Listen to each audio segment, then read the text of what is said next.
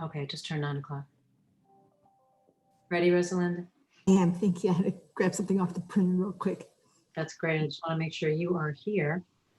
Okay, so you can begin. Oh, you did. Did you begin, Paul? It's coming in. Yes, we are live. Okay, I'm going to call to session. Good morning. The hearing board of the South Coast Air Quality Management District is in session. Today is November 3rd, 2020, election day. Hoping everyone has voted or will. We have one matter on the calendar for today, and that is OC waste and recycling for an interim variance. Okay. For an interim variance. And who is representing Orange County Waste and Recycling today? Hello, my name is Paul Alberian. I'm a Deputy County Counsel with the County Counsel's Office of Orange County, and I'm representing Orange County Waste and Recycling. Good morning, Mr. Alberian. And who is representing the Executive Officer this morning? Good morning, Stacy Pruitt for the Executive Officer. Good morning, Ms. Pruitt.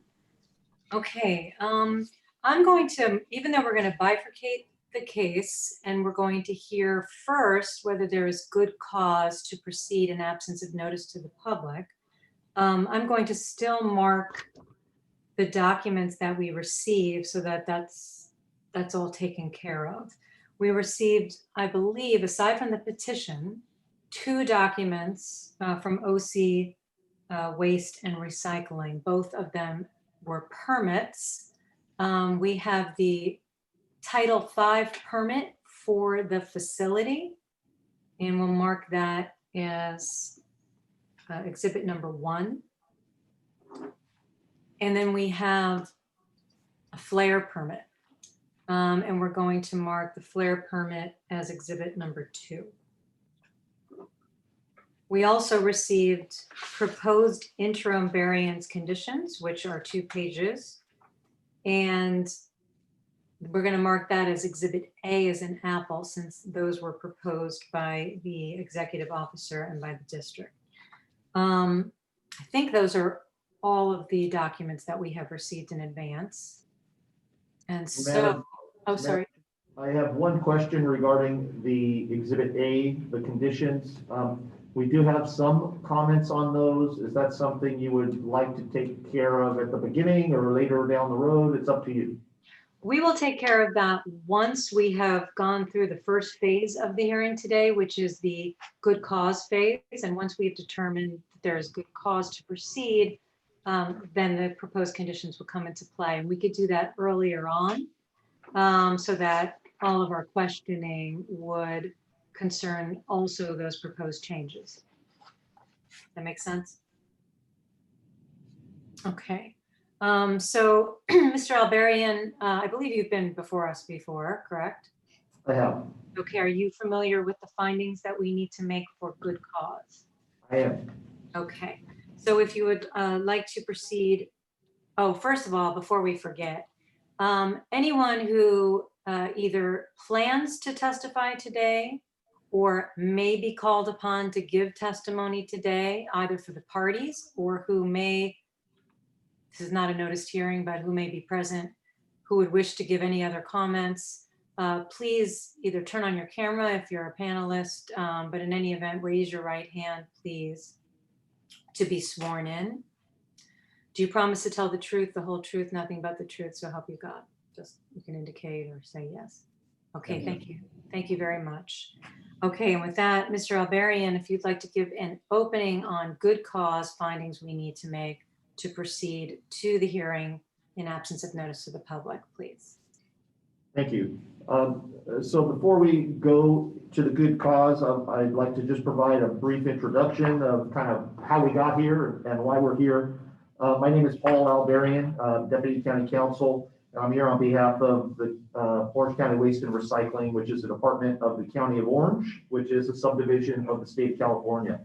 We're here in connection with a petition for an interim variance related to impacts from the Santiago fire, or Silverado fire, which had an impact on the environmental systems, some of the environmental systems at the our Bowerman landfill that is located in Irvine. On Monday, October 26th, a fire was stoked by very heavy red flag Santa Ana wind conditions. Orange County Waste and Recycling staff was ordered to immediately evacuate it due to the rapid spreading of the fire. On Tuesday, October 27th, the County of Orange declared a local emergency with regard to that fire. Staff was not allowed back on the site to assess whether or not there was damage or not until Wednesday, October 28th. So when staff was returned to the site, they noticed that there was significant damage to portions of the landfill gas collection and control system. Thereafter, on the same day, the agency filed its petition for an ex parte variance, which was denied without prejudice by your hearing board. And that is what has led us to this interim variance hearing. In its denial without prejudice, the chair concluded it did not have authority to grant the requested variance pursuant to Health and Safety 42353, because that section states that no variance shall be granted if the operation under the variance will result in a nuisance. And that was the conclusion of the chair based on the circumstances that were presented in that petition the day that we went back to see the site. So with that in mind, after we get past assuming we get past the good cause, I'd like to comment on that denial in a little more detail. Oh, go ahead. Did that conclude your opening? No. That does conclude my opening. Thank you. Okay, thank you, and thank you. And before I turn to Ms. Pruitt for her opening on good cause, I just wanted to remark on that. I probably should have before the hearing began. And as you've heard from Mr. Alberian, I had to deny, in my opinion, the ex parte. Because the petition at the time, there were so few facts understandably known, and the request was very broad, and the petition stated, as it still does, although my hope was that there would be more information today, which we will hear in the second phase of the hearing. But there was not enough information known, and the request was very broadly simply saying that the collection system was not working, and that no collection could be made, and also that there was no power to the site. And so knowing what the board knows from previous cases about the effect of landfill gas, the chair, myself, I had to conclude that under 42353, and we'll hear more about that as Mr. Alberian stated in the second phase, the last sentence of that health and safety code section, as he read, said that a variance cannot be granted if there is a nuisance if the operation under the variance. Now, there are arguments to be made both ways, and I'd like to hear those arguments, but I think in the second phase. I took a look again at the findings we need to make for good cause, and good cause findings we don't need to make that finding yet. We don't need to hear that until we get to the actual merits. And I think we'll hear, hopefully, a lot more will be known about the site and operation and how much is operating, and we can hear arguments on whether a variance could today be granted. So with that, Ms. Pruitt, I'd like to hear your opening, please, on good cause. Thank you. The district is aware of the damage caused to plaintiff's equipment as a result of the Silverado fire, and no fault of their own. However, we would reserve our position in this case until we hear a full presentation of the evidence on good cause. Okay, thank you. With that, Mr. Alberian, if you'd like to present your first witness for good cause. Thank you. My first witness is Mr. Robert Peace, who is Orange County Waste and Recycling's Renewable Energy Program Manager. And he is sitting here in the room with me today, and I will just ask him, were you given the oath and did you affirm that you are under oath? I did, yes.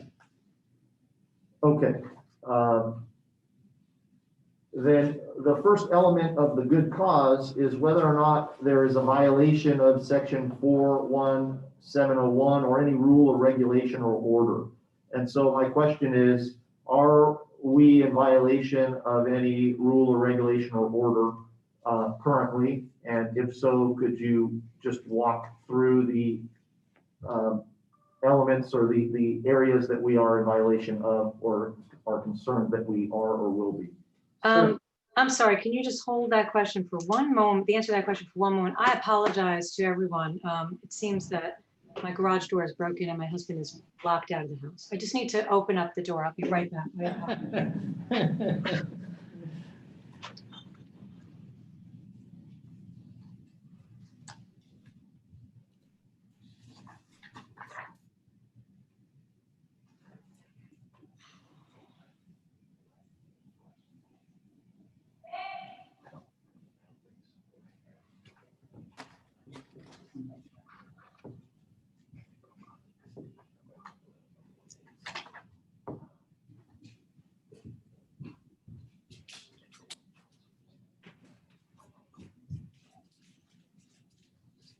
Oh, with my apologies, I apologize. Please, you may resume. Okay, so Mr. Peace, would you please identify the violations that you believe we are either currently or possibly in violation of? Certainly. Under Rule 1150.1D, active landfill design and operation requirements, it's my opinion that we are currently in violation of subpart 14, operate the gas collection and gas control systems at all times with an active collection system. Subpart 16, operate all wellheads so the gauge pressure is under constant vacuum. Subpart E, active landfill sampling and monitoring requirements. Specifically, any measurement of 5% TOC by volume or greater shall be recorded as an exceedance. E2, any reading of 25 ppm or greater shall be recorded as an exceedance with respect to monthly integrated gas samples. I think my opinion is we're in violation of that. E3, instantaneous surface readings, any reading of 500 ppm or greater. It's my opinion we may be in violation of that. E4, wellheads shall be monitored monthly to determine gauge pressure. If there's a positive reading, right now, my opinion is we may be in violation of that as well. E7, monitor the gas collection and control systems to comply with subparagraph D1C. It's my opinion we may be in violation of that. And E7, that the record keeping, we may be in violation of that in that there is no power to the landfill and we cannot record information. Similarly for subpart F, 1150.1F, record keeping, same comment would apply. Sections A, B, C, let me go through them one by one. A, that the flare, the combustion device is a flare. We may be in violation of that. There is no power to the site. B, the subsurface refuse boundary sampling probes at 5% TOC, we may be in violation of that. Subpart C, integrated samples for exceedances of 25 ppm TOC, we may be in violation of that. E, landfill gas samples. We cannot do that right now as the main collection header is not fully connected. G, gas control system was not operating for exceeding 1 hour, for a period exceeding 1 hour in length. It is down right now. And L, continuous records of the parameters to be monitored. Again, we cannot, we don't have power to the site, so we can't continuously record. On the facility-wide conditions on facility ID 069646,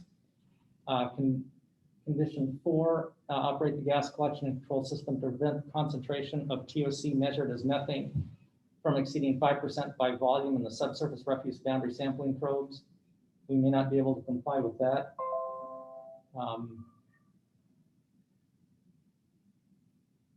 And 5, this is the owner operator of a MSW landfill shall comply with the following: operate the gas collection system with negative pressure. We are not able to currently do that. And again, the 500 instantaneous surface concentration, we cannot do that. And operate the collection system such that all collected gas is vented to a control system. We're unable to do that at this time. With respect to permit number G54230, which is the landfill condensate and leachate system, conditions 1, operation of this equipment shall be conducted in accordance with all data and specifications. Part of that system was destroyed. Condition 2, the equipment shall be properly maintained and kept in good operating condition. Again, part of the system was destroyed. All condensate and or leachate collected shall be, this condition 5, shall be disposed of or treated properly. Same answer, the condensate system was partially destroyed. 6, the condensate storage tanks and leachate groundwater storage tank shall be vented through carbon air filter canister or carbon drum. We're currently unable to comply with that. 8, emissions from the outlet of each carbon canister shall not at any time exceed 50 ppm. Total organic compounds measured as methane. We're currently not able to comply with that. And 9, condition 9, all connections, valves, and openings shall be properly sealed or closed as to prevent loss of raw landfill gas and our condensate leachate vapors from entering into the atmosphere. We're currently unable to comply with that. With respect to permit number G59187, condition 1, which is operation of this equipment shall be conducted in accordance with all data and specifications submitted with the application. We can't comply with that because part of the system was destroyed. Condition 2, the equipment shall be properly maintained and kept in good operating condition. Again, part of the system was destroyed. Condition 17, each gas well shall be connected to an operating landfill gas header. We cannot comply with that right now. Condition 18, each wellhead shall be equipped with a shutoff valve. The fire destroyed some of our shutoff valves, so we can't comply with that. And condition 21 on that permit, all gases collected by this system shall be vented to a combustion device or processing facility, and we cannot comply with that right now. We're also in violation of Rule 203B, which is the equipment or permit unit shall not be operated contrary to conditions specified in the permit to operate. And for application number 610010, the flare station, we are not able to comply with condition 1. Construction and operation of this equipment shall be conducted in accordance with all data and specifications. We cannot operate the equipment right now. And condition 2, the equipment shall be properly maintained and kept in good operating condition at all times. And again, we cannot operate the equipment at this time. In addition, we are in violation of Rule 3002C, which has to do with person shall construct and operate a Title V facility and all equipment located at a Title V facility in compliance with all terms and all terms, requirements, and conditions specified in the Title V permit at all times. And because of damage, we cannot do that. Can I interrupt you for one moment? Because I see in the petition that there are 3 permits and you keep referring to the leachate system gas collection permit, and I don't believe we have it. I believe we received the flare permit and also the facility-wide permit. Is there a 3rd permit? That was part of the Title V permit. Okay. Madam Chair. Okay, so it's part of the same permit. So we have everything? I believe so. I'm not, I can double check the file.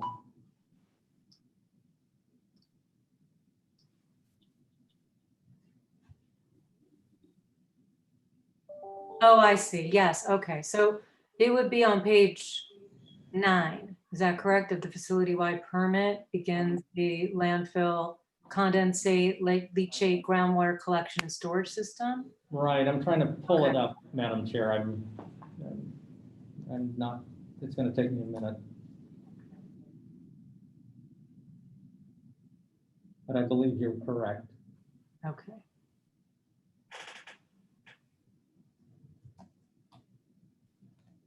Let me open it now.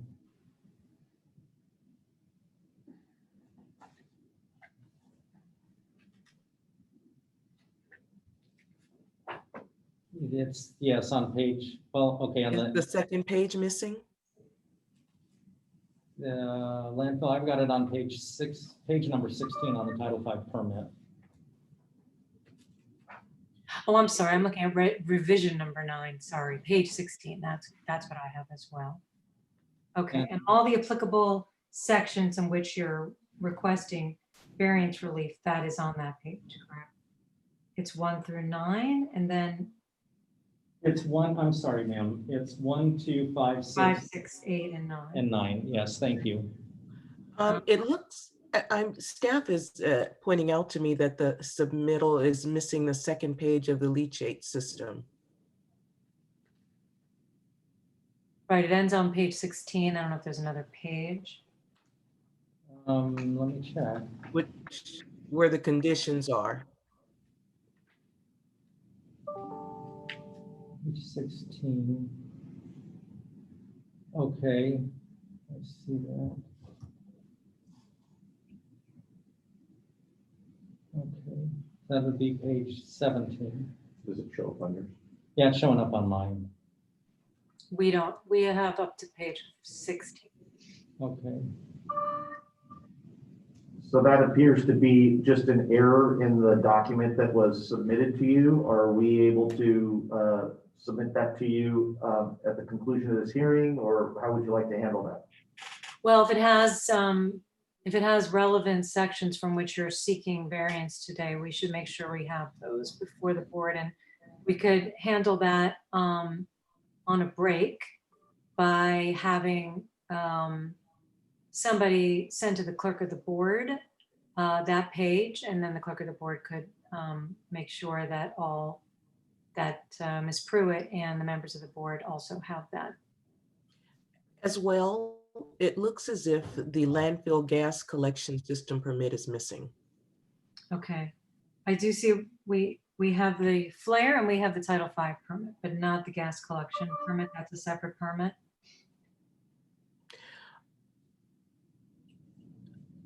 Would it be helpful for us to try to get it to the clerk, staff?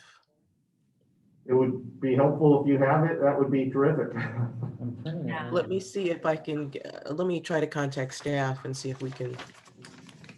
Why don't we take how long do you think you would need, Ms. Pruitt, to make sure we have those? Let's see. Is it just the conditions for the leachate system? She's saying that the landfill gas permit's missing too. The landfill gas permit? Page 21? Would that have been part of this Title V permit? Yes. Okay, we only have till page 16 of the Title V permit, and then we have the separate flare permit.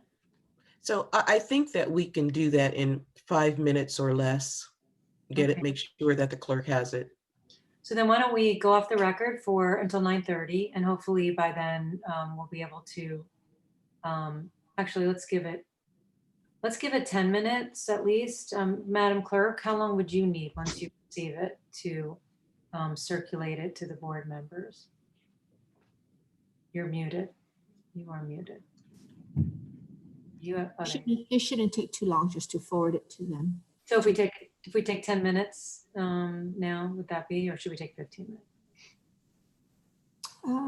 10, I guess is good. Yeah. Okay. So let's take 10 minutes. We'll come back at 9:35 and hopefully by then we'll have the permits before us and then we can continue. Thank you for that courtesy. Thank you for that courtesy. We're off the record and please do not leave the meeting. You should mute your microphones though. And if you want to turn off your cameras, you may do that. We're off the record. Sure.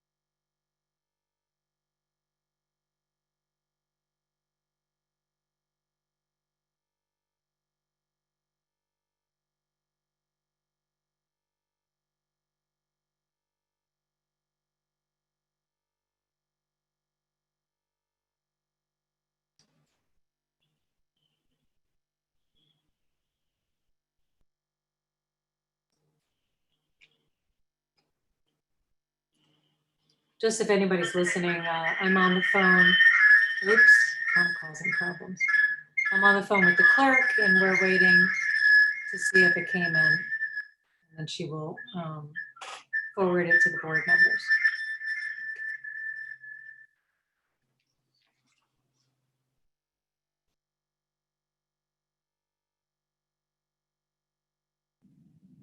And Chairwoman, we have located it on our end and we could email it, but I don't want to confuse the issue by sending it and having the clerk juggling two and being confused. So for now, would you like us to just hold off? Yes, and we're not back on the record yet anyway. So yeah, please do not. I was just speaking with the clerk and Okay. so she didn't look. So she was just looking now. Okay, but if for any reason you need it, let us know. We have it on our end. Thank you so much. We just forward it to the board. Okay, so if board members are listening, I see people haven't turned back on their camera. You should be able to see it in your inbox. Let's see.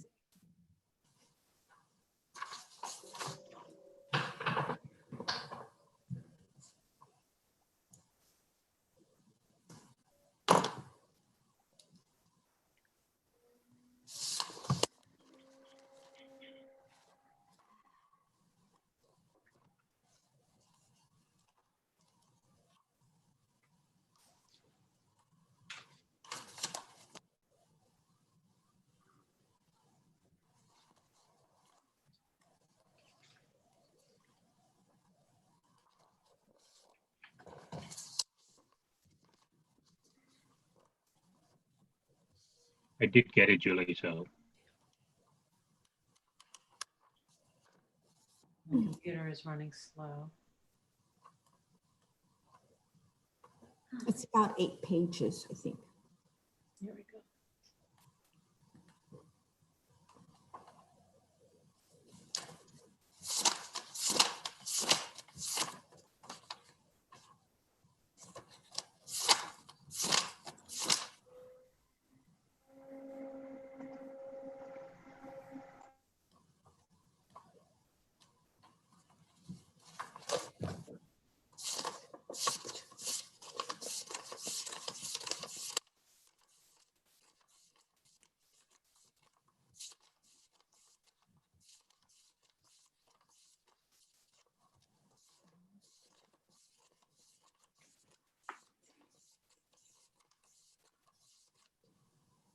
Oh, I see.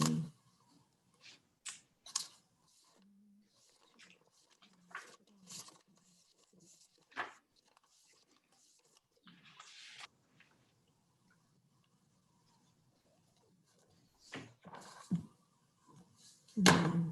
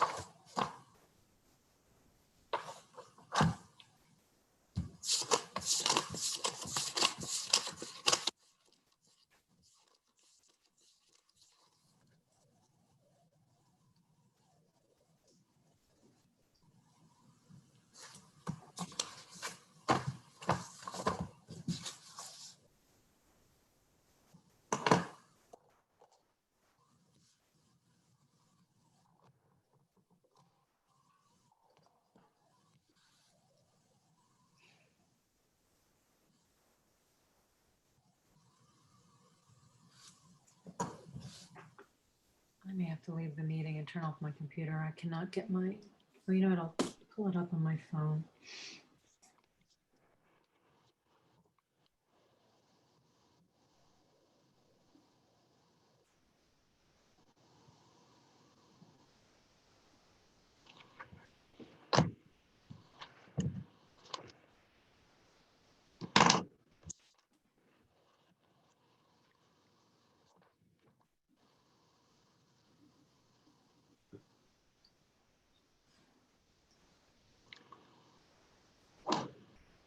Just want to make sure everyone can still hear and see me because I can't seem to use the rest of my computer for some reason. Yes. Okay. Yes. We hear and see you, Jules. Great. I don't know why I can't pull up my browser, but I can't seem to do it. So I'll have to do it on my tiny, tiny phone.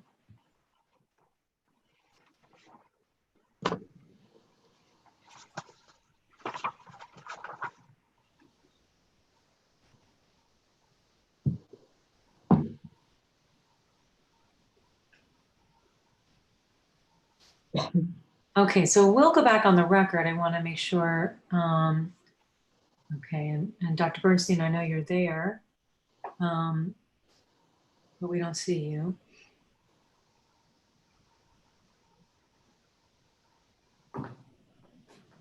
Great. And I don't know, Rosalind, are you there? I am, yes. Okay, great. So it seems what we've got is it that we're back on the record, and have we received the facility permit in its totality, which goes to page 25? Is that what we have now? Ask Ms. Pruitt, since it was you who sent it. Is that?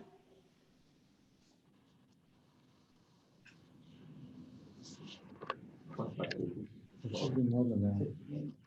Yeah, it should be 58. Madam Chair, we looked at a document and ours appears to be 58 pages. I'm not sure.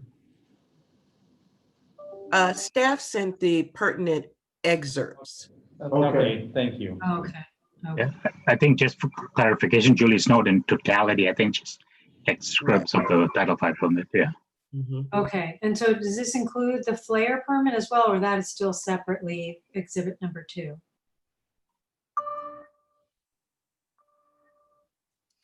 No, that was already sent, the flare, so we didn't resend it.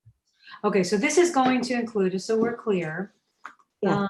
The flare permit 610010, that is separately now still condition number 2, I mean, exhibit number 2.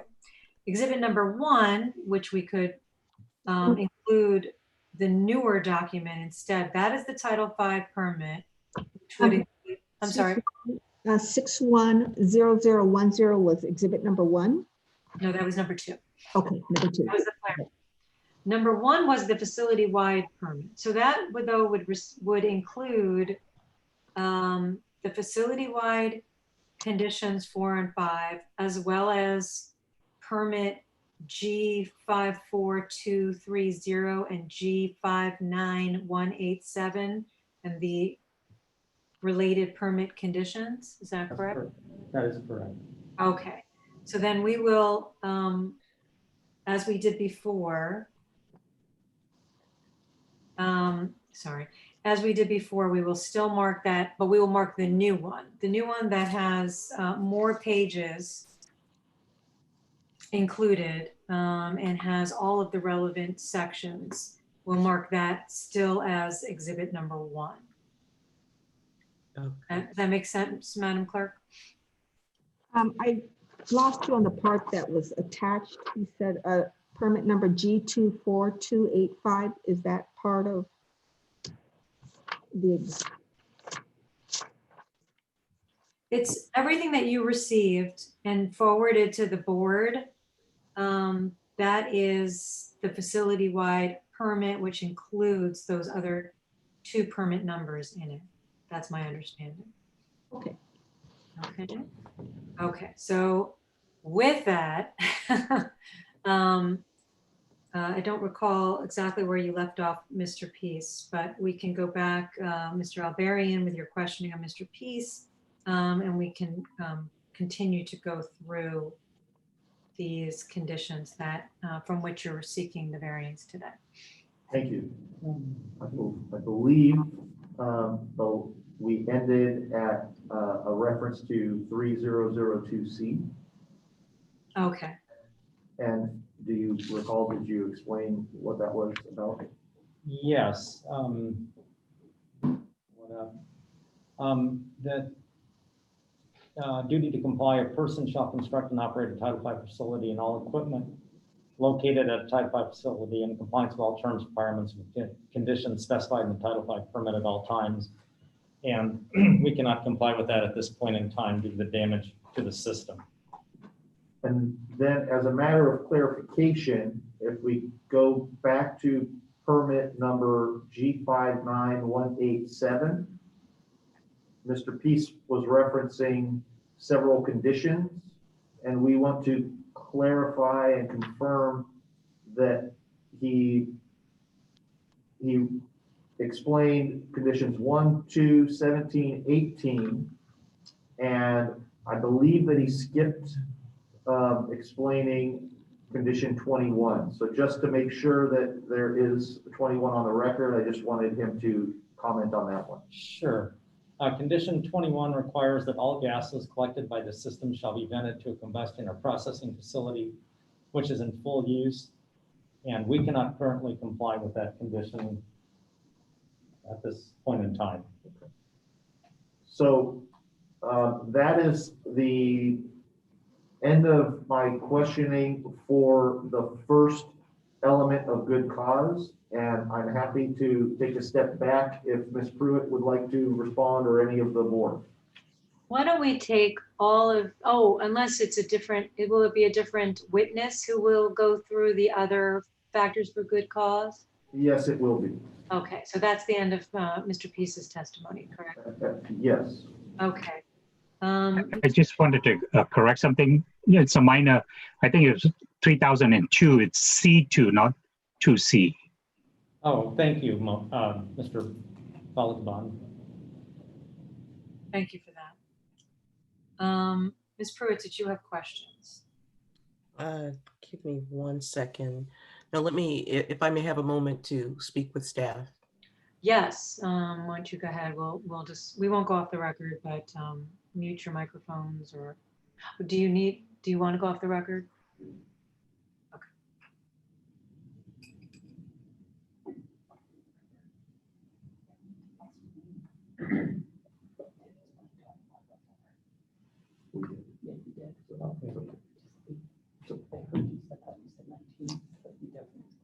We have no questions. Okay. I just wanted to be clear that some of the reporting and recording requirements, for example, of the different subparts of 1150.1. No, sorry, is that 11? I wrote too much on this, okay. But in rule 1150.1, okay. My question is that largely due to the power outage? Yes, Madam Chair, it is. Okay, and so the reporting cannot occur and some of the record keeping can occur, and also because of some of the damage to some of the systems and equipment. That is correct. Okay. Board members, additional questions on the testimony regarding the conditions and rule sections from which a variance is sought. Mr. Balagopal. I just had a question for Mr. Peace. Mr. Peace, do you know if a breakdown was called in? That is my understanding, yes. Do you know what date they called in the breakdown? We're looking. Okay, thanks. 28th of October. 28. Okay, thank you. And that's all I had. Okay, any other questions on Mr. Peace's testimony? Okay, thank you, Mr. Peace. Mr. Albarian, you may present your next witness, please. Thank you. My next witness is not in the room with me, but he is on the screen there. It is Mr. David Tu. He is the Deputy Director of Orange County Waste and Recycling, and he's responsible for the central region of the landfill. And I will just ask him to confirm that he received the oath. Yes, I did. Okay, Mr. Tu, the second element of the good cause finding pertains to showing that the circumstances leading to the violation could not reasonably have been avoided or anticipated. So I have some, I think, pretty straightforward questions here. Before you ask these questions, Mr. Tu, can you please restate your name and spell it for the record, and also state your title, please? Sure, no problem. Good morning, everyone. My name is David Tu. Last name is spelled T as in Tom, I-E-U. Thank you. And my position is I am the site manager and deputy director for OC Waste and Recycling. Thank you. Okay, you may continue, Mr. Alberian. So the first question I have for you is whether or not you or staff anticipated that the Silverado fire would approach FRB landfill and damage the LFG collection and control systems. No, we were not aware that the fire would damage aspects of the landfill, including the environmental control systems and the landfill gas collection and control system. And is it accurate to say that you were directed and ordered, all staff was directed and ordered to evacuate the facility as a response to the fire? That is correct. The landfill had commenced operations that day. We operated from 7 to 5 p.m. So we already had staff on as early as 6 o'clock, and we had opened the gates to start receiving trash at 7 o'clock, which is also our busiest hour as well. Right around 8 o'clock is when the Sheriff's Department, from Orange County Sheriff's Department, a deputy sheriff had came to the landfill and had told us that we needed to be evacuated. And those directions came from the Orange County Fire Authority. So at that point in time, we had started to notify our staff. We had radio communication to notify the staff that we need to gather everyone at the landfill, and including our contractors and also our energy partners at the power plant as well, to let them know that we were being evacuated. And how much time did you guys have to evacuate after you were told? We, once we had gotten a head count and identified where everyone was located, then the first thing was to, find out where we could be evacuated. And so originally, there's a main access road that goes to the landfill.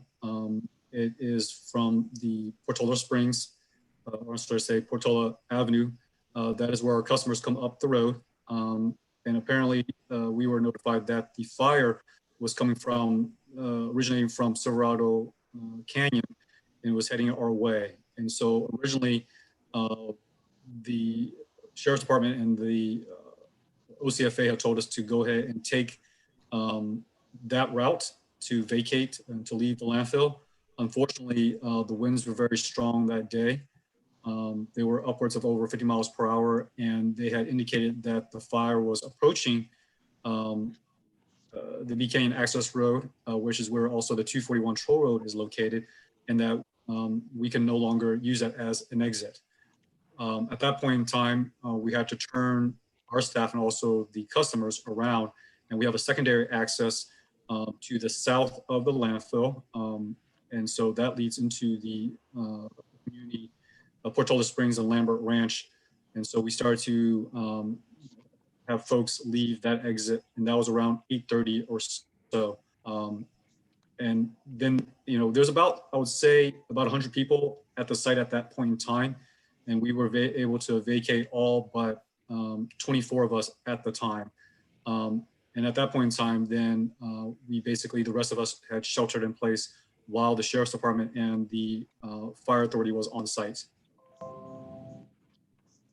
Okay, and in that process of trying to evacuate the site, was there anything you could have done to limit damage to the system from the fire?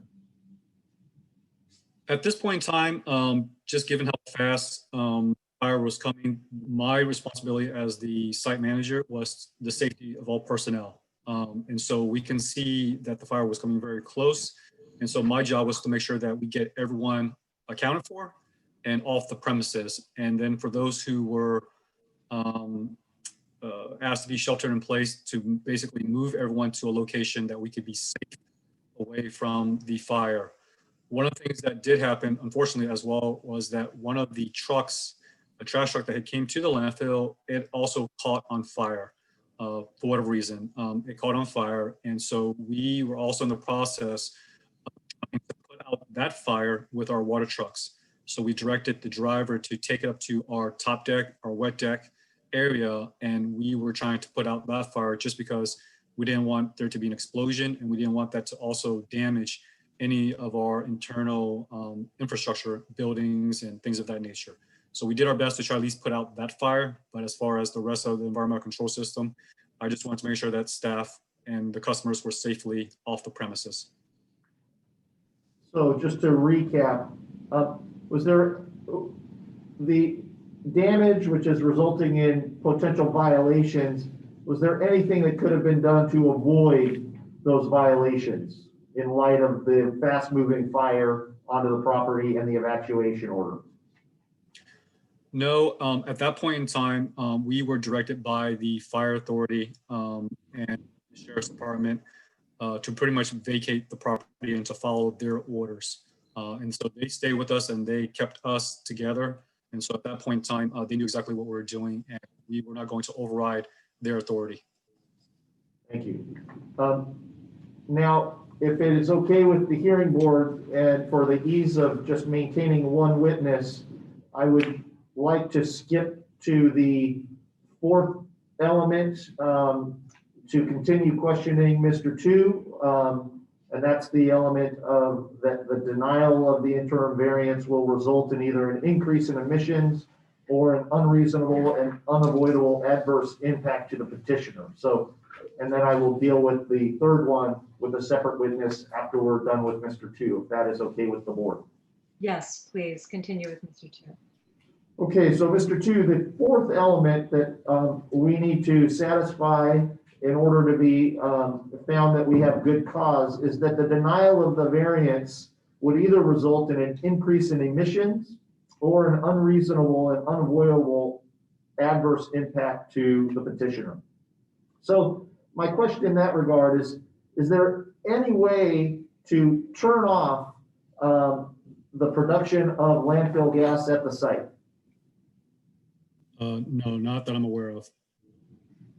And that is because landfill gas is produced as a natural result of burying waste? That is correct. So it's a natural process. So we bury the waste, and over time, that waste goes anaerobic and it produces landfill gas, which is primarily made of methane, CO2, and of course, VOCs and things of that nature. But it's a natural process and it continues irrespective. Yeah, and we're going to get into more detail down the road regarding all the efforts that have been taking place since regaining access to the site to resolve some of these issues.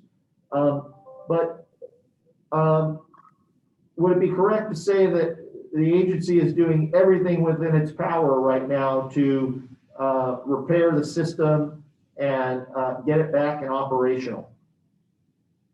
That is correct. We are doing everything that we can, and I can go into like further detail if you'd like for me to. At this point, I don't think so, but I want to ask whether or not have you had to enter into and use like emergency contracting authority, or are you just using your regular contracting procedures? We are currently using our contracts that we have available to us. OCWR, we have various contracts, service contracts, consulting contracts for various aspects of our landfill. And so we're utilizing all aspects of the contracts that are available to us. And I know that with the county also declaring an emergency as well, that also gives us ability to access funds beyond what we currently have as far as any limitations from a financial, stance on our contracts. And do you know, based on your review now of what the damage is, have you an estimate of the cost associated with repair of the, I know there's a lot of different things going on up there, but the cost of the repair of some of the environmental systems, which are the subject of this hearing? So as far as the landfill gas collection control system, the initial estimate that we received was in the order of about $3 million for the entire site, all environmental control systems. It came out to be roughly about $30 million. And is it correct to say that Orange County Waste and Recycling is actively pursuing repair of all those and will be expending that significant sum of money in the coming weeks and months? Yes, that is correct. And would there be any benefit would there be any benefit in the sense of influencing behavior of the agency were the agency to be charged fines and penalties for the various violations that it is seeking variance from? No, I do not believe so. And would you say that because the agency right now takes these issues extremely seriously and is putting all efforts toward resolving them, costs set aside? I mean, they are willing and able and going to spend the money that is needed to fix this. Is that part of the reason? Yeah, no, that is absolutely, that is part of the reason. And for us, we're a public agency and we want to get the environmental control systems back and running as soon as possible. With the contractors that we've had, we told them that it's not just about getting the items fixed, but getting the items fixed in a very expeditious manner. And so we want to definitely get all of our environmental control systems back and up and running again as soon as possible. So just to clarify, I mean, what I also mean by that is, working hours, working on the weekends, working on holidays. We want the systems fixed. And so we know that we're going to incur additional charges for that, but that's not our concern right now.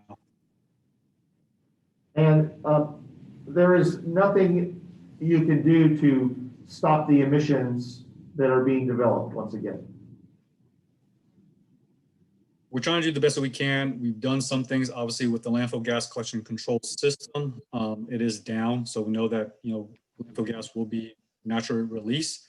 I can go into certainly things that we've tried to do to, seal the landfill, so to speak.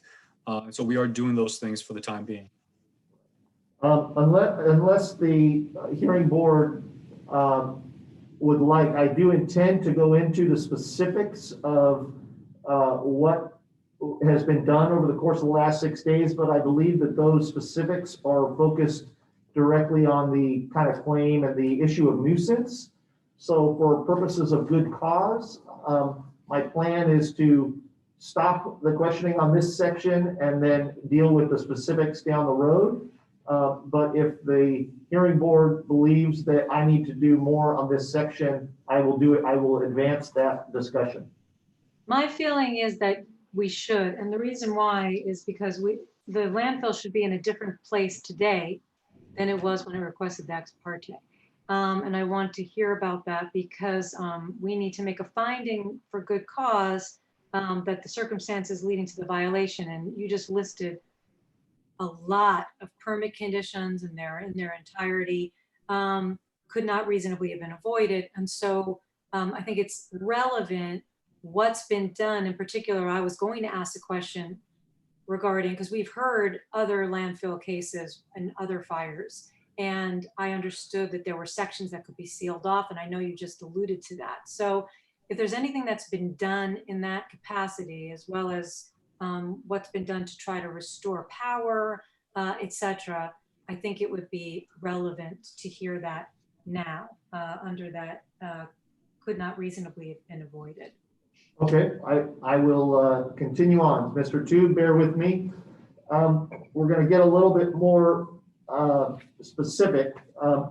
One of the areas that is of concern in our petition that we submitted on the 28th which was the first point of time that we were able to get onto the site, was there was unregulated gas flow due to damage from the fire that basically melted and burned pipes and left them open. So can you tell us what steps have been taken to stop the unregulated flow of landfill gas at the site? Yes, I could provide answer to that. So when we arrived to the site on Wednesday, that was the first day that we can come onto the property. We wanted to do an assessment of the damages that had occurred. With respect to landfill gas, we also had our consultants come onto the site that same day as well. And so various things were still on fire throughout the landfill. And so our job was to essentially stop all the fires that were still occurring at the landfill. Part of the damage was to the landfill gas collection and control system. And so we had various wells that had burnt and melted. And so the first thing that we wanted to do was be able to extinguish all the wells and the pipes that were still on fire. Once we were able to do that, then we had our crews go around and cap them off so that any gas that could be potentially leaking from the pipes would then no longer be leaking, so to speak. At the same time, when we got there, we can clearly see that gas was being released. And so what we also did was we hydrated those areas. We also added soil to those areas as well, just to be able to, prevent any oxygen from getting into the landfill, so to speak. And so that was a process that took a couple of days for us to do, and we were able to complete that by the end of last week or so. And so literally, I would say for the first 3 days, we were putting out fires, literally, so to speak, and trying to assess all of the damage that had occurred. So that's with respect to the landfill gas collection and control system. Now, obviously, with the system being down, we're also understanding that there are emissions coming through the landfill cover in itself. And so what we've been doing over the last couple of days is to hydrate it with our water truck and add more soil where we can.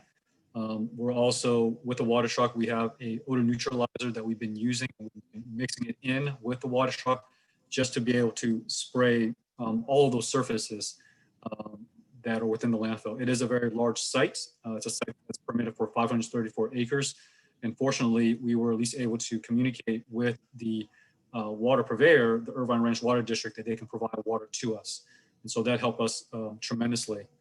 At the same time, what we also did was there was some areas that were, previously we had trash and we had covered them with tarps. And so we decided that that could be a potential source, a conduit, so to speak, for gas to be released. So we removed the tarps last week, and then we also covered it with soil as well. And so right now, the landfill in itself is completely sealed, so to speak, with soil cover to the extent that we can. And then the other thing we've also done is we do have a portable missing system on site. And so now that we have water, we also are activating and utilizing that missing system when we can. And that also has an odor neutralizer as well. Okay, so it's correct. You're not only have you added soil to seal the surface, but you've also sealed off pipes, wells, anything that was flowing freely. Those are now sealed off. Is that correct? Correct. So any type of point sources, yes, we have completely sealed those off. Okay, I want to go back to something you said about physically you were literally putting out fires. Is it correct that this was not OCFA that was up there putting out these fires, but it was Orange County Waste and Recycling staff that was putting out fires that were on the landfill? The fire department had its own issues, and it was the staff of Waste and Recycling that was doing that activity? That is correct. So when we were authorized to return to the site on Wednesday, we found out that although the wildfire had passed, there were certain aspects of the landfill that was still on fire, specifically our geomembrane liner, that was actively on fire. It's about 9.2 acres of it was exposed. And so that was burning as we arrived on site. Also, like I mentioned, on that Monday, we were in operation at the time. And so we had to abandon the site, be evacuated. And so the trash that was placed that day was also actively burning as well. And so we had to put that out. And of course, when we put it out, we also covered it with soil as well. The site also utilizes mulch, for erosion control purposes as well. And of course, because mulch is woody, that also caught on fire and it was also smoldering. So for a couple of days, we were trying to just put it out as quickly as we can. Other pieces of infrastructure that was also on fire was the power poles that provide power to the site and also to the power plant as well. They were on fire, and so we basically had to put those flames out. And of course, other infrastructure such as our fence and guardrail posts, and also the pipes, water lines, and the HDP pipe for the landfill gas collection control system, they were also smoldering and on fire as well. So we were just trying to put out fires for like 3 days.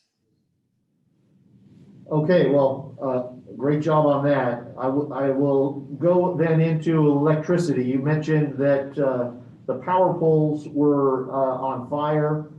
It's correct. I think we mentioned in our petition that the site lost power. Can you describe the damage to the electrical system first describe the damage to the electrical system, the extent, the number of poles, that type of thing that were burned? My understanding is, first off, we received power from Southern California Edison. And so those powers are operated and owned by, they belong to SCE. They provide power to the landfill, specifically to our site administration offices, and also to the power plant and the flare station. My understanding is that there was at least five power poles that were damaged and burnt. And so we notified SCE, and they're in the process of making the necessary repairs. But because of that, we no longer have power to the site. Okay, has activity been started to repair or replace those poles?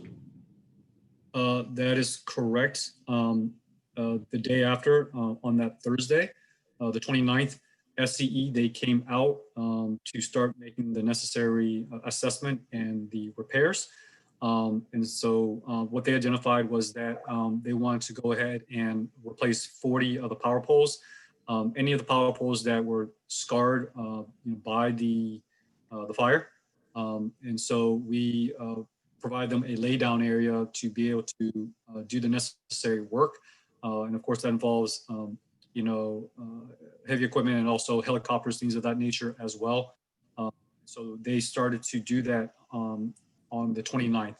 And so what they've informed us is that it's going to take about 10 to 14 days or so to be able to complete the work and to bring power back to the site. They did inform us that they're hoping to be able to bring power back to the power plant by this Saturday, which I believe is November the 7th. Okay, and so I want to be clear, Southern California Edison, because of the fire, is replacing 40 poles to the site. That is correct. And you're saying that electrical power is expected approximately November 7th? That's what they've told us. Okay.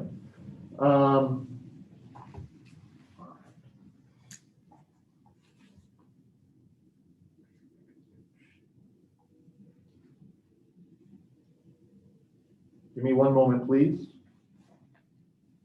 Was the flare facility damaged in the fire as far as you know? I am not aware that the flare facilities or the power plant was damaged, thankfully, but certainly the piping network to the flare station, they did burn down. Got it. So you've got a flare facility, but not the ability at this moment to run gas to it to burn it.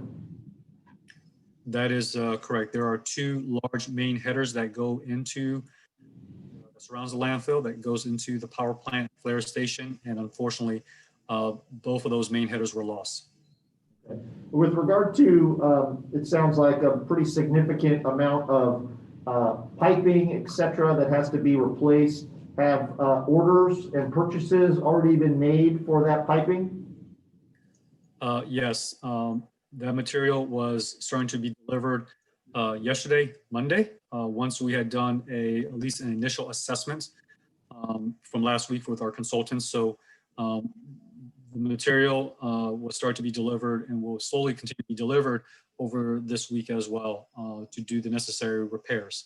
So we are trying to get the gas collection system up and running as quickly as we can in conjunction with the SCE repairs. Okay.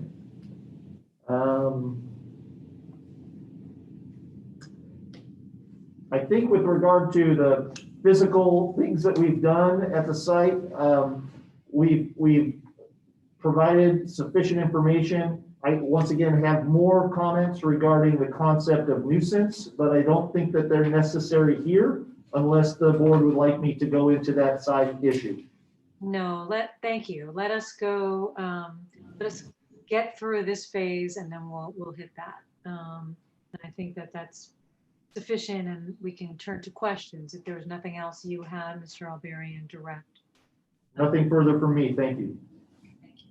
Ms. Pruitt, you have questions for Mr. Chu. Thank you. Just briefly, Mr. Chu, just to clarify, you said that the flare facility itself was undamaged. Is that correct? That is my understanding. Your understanding. Okay. And presently, you're stating that there's no means to run gas to it in its current state. That is correct. Without any power and without the main headers, way to collect the gas at this point in time. And your information is that you should have electrical power back. What was the date that you stated? My understanding is November the 7th. That's the information that was provided by SCE. Thank you. And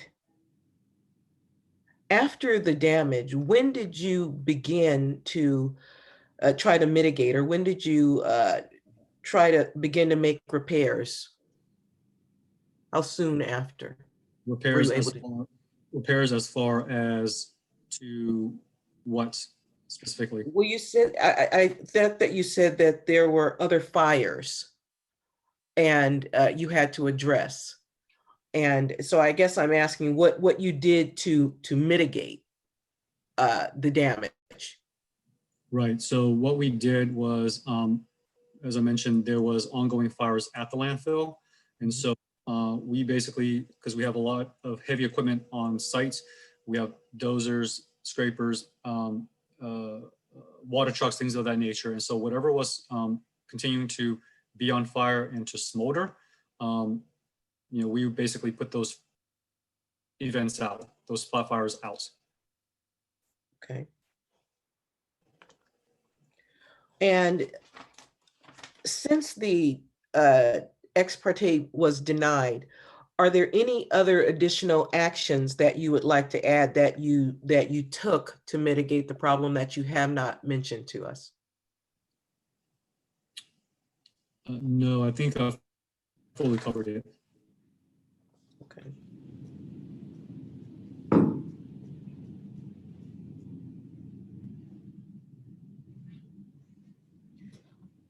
And also, just to clarify, if you could just briefly state again, what impact a denial would have on Orange County Waste and Recycling?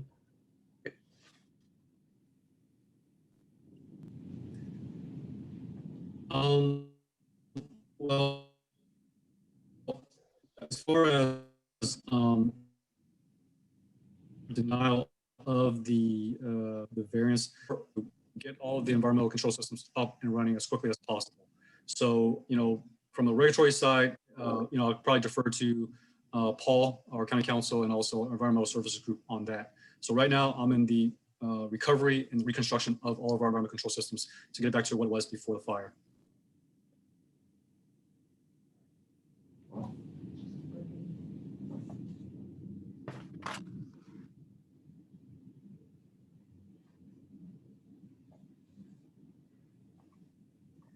Okay, and you were addressing number 2, that it was beyond the reasonable control.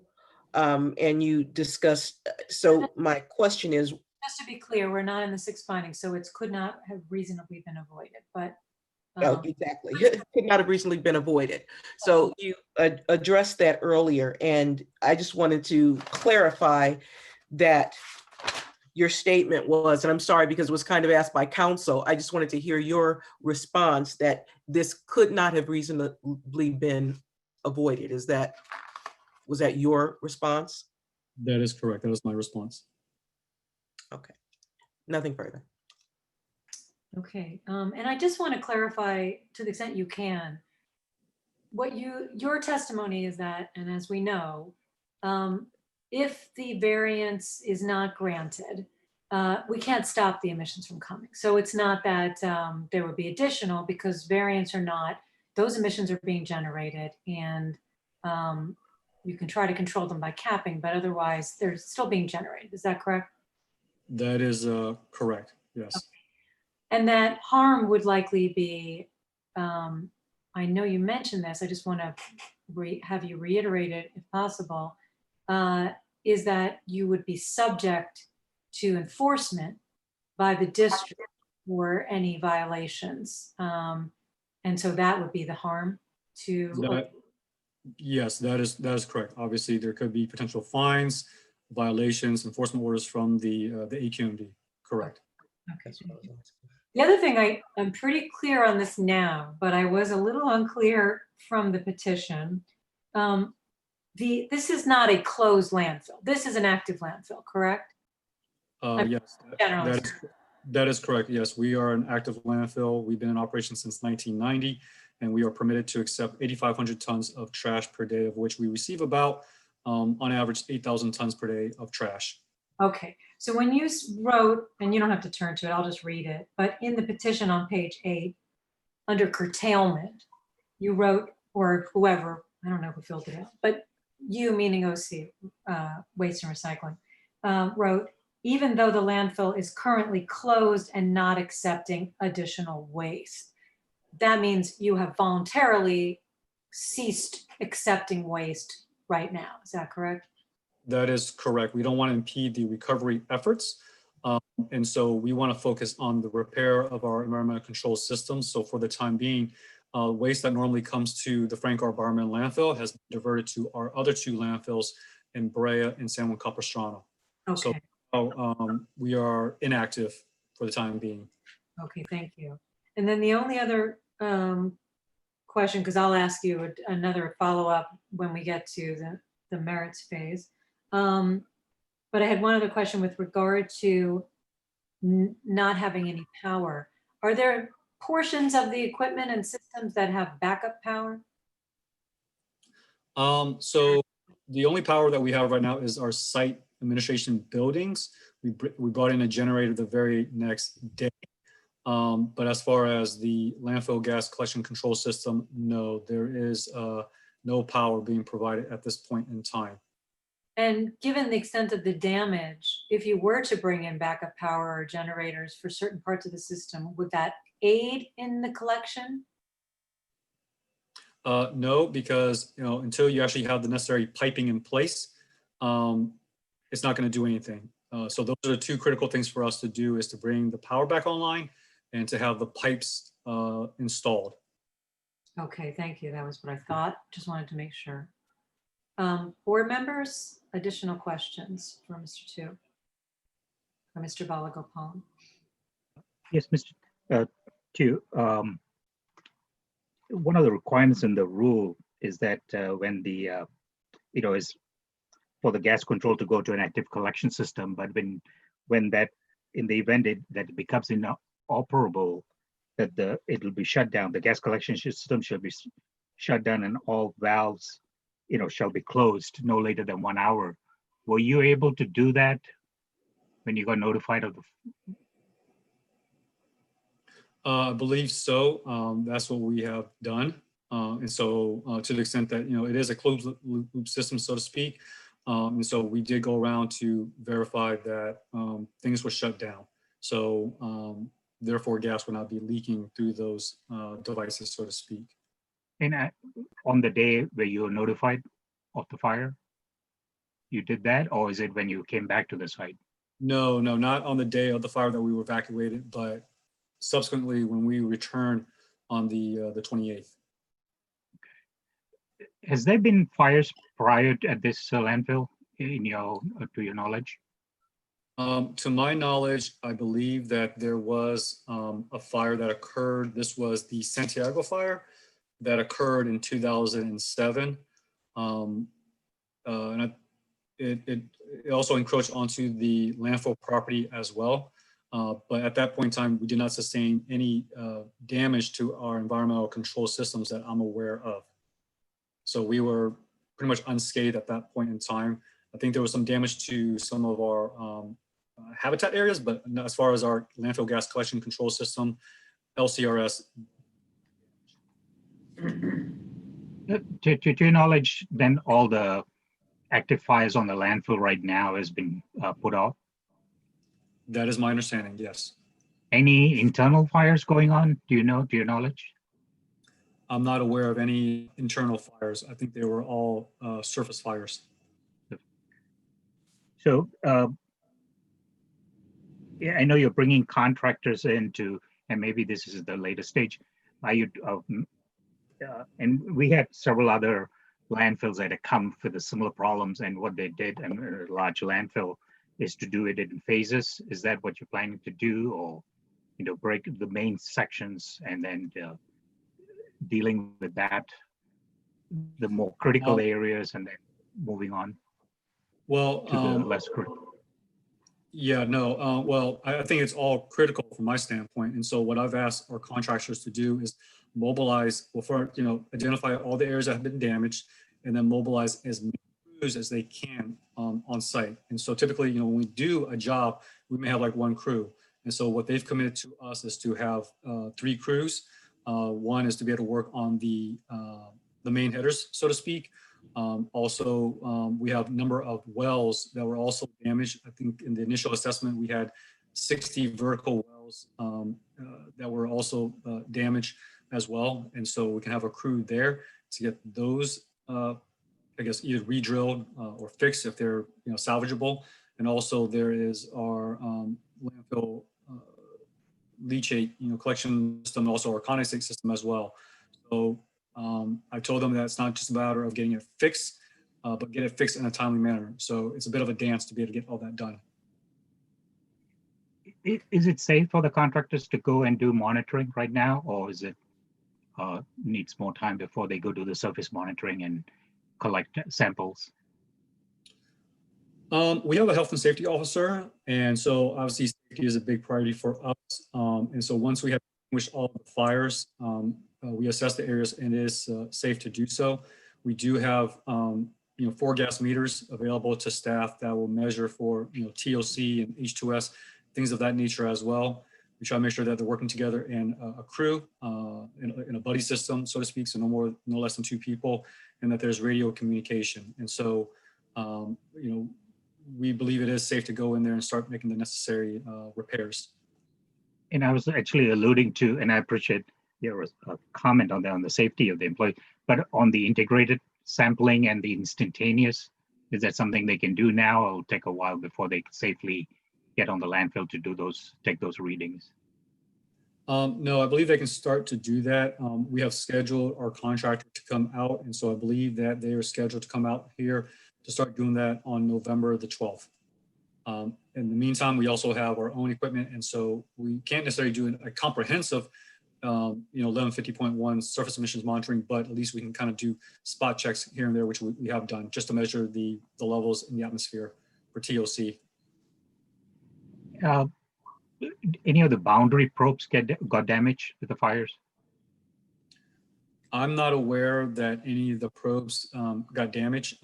We did take a round of monitoring on the 29th of October. So that was just a few days after we returned, actually the next day. And so we wanted to know what the levels were within those probes as far as, what the methane concentrations were. So we were able to take measurements, so they seem to be okay. And we'll hear more about that in the second phase. I think that we're going, I think, unless there's something. No, and actually, just one last question. And have you got any complaints from the residents, businesses nearby, Yes, we have. due to And again, orders or? we should have this comprehensively as part of the second phase when we talk about whether there actually is nuisance. We need to, I think, comprehensively hear this rather than as piecemeal, if that's okay, Member Ball. Okay, yeah, no, that's fine. Yeah. I'm done. Thank you. Ms. Verdugo Peralta. Thank you, Madam Chair. I wanted to ask the question in regards to, were you the person who spoke to SCE regarding getting the date of November the 7th? No, I was not directly in communication with them. Do you know what date that was that somebody spoke to them to get the date of November the 7th? I was informed of that date yesterday. So from my staff and also from folks with Bowerman Power, the operators of the power plant. So they spoke to somebody yesterday at SCE? Yes, that's my understanding. Okay.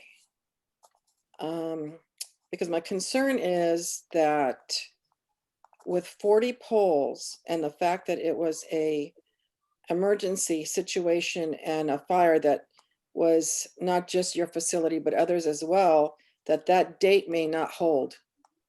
And so what I want to know is, do you have plans to be in touch with them almost on a daily basis to make sure that that date's going to hold?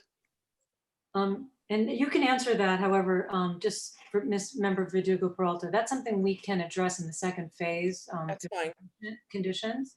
That's fine. Would you like to have that answered now, or is that? If he has it, fine. If they need to get it, but I think we need to know one way or the other. Why don't we comprehensively discuss that as part of the conditions phase when we get there? I'm okay with that. Okay. Did you have any other questions? No. Board members, any other questions for Mr. Tu? Okay. Thank you, Mr. Tu. I believe the only remaining element of good cause is diligence in filing, and I believe that Mr. Alberian, you left that one element for a final third witness. Is that correct? I did. We could speed it along, but it's pretty quick. I will be asking Mr. Jeff Arbor to answer some questions with regard to that element. Mr. Arbor is an environmental services manager, and he was involved in preparing the petition and getting everybody together. So he's well versed in that subject. Okay, and is he in the room with you? He is. Okay. Before you answer any questions, you can just indicate that you took the oath today, spell your name and restate it, and then just give us your complete. Chair, it appears that Mr. Senator Holden's hand is raised. I'm sorry, I was looking down. So I'm notifying the district about the problem was done post haste. That's been explained in detail. I don't think there's much. Not any waiting. So, I mean, you need somebody to tell us that all over again. I don't know. Okay, and that's a good point. And I don't think more we have what we received. Well, I think we only need a witness to tell us when the filing occurred, although I do see that we have it marked as the 29th, but I believe there were some statements with regard, I believe there were some statements with regard to the fact that it had been filed on the 28th. It was marked by the clerk as received on the 29th. If there's any other, we also received testimony that the fire occurred, I think we got testimony, not just Mr. Alberian in his opening, that the fire occurred on the 26th, that staff was back on the 28th. I believe Mr. Tu mentioned that. And so I guess whatever additional information you think you need that we haven't received yet, your final witness can. Yeah, just, I mean, if you have everything you need from. I'm sorry, Yeah. Senator, yes. My comment is that the time frame for every action taken was introduced not as evidence. Okay, and we'll save that for deliberation. I'm asking Mr. Alberian if there's anything else he wishes to present on diligence. And if not, then we don't need another witness. Well, I would just say if I can get a stipulation that we were diligent, then I won't ask the specific question. No, why don't you go ahead and ask the question, but we'll move it along quickly. Okay, yes. Jeff Arbor, I took the oath. It's JEFFARBOUR. And your title? Environmental Services Manager with OC Waste and Recycling. Mr. Arbor, thank you. Just a couple questions for you. The date of the fire was? The fire took place Monday, October 26th. And staff was evacuated on? Staff was evacuated on October 26th in the morning. And when was staff permitted to re-enter the site? Staff was able to re-enter the site on October 28th, Wednesday. And when was the petition to file variance filed? Same day, Wednesday, October 28th. So would it be correct that you filed your petition on the same day that you learned of the damage caused by the fire at the site? Yes. I have nothing further. Thank you. Ms. Pruitt, any questions? No questions, thank you. Board members, any questions on that testimony? Okay. All right, thank you very much for that extremely succinct testimony. All right, is there anything else, Mr. Alberian, that you wish to present with regard to good cause? No, ma'am. Okay. Ms. Pruitt, is there any witnesses you wish to present on the issue of good cause?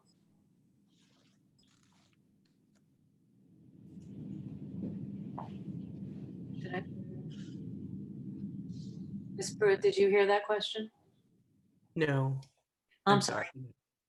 Are there any witnesses you wish to present on good cause? No, the people have available Christina Gonzalez and Nicole IDR, but unless the board would like to hear from them, the people have nothing further to add. On good cause. On good cause. Any board members, anyone have any questions for district staff on good cause? Okay, I'm seeing none. Thank you for that, Ms. Pruitt. So with that, Mr. Alberian, if you'd like to give any closing statement on good cause, you can do so now. Otherwise, you can just rest on the evidence presented. I will rest on the evidence. Thank you.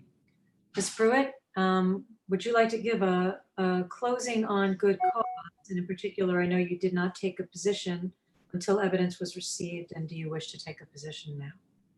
Yes, Your Honor, based upon Your Honor, Madam Chair. It's happening. I can't get the courtroom out of me.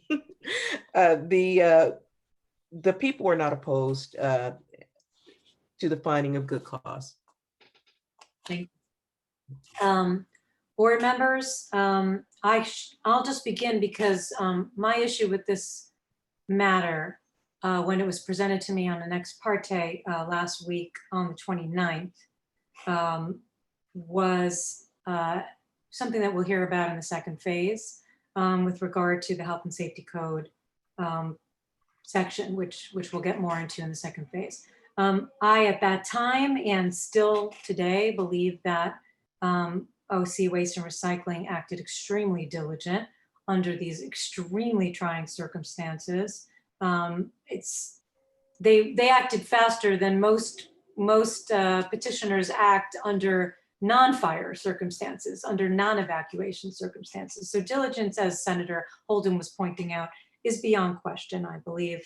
The other findings could not reasonably have been avoided. This was not a fire that was set by OC Waste and Recycling, it's an extremely unfortunate fire that had far-reaching effects in Irvine and beyond, and was certainly something that could not have been avoided.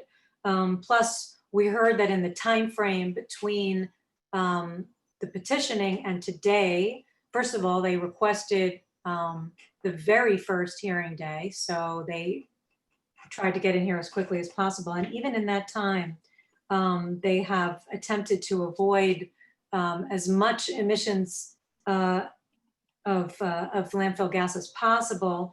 We heard they had to extinguish fires, but they have also done things such as water the facility, add soil, cap pipes that are damaged to the extent possible. All of these things meant to avoid as much of a violation as possible. And so clearly that can be made with no problems.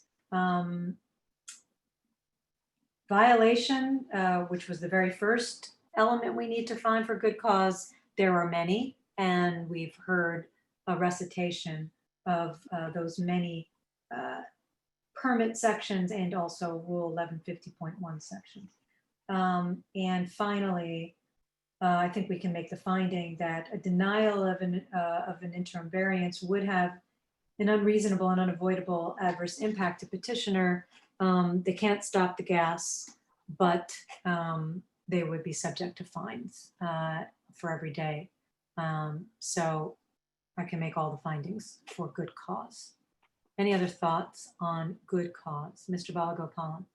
I agree. I think we can make the findings for good cause, and I think clearly the violation. Mr. Peace went through those part 1150.1 part D, where because of the fire, the gas collection control system is not working, so they cannot operate it continuously as needed, as required by the rule. The subpart E, which is on the monitoring, due to the fire, they cannot conduct monitoring right now. But Mr. Chu indicated that probably soon the staff should be able to get on there. And then part F, which is the record keeping, also that has been affected by the monitoring, so they cannot complete that. So, and I think also the Title V 3000 C, which they also in violation, that was pointed out. And also I think they did call the breakdown that was required by the rule that filed for the ex parte emergency also, so they did follow everything, it appears that is required by the rule in a diligent manner. So I agree, and it was beyond their control. The fire was due to whatever outside influences that came down to the landfill. So I agree that with you that we can make the good finding. The only one issue, but I think you're weighing against the fact that they had to evacuate the place right away, because the rule does say you got to try to shut down in the event of the within an hour, some of the systems, so that there's the gas collection system, shut down, all valves that contributed should be closed, but then you were told to leave right away. So more than like they would, maybe the areas that they had to get to under fire, so they couldn't do that. So it's understandable. So yes, I can, for all the reasons you cited, I can also find good cause. Thank you, Mr. Balagopalan. Ms. Verdugo-Peralta? Thank you, Madam Chair. I also can find good cause and actually commend them for trying even to put out the fires that were still existing when they came back on the property, and trying to notify us as soon as possible. So I agree with both you, Madam Chair, and my fellow board member. So for all those reasons, I believe we can find good cause. Thank you. Any other thoughts on good cause, Senator? I find good cause also. When the problem occurred, it was certainly beyond their control. The fire just happened based on other circumstances. But they took quick and appropriate action to minimize the excess emission that would rise to the surface and into the atmosphere. And even that being the case, no complaints from the neighbors. They sprinkled with water, as you already mentioned. They also they covered it with soil. to control the excess emission migrating to the surface. They became firefighters. That was a good idea. And what they did, they put the fire out on this vehicle to avoid another possible explosion.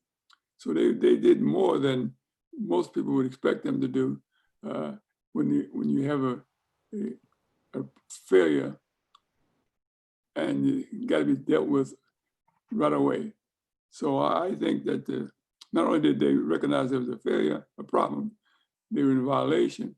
They came to us as quickly as possible, asking for consideration. And I think I can find good cause. Thank you. And I just wanted to correct one thing. You had mentioned that there were no complaints. We started to go down that road with Mr. Tu, and he did mention that there were some community complaints. We'll hear more about that though in the second phase. Any other thoughts on good cause though before we move to that second phase? Okay. Then I'm going to make a motion, and that is in the matter of Orange County Waste and Recycling, case number 5710-5.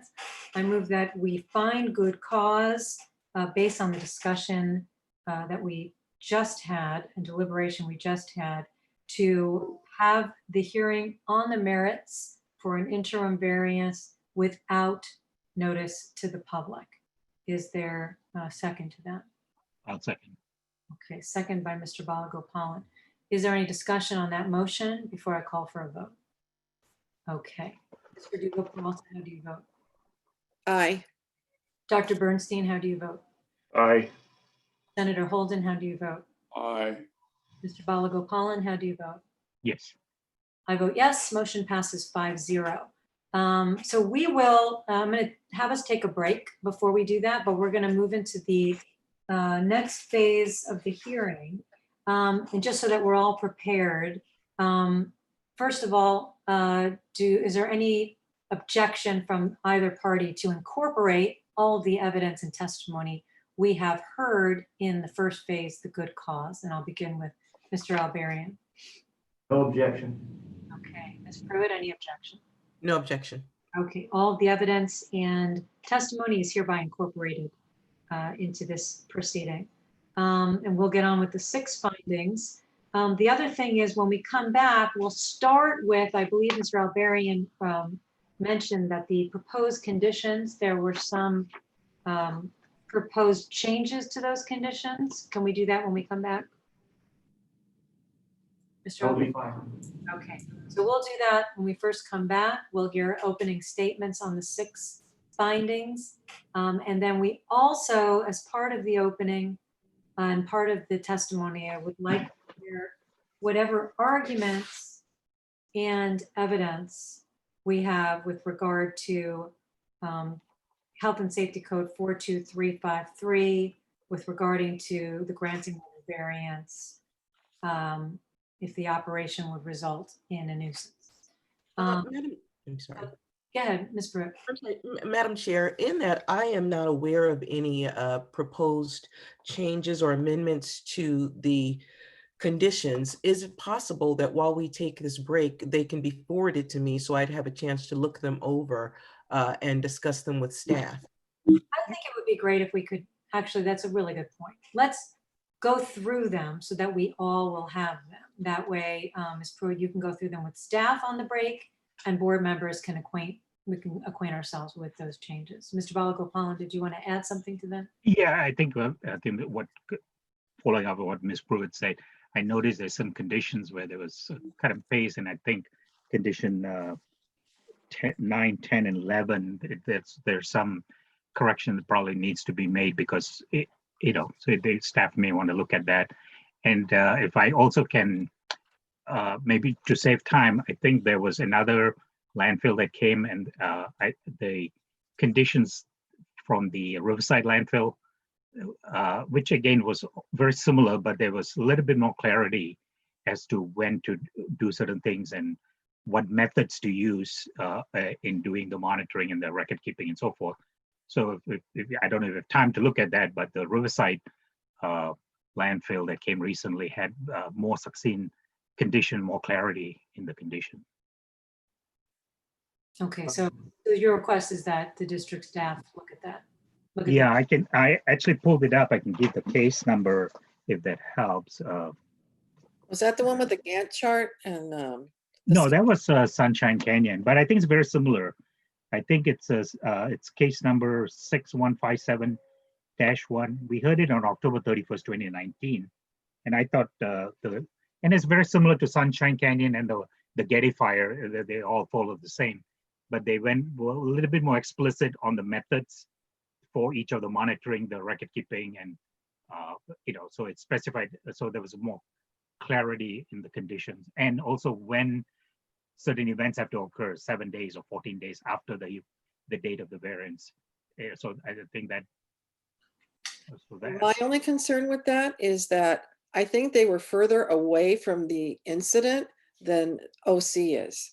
This just happened with OC, and I don't know that they've had sufficient time to prepare something like, I agree with you that it would be helpful, but I don't know, since it's so recent, just last week, whether they've had that time. No, I realize that, but I was just saying that when Sunshine Canyon also came, they had the similar situation. What I'm saying is the conditions that were crafted in those previous petition was a lot more, they had a lot more specificity as to the methods and time frame when to do certain actions, which I can make the proposal when we go through it, but maybe staff want to look at it, is my recommendation. We'll have staff, if they can, look at that also on a break. And if I may, I do apologize for not raising this earlier. It was something that was brought to my attention when I sat down for this hearing. So my apologies for not bringing it earlier, but I just learned of it. Just to cut to the chase, the request from staff to me had to do with conditions 9, 10, and 11. And there was concern that the weekly monitoring is just not attainable, and that they would request it be monthly. And I can provide more detail. I need to ask for more detail why that is from a technical standpoint, but the concern was that weekly had some physical barriers that made it difficult. So that is the extent of our request, is to just change the weekly to monthly on 9, 10, and 11. Okay. So that's My comments were similar to that. Okay, so At least that's, on some of them. so that's the only requested change? Yes. Okay. All right, so Ms. Pruitt, are you have enough to go back and speak with staff? I think that I do, because if I understand correctly, it's just as to the timing of conditions 9, 10, and 11, and that weekly would be too onerous, and they would need to, their request would be monthly monitoring. Is that correct? That is correct. I have enough information. There is a sentence in the very last of each of those conditions that were repeated, but may not be relevant in 10 and 11. It's relevant on 9, but 10 and 11, I think it was a cut and paste that got included. That may want to look at that, and see if that's relevant or not for condition 10 and 11.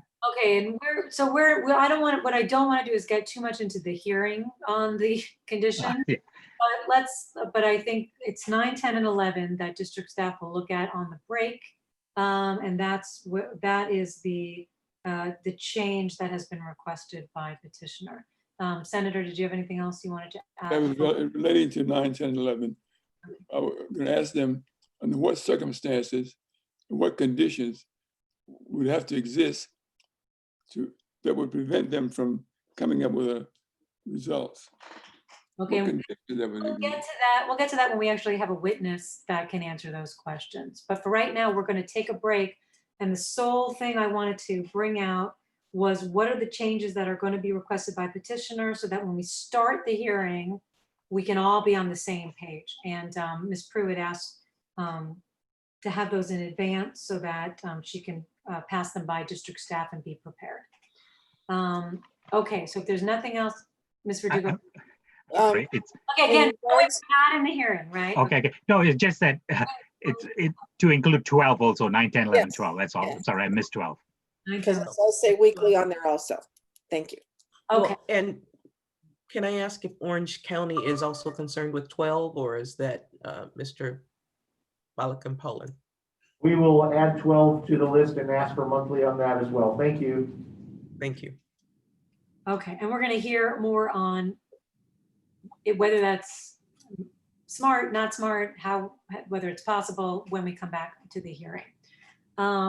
So let's take a break until 11:15 at this point, and we'll come back and we'll start with opening statements, and we'll hear additional evidence that we have not yet heard in the first phase for the 6 findings.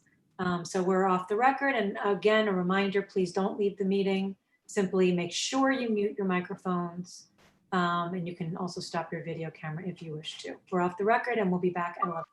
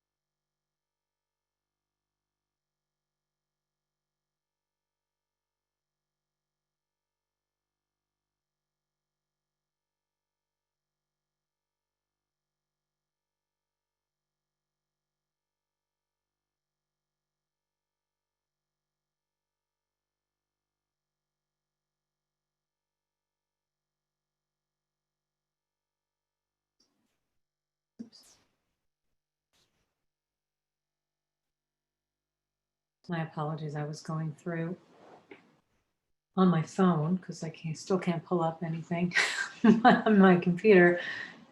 I was just trying to go through each of these conditions, but I can do that on a break. Want to make sure everybody is back before we commence. So if Senator Holden and Dr. Bernstein, if you are present and could turn back on your cameras, then we can get started, but I'll wait for that. My turn. Can I take this? Jeff, you want to list of these compounds? I handed mine to Paul, and I handed Paul another one. No, I meant of the. Oh, the compounds. Oh. So we're just waiting on Dr. Bernstein in order to begin. Yeah, I'll do my best.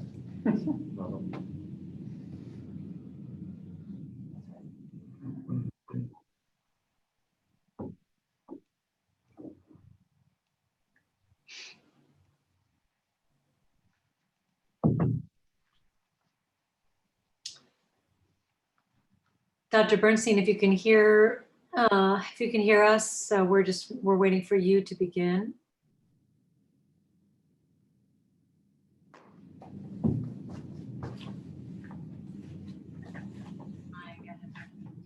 Oh.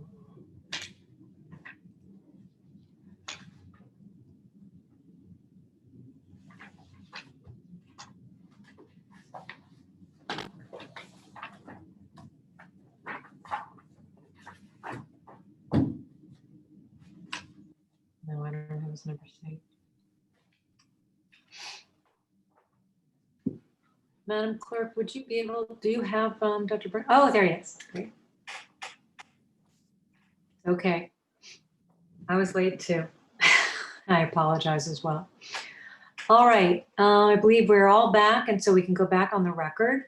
And first, let me just make sure with Ms. Pruitt that you had adequate time to review any proposed changes to the proposed conditions with staff. Actually, there is another document that was edited, and I'm trying to see if it was sent. If you could give me just a moment to see if it was sent to the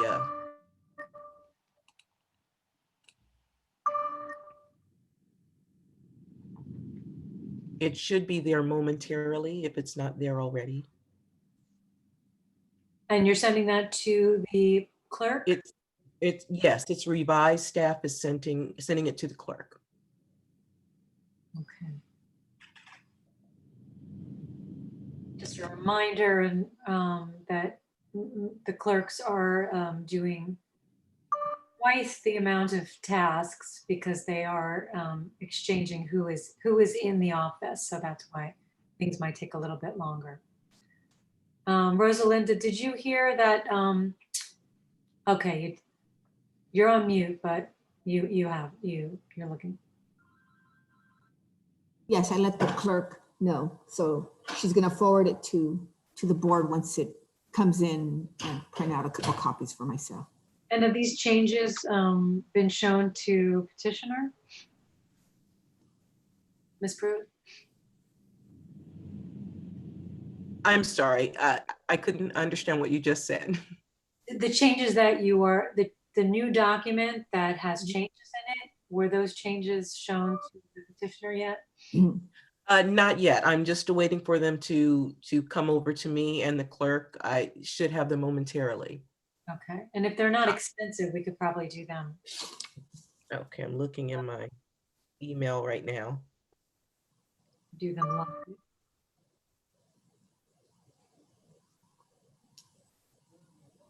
I can forward them to counsel if he has access to his email, or what would you prefer? Access only on my phone, so could you, can I give you a different email address? So one of my.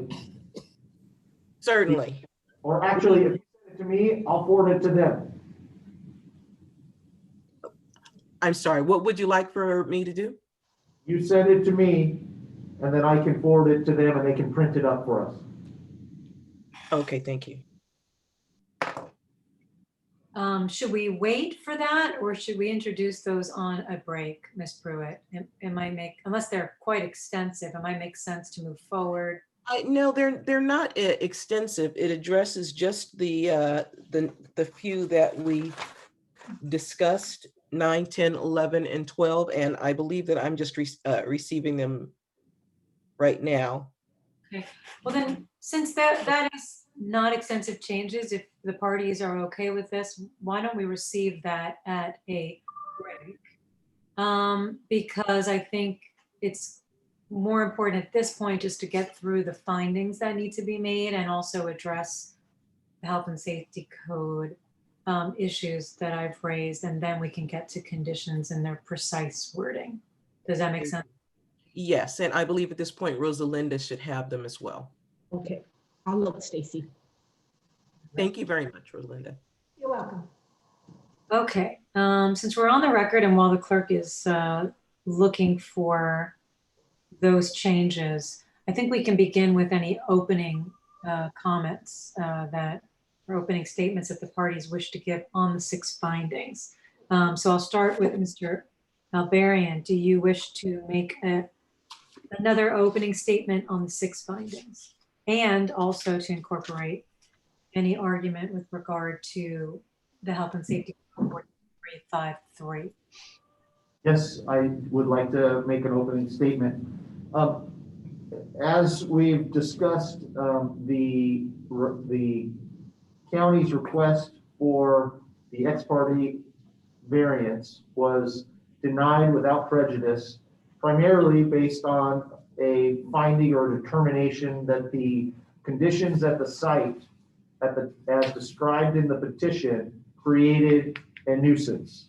And the chair in the denial pointed out that Health and Safety Code 42353 says no variance shall be granted if the operation under the variance will result in a violence or a violation of the Health and Safety Code section 41700, which refers to a nuisance.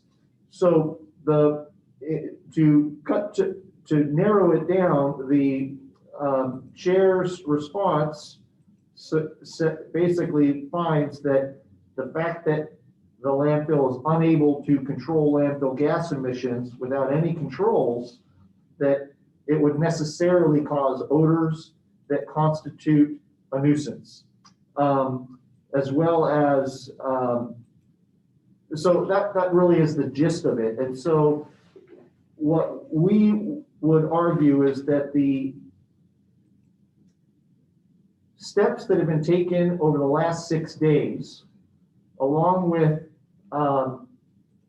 the level of complaints, do not rise to the level of a nuisance as provided under Health and Safety Code 41700, which provides that a person shall not discharge from any source whatsoever quantities of air contaminants or other material that cause injury, detriment, nuisance, or annoyance to any considerable number of persons or to the public.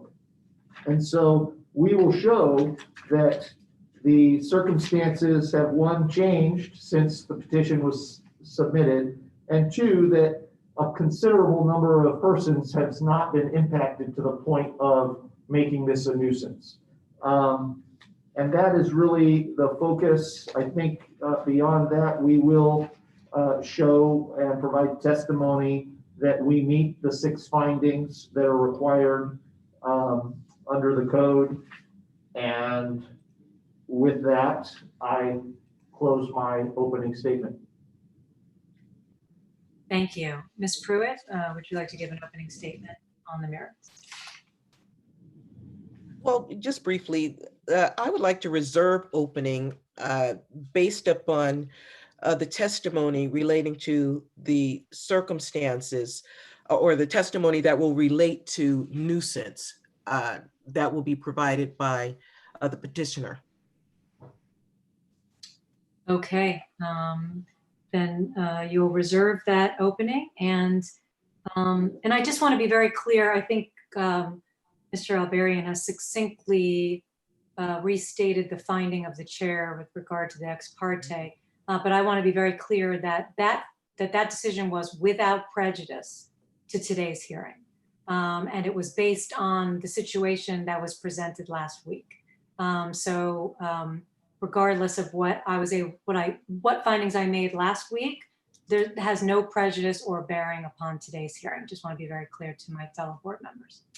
And with that, Mr. Alberian, you may present your first witness on the merits. Okay. Focusing on the nuisance, I'm going to spend a little bit of time questioning Mr. David too again on the issue of nuisance before I go into the specific 6 findings. So I appreciate the allowance of that. The response to the nuisance doesn't really fit into the 6 findings cleanly, and so I just felt it would be appropriate to try to address it separately. So I would ask if Mr. Tu is available. Is he up there? Yes, I am here. Okay. And just to confirm, you were already sworn in, is that correct? That is correct. So we are going to talk a little about nuisance and whether or not the conditions that currently exist at the landfill constitute a nuisance. And as I said, the statute provides that a person shall not discharge from any source whatsoever quantities of air, contaminants, or other material that cause injury, detriment, or nuisance or annoyance. And what I want to focus on is to any considerable number of persons or to the public, or endanger the comfort, repose, health, or safety of any of those persons. So the finding of a nuisance requires that a quote unquote considerable number of persons be impacted. And so I want to start with focusing on one aspect of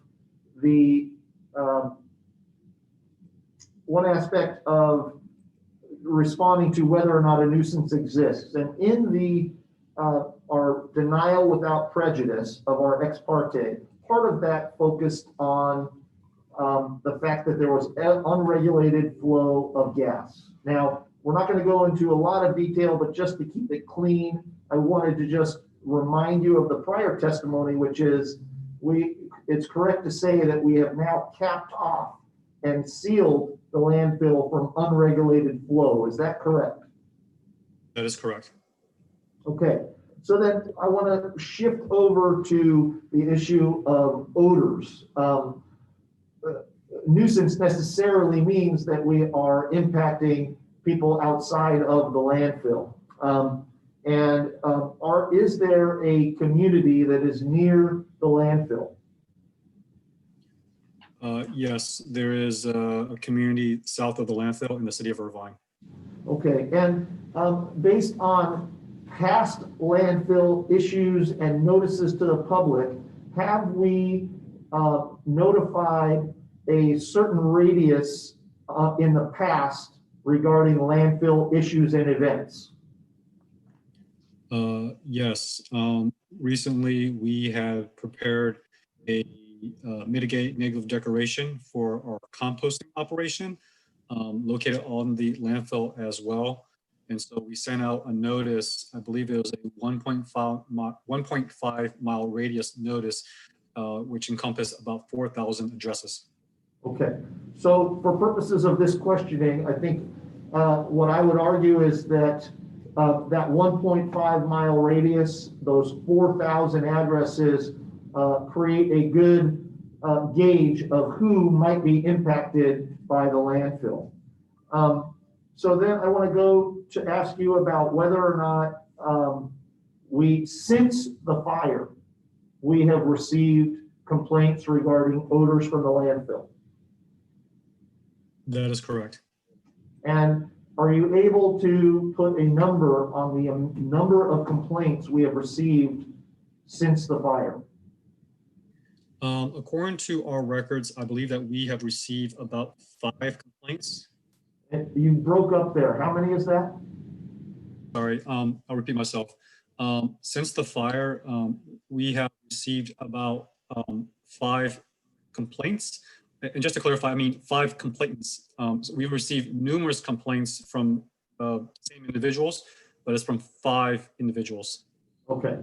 And are you able to categorize what the complaints are for? Were they for, you know, the smell from the landfill? Can you tell me what the subject matter of the complaints are?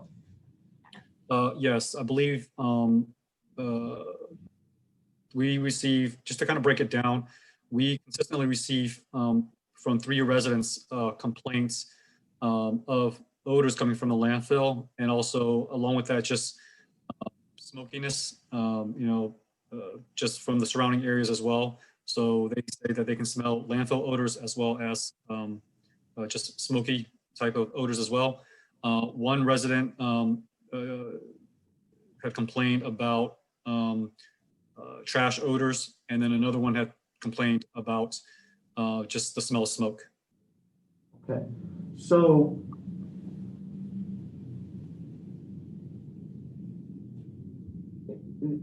out of the people that are complaining currently, you've mentioned that there were 5 individuals who have complained.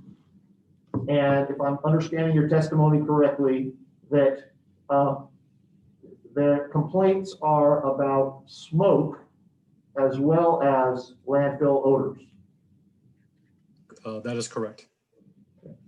And out of the people that are, the 5 people that are complaining, do you have any knowledge of whether or not those 5 people have complained in the past prior to the fire about odors from the landfill? Only 3 of them. The 2 were more recent. And so that was as of this morning and last night. But like I mentioned, there's 3 that have complained in the past consistently. Okay, so were any of the 5 complaints made only for smoke? I believe only one of them was for smoke. Okay. So I would, so would it be correct to say that the Silverado fire encompassed far more acreage than the landfill, and that it is probable and likely that complaints about smoke are from the fire in the greater sense and not the fire as it relates to the landfill? That is correct. The landfill in itself occupies 75 acres. And I think as far as the Silverado fire, I think it was over 10,000 acres that was impacted. So if I'm understanding you correctly, since the fire, 4 people have complained out of 4,000 addresses about landfill odors. That is correct.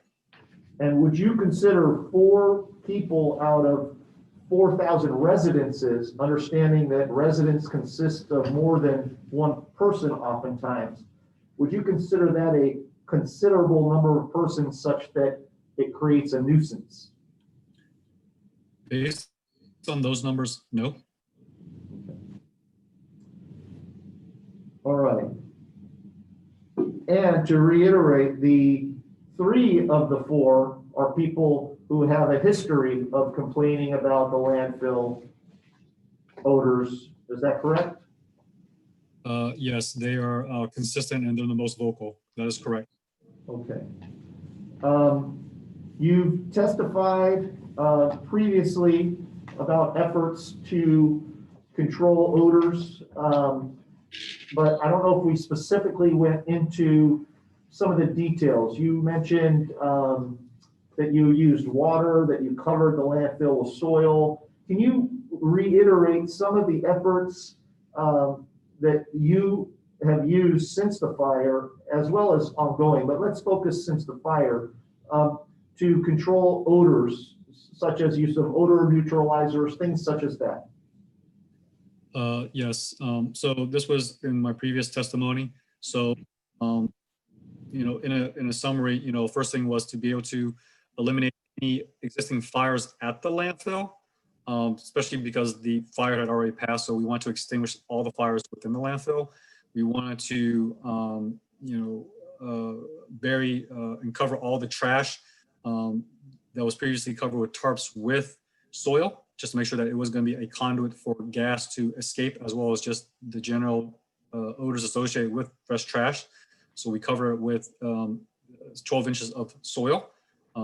Also, as part of that as well, we are heading into the rainy season as well. And so being able to cap off the landfill also prevents any type of stormwater from getting into the landfill, which, with water, that also helps, increase the generation of landfill gas.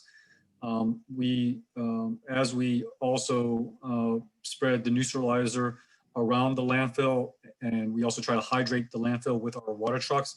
So when you hydrate, the surface of the landfill, it, kind of creates a barrier, so to speak, to the extent that it can. Obviously, there's only so much that we can do as far as hydrating the surface of the landfill with the equipment that we have. We also employ a misting system that's also equipped with a neutralizer as well. And so it's a portable misting system that's about 420 feet long in length. And so we place that within the landfill. Also, just, prior to the whole fire, because we knew that there was going to be odor issues that we've been receiving, we had wanted to put in a more permanent type of system, one that was going to be connected to our water line, also equipped with a odor neutralizer. And so that was actually, we had designed that, and we had gone to our board of supervisors award the authorization for a contractor to come on board to get that installed. We are still going to move forward with that project. And so we hope to be able to have a permanent misting system in place by the end of this year. It's going to be about a mile in length, about 5,000 feet in length. And that will also be on the south side of the landfill. And so I think that we've done a lot to try to mitigate any type of fugitive odors that we, emanating from the landfill surfaces. And then in response to the concerns expressed by these 4 or 5 people who are complaining, has Waste and Recycling taken any steps to monitor the air quality in the neighborhood of the people who are complaining? Yes, we have started to do that as of yesterday. And just to put some things in perspective, when the complaints come in, they're typically in the evening. Late at night at 9:30, 10 o'clock at night. Also, we do get occasional complaints in the early morning as well. 7 o'clock, 8 o'clock in the morning. We do not get complaints during the day when the landfill is actually in operation from 7 to 5 o'clock. And so what we've done is last night, we went out into the neighborhood with our organic vapor analyzer to take measurements throughout the neighborhood as to what those TOC readings are. We also took measurements this morning as well. And so what our plan is for the time being is to take measurements in the early morning, midday, and also in the evening as well, just to get some measurements in the neighborhood. And I know you have not been taking measurements for a long time, but with the measurements that you have received, are you able to, what are the levels? Are the levels extremely high? Can you give us some information regarding what the results are showing? Okay, sure, no problem. So within the neighborhood, and these were measurements that were taken last night around 9 p.m. And so it was taken with the OVA, and the measurements vary anywhere between 10 to 20 ppm. And that was there's 3 specific neighborhoods within, the Irvine community. It's the Portola Springs, and it's also the Lambert Ranch.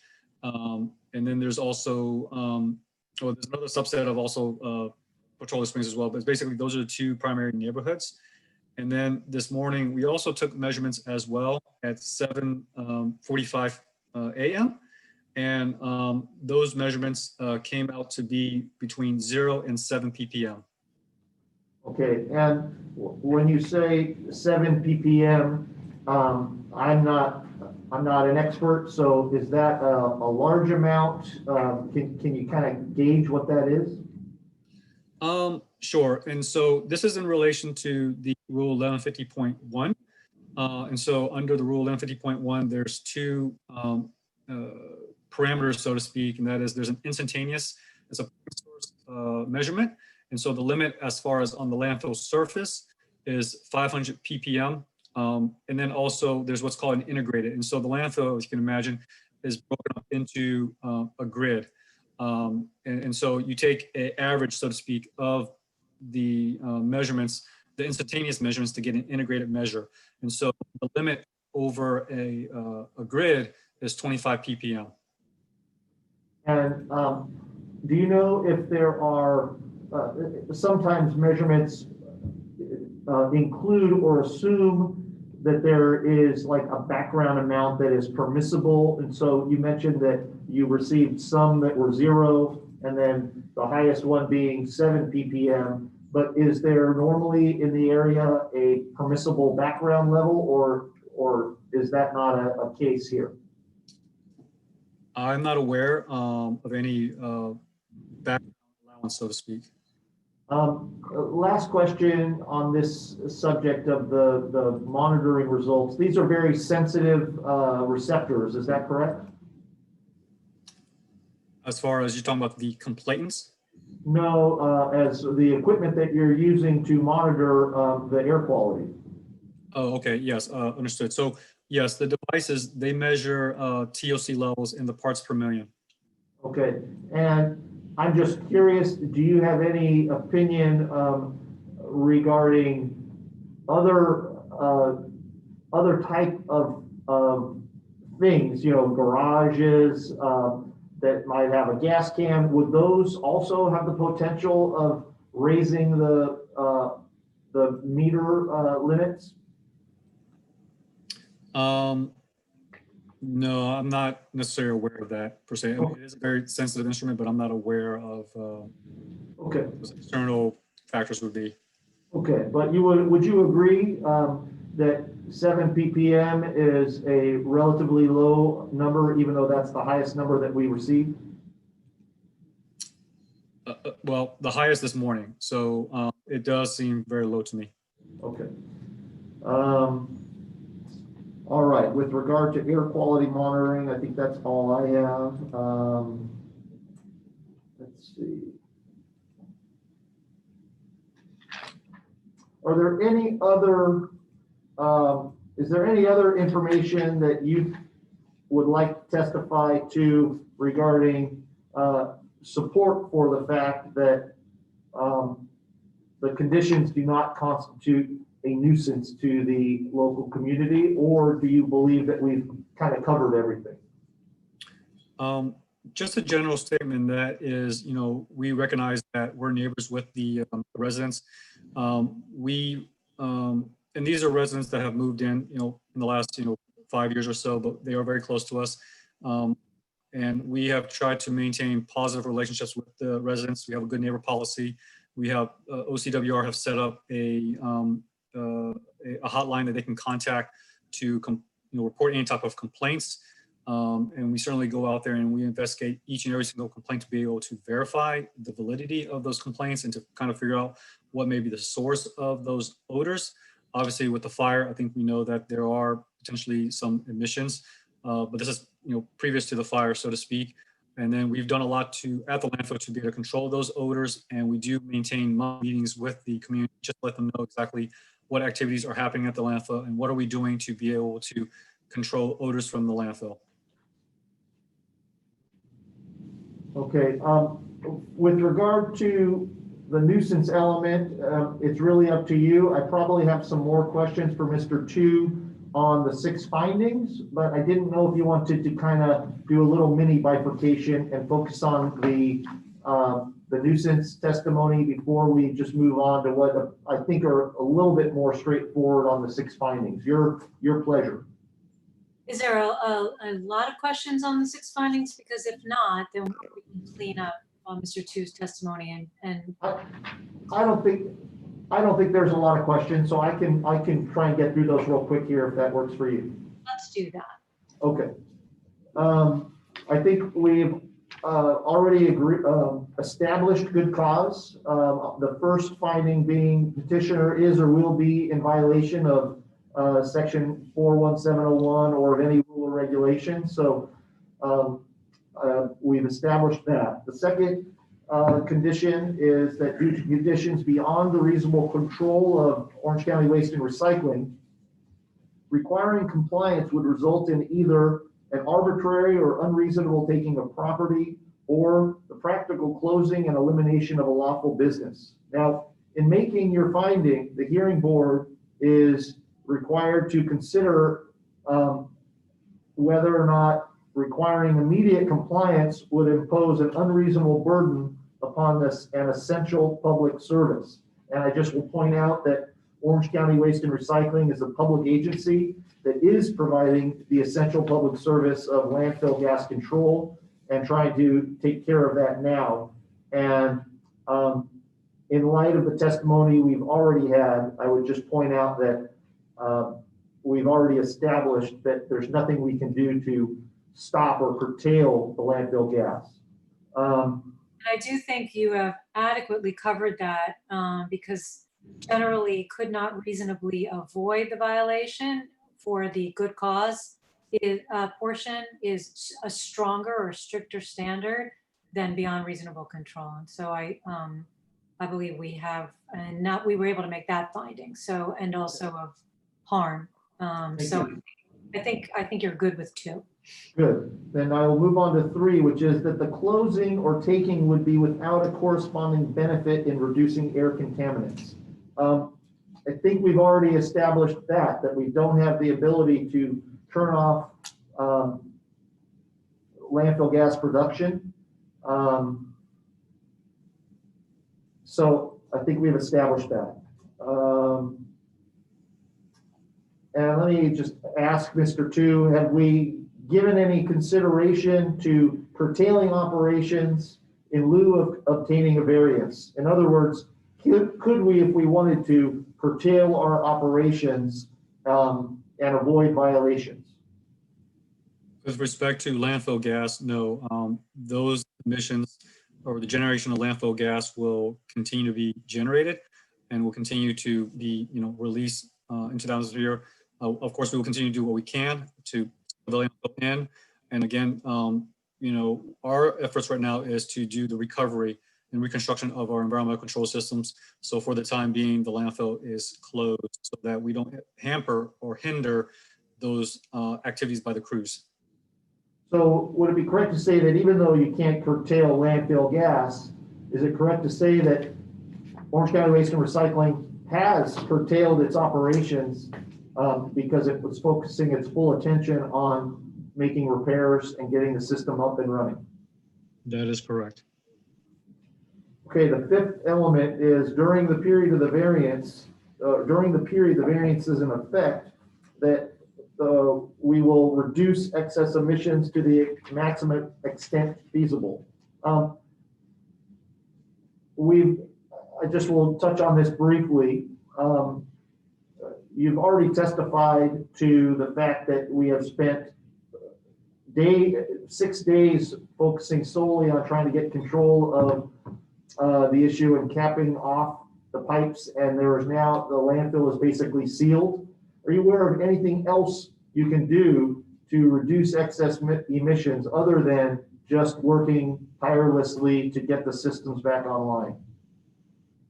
I believe that we've taken all prudent measures to secure the landfill and to begin the recovery efforts. Okay, and then the last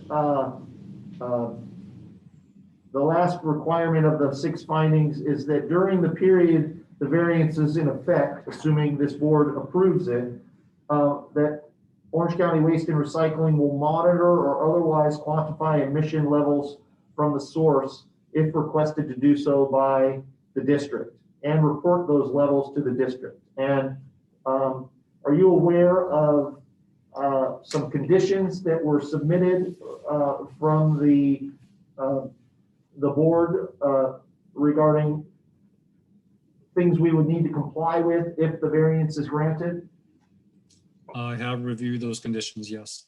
And would the Orange County Waste and Recycling agree to monitor and report as requested by the AQMD? Yes, notwithstanding the changes that we were requesting, I believe that we will be happy to report those various reporting requirements. Okay. I have nothing further for this witness. Thank you for your courtesy. Thank you very much. Ms. Pruitt, do you have any questions for Mr. Tu? Yes, thank you. Am I correct that you said that there are some 4,000 addresses in the area that you are speaking of? That is this is based upon the notification sent out for various public hearings that we had ourselves and also with our local enforcement agency. And did you say it covers approximately a 1.4 mile radius? Is that correct? 1.5 mile radius from the outside perimeter of the landfill.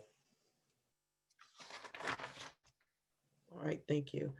And I'd like to hear a little more about complaints. So let me ask you, in the past month, do you know how many complaints you received? I don't know offhand. I was trying to get that information, but our network was down. We couldn't get to it because of the fire. I would say that prior to October 26th, we probably had maybe about a dozen complaints or so. I'm sorry, you went out. Did you say a dozen or a half dozen? I said about a dozen complaints.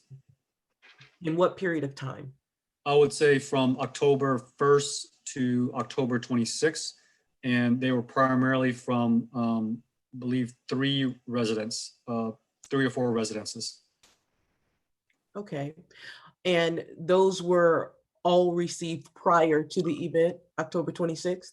That is correct. Okay, now the ones that came in since October 26th, that was, how many did you say? Complaints? 5.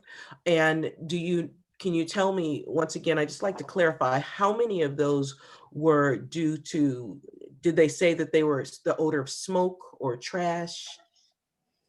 Yeah, so they, one, or I should say, let me step back. 4 of them had complained a combination of smoke and landfill odors, and then 1 had said just smoke. Okay, so probably 4 were landfill odors. And can I ask you also then, what do you use to mitigate fugitive emissions? What kind of neutralizer do you use? And do you know if it contains any VOCs? No, I'm not aware that it contains any type of VOCs. We use a product from a company called Chem Station. They're based out of San Diego. And so it's commonly used, the neutralizers that we use are used at other landfills, at waste transfer stations, at composting facilities, at wastewater treatment plants. So there's a handful of companies out there that produce these type of, I guess, neutralizers, so to speak, to knock down the odors. And are you aware of any complaints that ever have to do with the emissions from the neutralizers themselves? We only had a comment one time because the way these neutralizers work is that you add it to a tank, so to speak, filled with water, and then there are these nozzles that kind of spray the neutralizer, similar to like when you go to, like, say, in your grocery market and sprays the liquids. You can also be added with certain types of like scents, so it could be like a lemon flavor, it could be a jasmine, strawberry. So one time someone complained that they can smell the lemon scent or something like that, and so we went to a non scented neutralizer, and so after that that comment went away. Okay. Are you saying there's no smell from the neutralizer that you use currently? Or there's no? Correct. We had switched over to a non-scented neutralizer, and actually that was to our benefit because according to the manufacturer, they actually were able to double up, so to speak, the formula because they didn't have to add in the cent to it. Okay. So basically, it seems as if the number of complaints after the fire is relatively small, given the number that you get in the course of a month. Is that correct? Meaning that in a month you get 12, and since the fire you got 5, 4 of which had to do with an odor not relating to smoke. Am I understanding that correctly? Well, okay, so just to clarify, number of complaints that we have received since the 26th, that was a breakdown of the number of individuals that had complained. The 3 individuals who complained, they've complained pretty much every single day, since the 26th, so to speak, right? So in the month of October, that was the total number of complaints that I had received, primarily from these 3 residences. So they tend to be our frequent complainers, so to speak. So we're still trying to keep track, and it's more at this point in time, to be honest with you, it's just there's dialogue going every single day. We're getting emails every single day from the residences, at least from these 3 residences, just complaining about just general odors from the line. So other than these 3 residences that are like your usuals, how many new complaints have occurred since the fire? Just the 2, and that was sent through our neighbor support portal that we have. It's an online system that we have. So that was in the last 2 days. That just 2 complaints total, or 2 complainants with multiple complaints? I'm sorry, ask that question. Is the additional new complaints, aside from the 3 regulars, is that 2 new complainants, or Yes. have they made multiple complaints? What's the total number of complaints they've made? 1 each. 1 each. Okay, and that's total. Okay, just wanted to clarify that. Thank you. Correct. And was one of those the person that had the complaint of the smoke smell? Correct. That is correct. So thank you. Of the new complainants, or you've had 2, and only 1 had to do with the landfill odors. Correct. Thank you. Thank you. Nothing further. I had, first I wanted to just clarify something. I want to make sure I understood it. This 4,000 addresses in the 1.5 mile radius, you have in the past sent notice to these residences, or since the fire and the issues, you've now sent another notice? No, this was previously, prior to the fire. We sent out a notice because we have prepared a CEQA document. And so it was for our composting operations. And so as part of the requirement with Cal Recycle, we sent out notices to support the Mitigate Negative Declaration. And then to that as well, because the LEA has their own notification requirements, they were required to hold a informational meeting about their solid waste facility permit. And so basically they use the same addressees to send out their notification. Okay, let me stop you there. So in the past, for CEQA purposes, you have sent out a notice to these 4,000 residences. Addresses, is that correct? That is correct. Okay. Was that notice clear of ongoing complaints to the landfill, about the landfill, who and how to lodge complaints, odor complaints? No, that was strictly just for the composting project. Okay, so no new notice has gone out to these same residents to say, if you smell odors now, here's how you report it to the landfill? No. Okay. Are you aware of any complaints that may have been made to the district? I'll ask district witnesses in the appropriate time, but are you aware of any? Not since the 26th, no. Okay. Other questions I wanted to ask.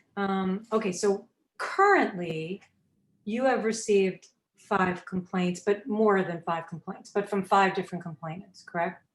Correct. Okay. You also have just recently done a great job.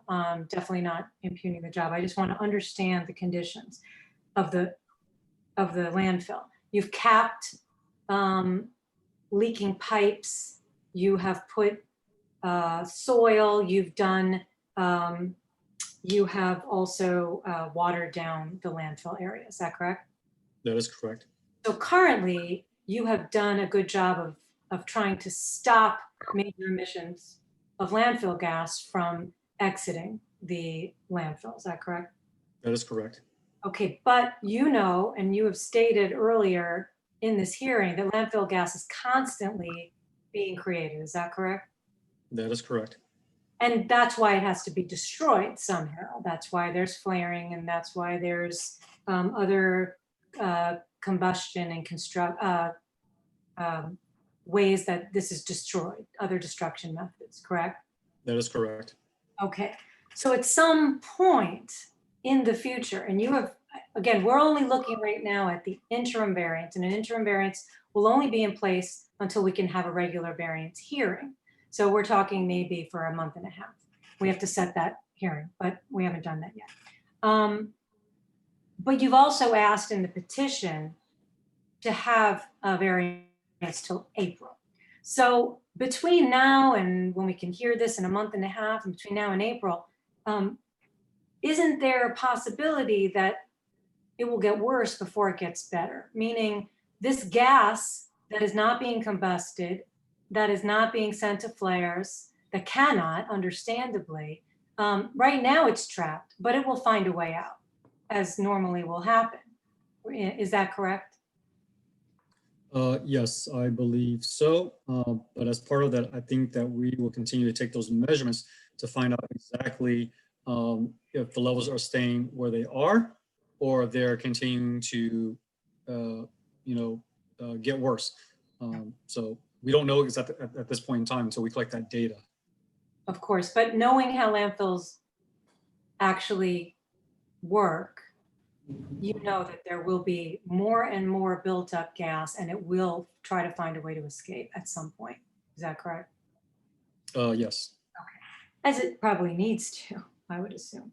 And I'm asking these questions, I'm not necessarily, I have a thought in my head just so that the parties are aware, and maybe we can think of a mechanism, but even if there's not nuisance right now, and there's a possibility of nuisance, we could consider a variance that has some condition that would either cause, under certain conditions that may be rising to nuisance, or return to the hearing board to receive additional evidence and consider whether at that point the health and safety code would mean that we can't continue to have that variance, or we'd have to change it. But there could be some mechanism. So I'm looking at that too. My questions are not necessarily trying to negate the possibility of a variance. But I want to now turn to those measurements, because Mr. Alberian asked you questions with regard to the second set of measurements that you took, that being at 7:45 a.m., the 0 to 7 ppm, but he did not ask the same questions with regard to the ones taken last night. I just want to clarify, you said those readings were between 10 and 20 ppm, is that correct? That is correct, within the neighborhood. Okay. And if the integrated grid restrictions at the landfill is 25 ppm, would you say that, relatively speaking, 20 ppm would be high in the surrounding neighborhood? Potentially. I mean, it's reaching those limits if you were to take these 3 points and to interpolate them throughout the entire neighborhood. Potentially, yes. Okay. And are those the only readings you've been able to take since the fire? Yes, and we're going to return tonight to take another set of readings as well. Okay. So we plan to take basically 3 readings a day. And I'll ask you, just because another thought had occurred to me. there's no proposed condition that the landfill will continue to not open and receive additional trash or any other additional trash.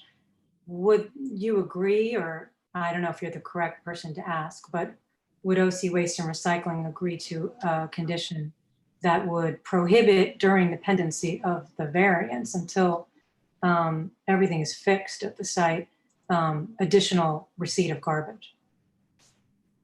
I think we need to have a discussion about that, just because, I don't want to put you on the spot.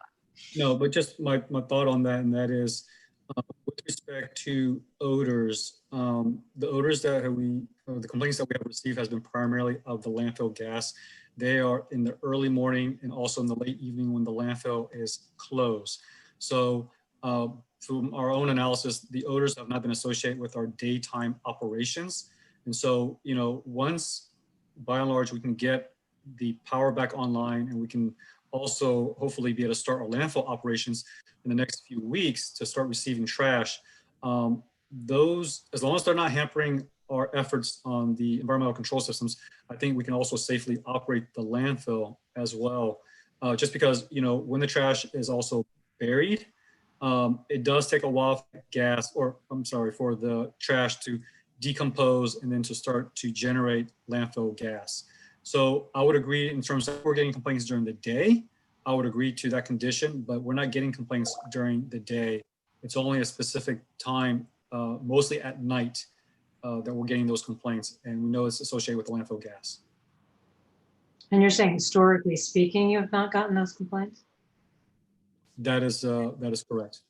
When you say it takes a while for it to begin to decompose, what do you mean? Does that mean months? Does that mean years? Well, no, I would say probably within 6 months. That's when it starts to go anaerobic, and then that's when the waste, particularly if it's organic material, start to break down. So generally speaking, it's about 6 months, and I'm sure, from my standpoint, we will have the system or the landfill and also all the environmental control systems up and running before 6 months time frame. So so that's kind of like the reason where I'm coming from. Okay. Those are the questions I had right now on that. Anyone else on the board have any questions for Mr. Tu with regard to? Go ahead, Mr. Balagopalan. Oh, and then the senator. Yes, Mr. Thier. You mentioned that the hours of complaints are late at night and early morning. Do you happen to know if that's the prevailing wind that's blowing down that way at that time? Yes, that is the prevailing wind direction at that point in time. We also it's also very seasonal as well as to when we get those complaints. So typically we get them in the wintertime, so kind of coinciding with the rainy season. So during the summertime, we don't get those complaints. So October to, let's say, April or so is when we get those complaints. The residents are on the south side of the landfill, correct? That is correct. They're south of the 241 toll road. So what is the area of the landfill there on the south side? Is it where do you receive the trash? Is it on that side, or is it in a different area where the daily trash get dumped? So currently we're receiving the trash on the north side. So the landfill is expanding to the north, so to speak. So that's our current fill area. We're located as far away as we can, so to speak, from the residents, given what we are permitted to dispose of trash. And is your composting operation also on that side, the north side? Yes, the composting operation is co-located on the landfill. It's actually located on the south side of the landfill, just because it's the oldest part of the landfill. So we started operations on October the 5th, after we receive all of our regulatory approvals. And right now it's a very, very small operation. It only has about 3 piles on site. And so what we've done is basically that material that was coming in onto the landfill that we use for erosion control, We apply it on the surface. We just basically relocate it to our compost facility and just start to produce compost to comply with state regulations for diversion of organic waste. So is it correct to say that the south side it's not, I mean, there's ongoing generation, but it's all covered up and it's got turf on it until it got damaged by the fires? Well, just to clarify, I mean, none of the landfill is under closure. So the entire landfill has daily cover and also has intermediate cover. There is some vegetation that we have on the surfaces of the landfill that also got burned as well. Okay. And do you, I know you got the hotline and you get complaints directly. Do you also get feedback from the AQMD when they receive complaints? Yes, if they get a complaint, they notify us and vice versa. Every time we get a complaint, we notify the AQMD. After we do our investigation, we also notify the LEA as well. So that's under our permit conditions. All right, thank you. Senator had questions and then Ms. Verdugo-Peralta. Right, you mentioned you had about 5 complaints. You mailed to a radius, a 1.5 mile radius from the landfill. How many notices do you send out within that radius? If you know. It was the 4,000. Can we clarify what notice and to who? Because there was no notice, correct, of the current conditions. That is, Go ahead. that is correct. We did not send out any notice since the fire had occurred. These was notices that we had sent out for past projects.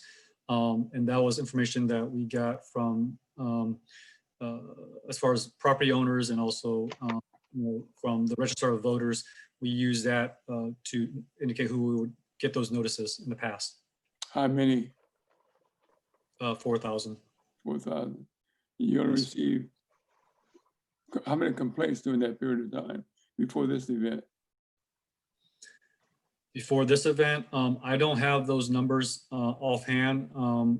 As far as just, let's say in the last 2 years, I think we probably received, let's say this year alone, probably about close to about like 100 complaints. Last year, we probably received also about 100 complaints as well.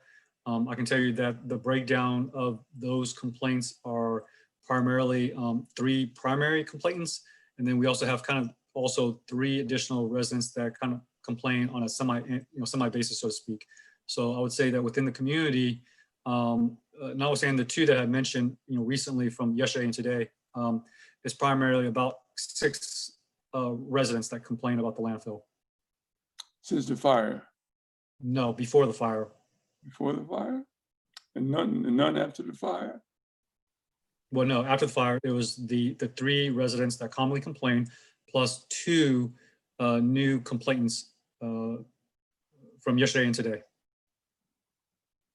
Out of that many thousand, that's pretty good percentage-wise. Thank you. Okay.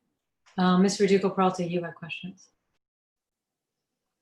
Thank you, Madam Chair. Mr. Chu, you mentioned that the composting is on the south side, which is the same side as the residence, correct? Well, no, just to clarify, it's on the south side of the landfill.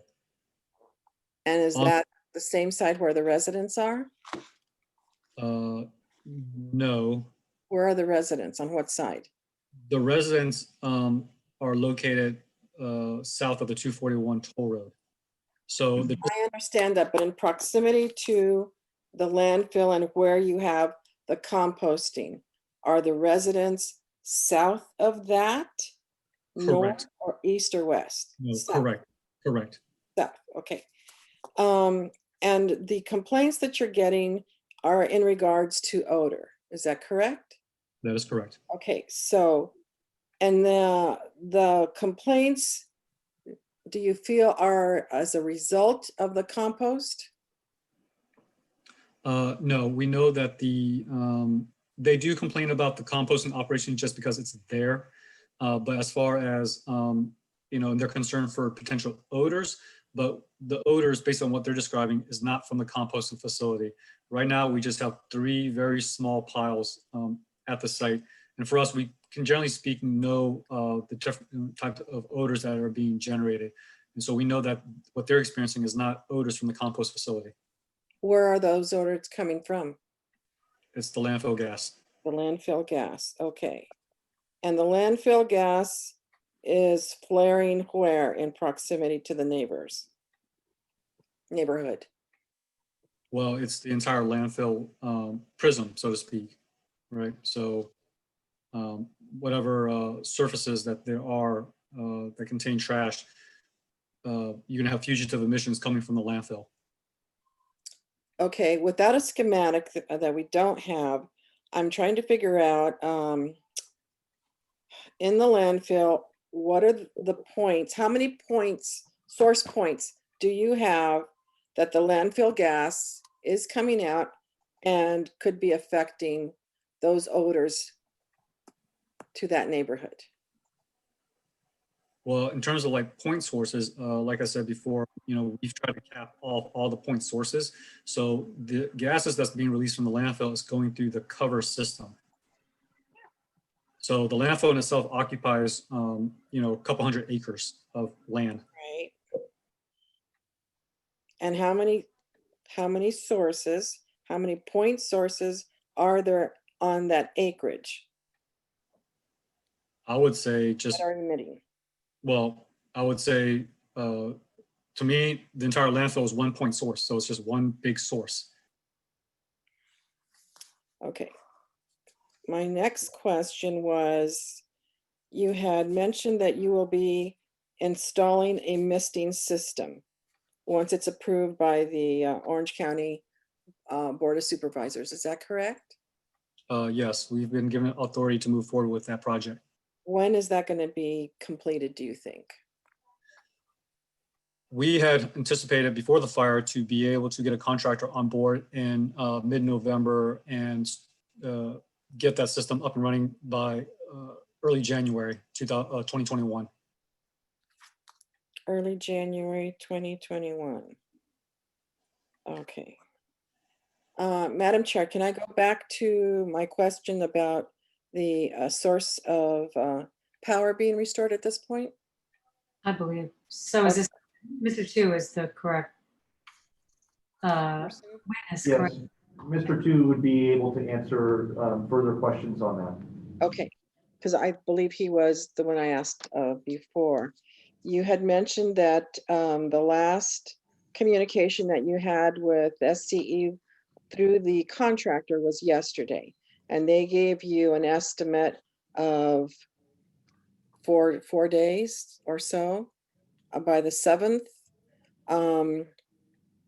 I'm very concerned that it's not going to be the 7th. If you were the one and only agency that was having a source problem or a problem with the restoration of power, possibly, but I don't see that happening with 40 poles. Are they telling you that you're going to have 40 poles by November 7th installed, re-energized, I should say? What they have told us is that one is that they've made this a priority project, in terms of the top of their list as to, restoring power to their customers. And the fact that they came out the very next day with crews and they were actually able to remove 40 poles within a few days shows at least their commitment. They asked for a laydown area. We provide a laydown area for them. Mm-hmm. They also have 2 helicopters that are working. Initially, they started out with 6 crews, and then they bumped it up to 11 crews to be able to do the necessary work to get the power up. And they also notify us that with the power poles, there's pertinent equipment on those power poles as well. They're coming in prefabricated. Mm-hmm. So they're telling us that they will be able to get the power in within that time frame. When is the next time that you're going to have communication with them to verify that, to see what point you're at? We have communication with them daily. So I have briefings with my team so we can find out either today or tomorrow to get an update. Okay. And you will be notifying us of that as well? Sure, yes. Okay. Is that in the conditions? I don't think so. I didn't see that. Unless I missed it. But So I then didn't- there is no mechanism for that, unless it's put into the condition. Okay. I wanted to, are you done, Ms. Whittier? Yeah, I can end it there. Okay. I want to understand some other things. So part of what you're asking for today is the variance with regard to the leachate collection system. Is that correct? Because nothing's working. So that as well. So with the leachate collection system, that was also damaged by the fire as well. What we have done is, because it also does require power as well to our sumps and our pumps. But for the time being, we are hauling the leachate, and we've been doing this in the past, but we have our contractor, Clean Harbors, to come in and to pump the leachate out and then to dispose it off site. So we've been doing that as of last Thursday. Okay, and that's continuing? That is continuing, yes. So it's manually done right now. Because another concern I had is if those systems are not working, we've heard from other cases we've had regarding landfills. Once it's rainy season, which is coming up, if there's nowhere for the leachate to go and it's not being collected, it could just leak and cause major odors. So is the pumping that you're doing, would that help to prevent that from happening, those kinds of leaks? That is correct. That is correct. And just realize that when it comes to the LCRS, the pipes themselves that's within the landfill prism, they were not compromised. And so, obviously for us, when it comes to stormwater, we have a lot of sheet flow, we have drainage structures. And so a lot of that will basically shed off on the landfill. And so it does take some time for any type of, stormwater that gets into the landfill prism to get into the leachate collection tank, so to speak. So it's not like it's immediate, so to speak. And so I think we're pretty equipped to be able to continue to pump that leachate out and make sure that it doesn't build up, so to speak, and cause odor issues. One of the things that we did to just be able to manage the odors is before we would use the leachate and use it for dust control, we would mix that with our groundwater. But since then, to appease the residents, we basically haul it off site for the time being. And that's not a condition? I didn't see that as a condition. Is that correct? That is correct. No, that's something that we did, that we felt that we needed to do as a good neighbor. And would you continue to do that as a condition with the variance, if the variance is granted? Yeah, no, we will continue to do that. Yes. And what is the pumps? What is the power source for those pumps? The power source is from the power poles from SCE. So there are some power poles that are working? No, there are no power poles that are working. Okay. You did, right. Okay, I just want to understand this. You said you're currently pumping the leachate and taking it off site. Is that correct? Right, correct. So just to clarify, what it is that at the very base of the landfill, there's a toe at the landfill. And so down there, there is a series of sumps and then pumps. And then we pump it to a series of holding tanks that is located at a much higher elevation. That is where those liquids are stored. And then that's where we would then pump the liquids from those tanks to the trucks that take the liquid off site. So what we do now is that we directly take the liquids at the very toe of the landfill. So none of those liquids are going to those holding tanks. They're basically just being held at the toe of the landfill. We bring in the water trucks, we connect it, or I'm sorry, we bring in the trucks and then we connect it and then they haul it off site. Okay, so there's no pumping that's required? Correct, that's correct, that's correct. But it is removing the leachate, taking it off site so that it's preventing leaks at this time. Right, that is correct. Right now we have no leaks whatsoever.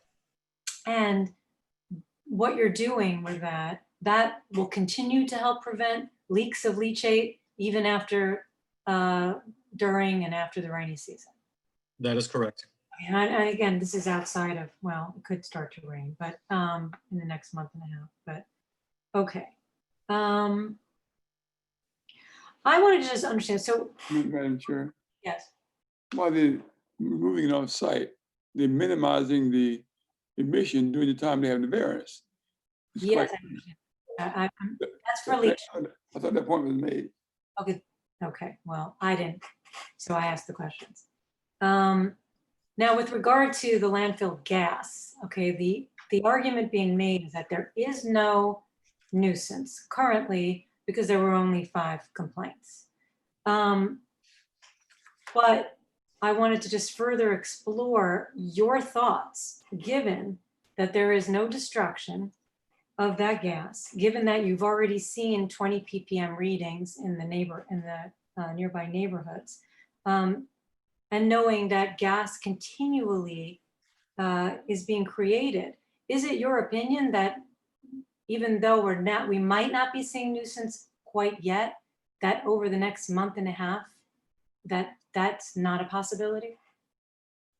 Certainly that is a possibility that more folks could complain, as far as being able to detect the landfill gas. So certainly that is a possibility. And not only that more people might complain, but that the situation might worsen. Is that correct? Because again, you've now capped point sources, but as you pointed out, the entire landfill is a source. And if that gas can't escape by one means or another, it's going to find the path of least resistance, correct? That is correct. Okay, so as it builds up, would you say that the situation is most likely to get worse, regardless of the number of complaints you receive? Potentially. Okay, potentially. Is there any scenario under which it would not worsen? And I guess where I'm coming from, and that is gas is obviously being emitted into the atmosphere, is being emitted, 24 hours a day, so to speak. And a lot of it would depend on the prevailing winds. And so recognizing that, gas is being released throughout the entire day. And so it's just a matter of what concentration gets itself into the neighborhood, so to speak. So the entire landfill, or at least the neighborhood, it's only on one side. So we also have on the east side, on the north side, on the west side, which is open land, so to speak. And so gas can certainly move in those directions as well. Okay, that's important. Well, thank you for adding that. Okay, those are my additional questions. Mr. Balagopalan, you have additional questions? Yes, thank you. Steve, are you the person who can answer the questions on the condition on the revised conditions, or is there somebody else? Well, I'm sorry, can you repeat the question? I know the district sent the revised conditions. Is Mr. Tu the person who can respond to those revised conditions, or? No, we have Jeff Arbor, who is here in the room with me, who would be the person that would respond to the conditions. And Okay, thank you.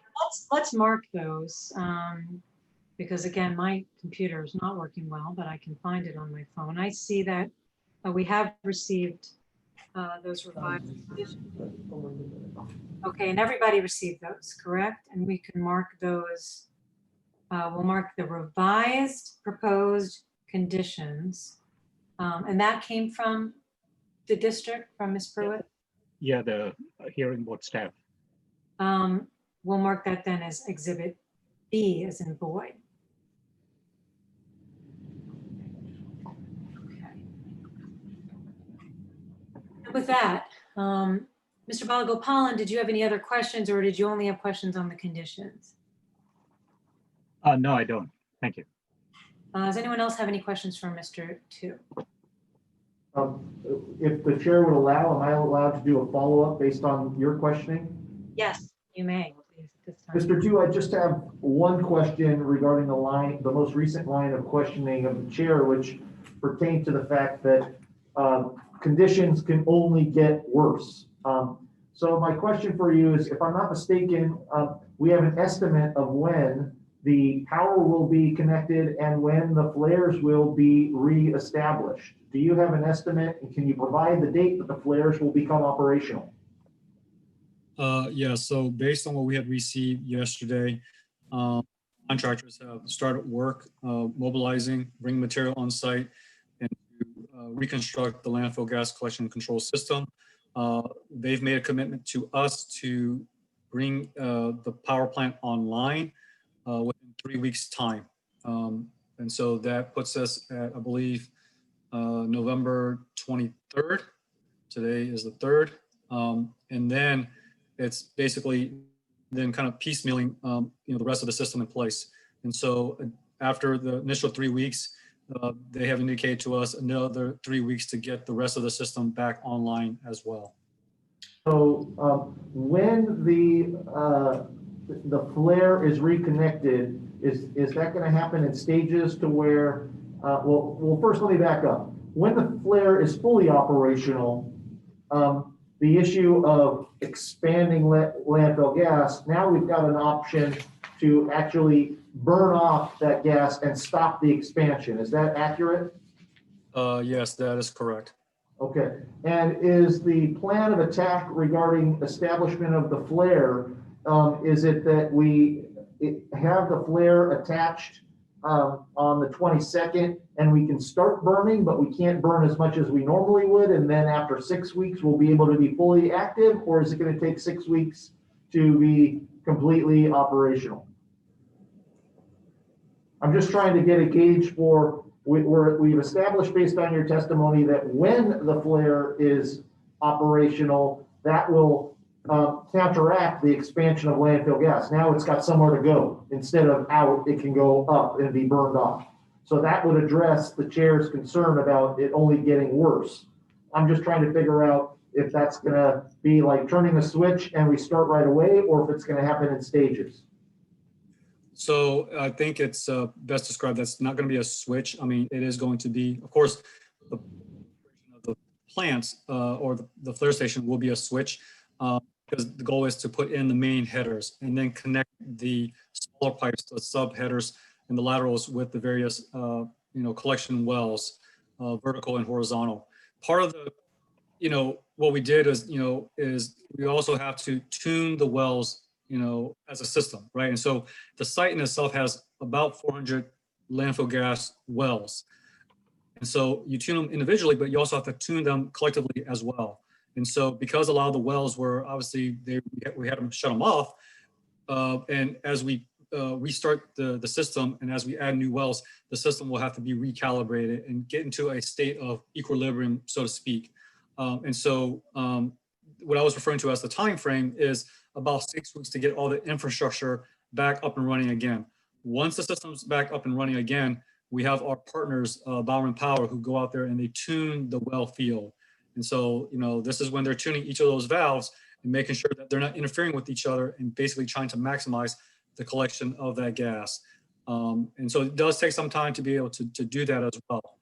That's a process that normally happens anyway when we add additional wells to the site. They have to retune them in order to be in equilibrium. Okay, so just to be clear, if I'm understanding correctly, at some point down the road, there will be a refinement and a tuning to where the system is operating at its optimal level. But the point that we get it connected to the headers, the main, that will be a point when at least some portion of the landfill gas is now having a place to be burned off. It may not be at its full optimal level, but would it be correct that once we get this thing connected, it will start burning landfill gas? That is correct. Okay, thank you. Nothing further. Thank you, very helpful. Additional information. Ms. Pruitt or board members, any questions on that additional testimony or any other questions for Mr. Tu? Dr. Bernstein. Thank you, Madam Chair. Thank you for your testimony, Mr. Tu, this morning very much.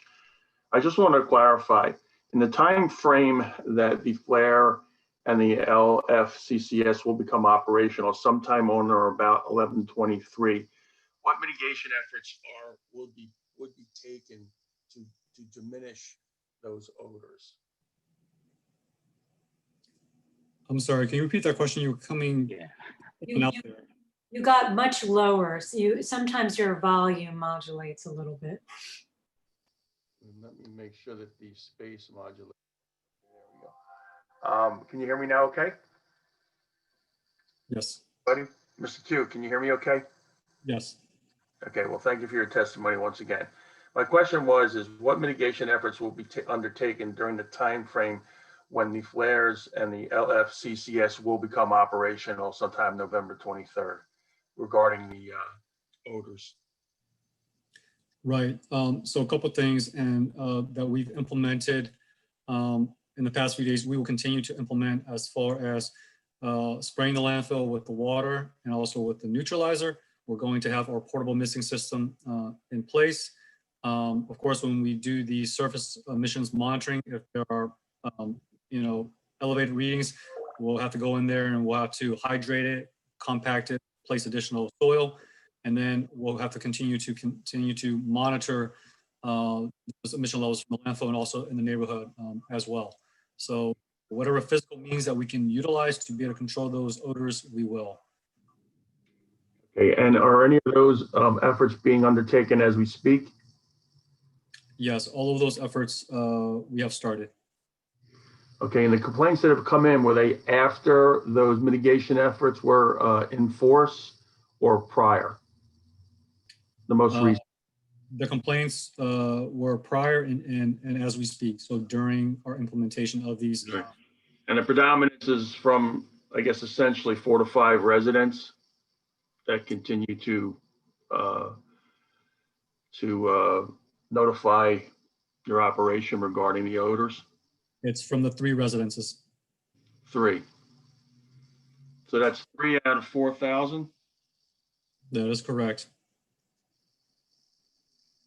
It seems to me you guys are doing a hell of a job then, considering what's happened up there. So thank you very much for answering those questions. I appreciate it. That's all, Madam Chair. And just briefly to clarify, of the 2 new complaints from new complainants, only one was a complaint due to the odor of trash. That is correct. So 1 new complaint since the event that had to do with the odor of trash. That is correct. And lastly, is it correct that the very nature of a landfill, there is going to be some odor? Would that be a correct statement? Unfortunately, yes, because the landfills deal with trash, and so and when you talk about 8,000 tons of that every single day, yes, there's going to be odors associated with trash. It's fortunate that we have not received any complaints during the daily operation.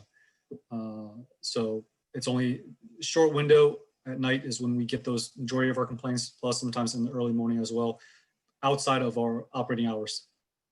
And that was my question, that given the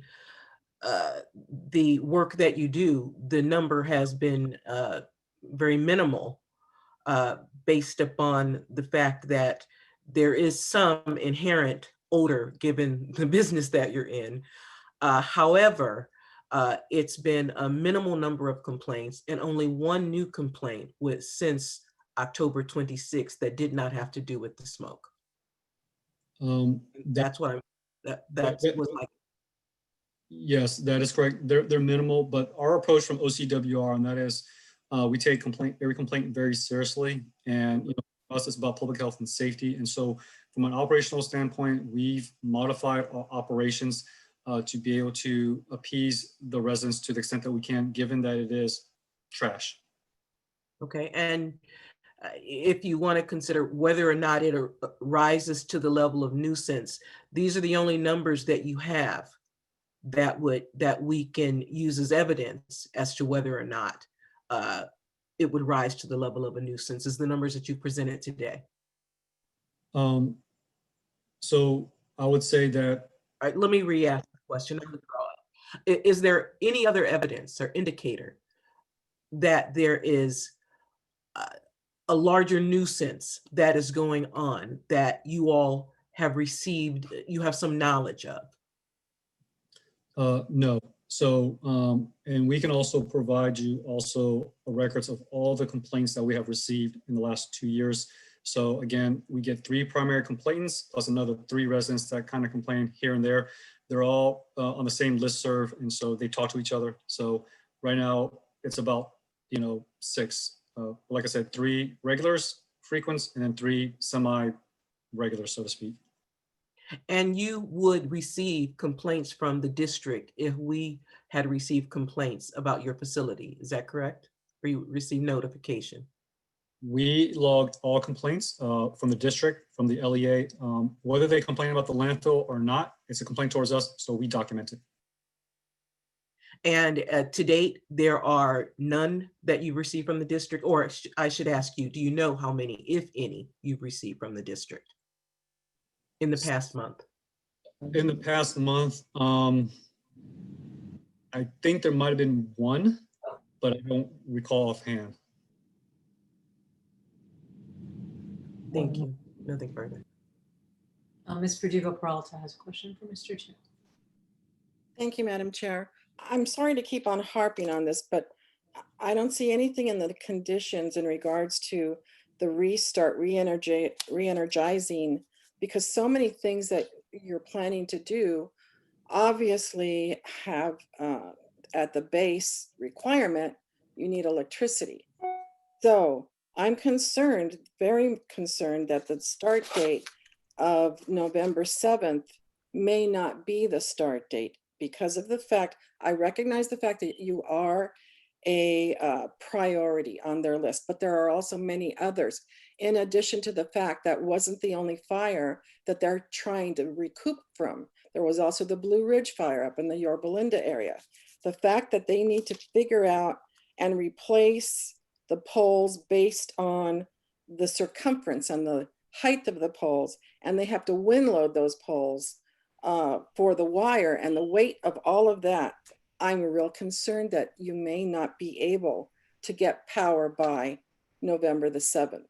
And if that's the case, where in our conditions are we addressing the fact that things can get pushed back? I think I could ask Mr. Chu a question that may alleviate your concerns. So if you don't mind, I could try to nip this in the bud. That would be allowable, and if Ms. Verdugo-Peralta is indicating that, that would be fine. Mr. Chu, just a question. I know we've got multiple irons in the fire. In the event that electrical power from SCE is delayed and we are able to connect the flare station to the headers and the gas pipes, would we be able to bring in portable generators to power the flares pending the arrival of SCE energy? Yes, the power plant, they do have generators on staff that can power up the flare station. I just want to make a note, and that is, it is important to get the power back up and running again, but it's also equally important to get the main headers that feed into the flare station up and running as well.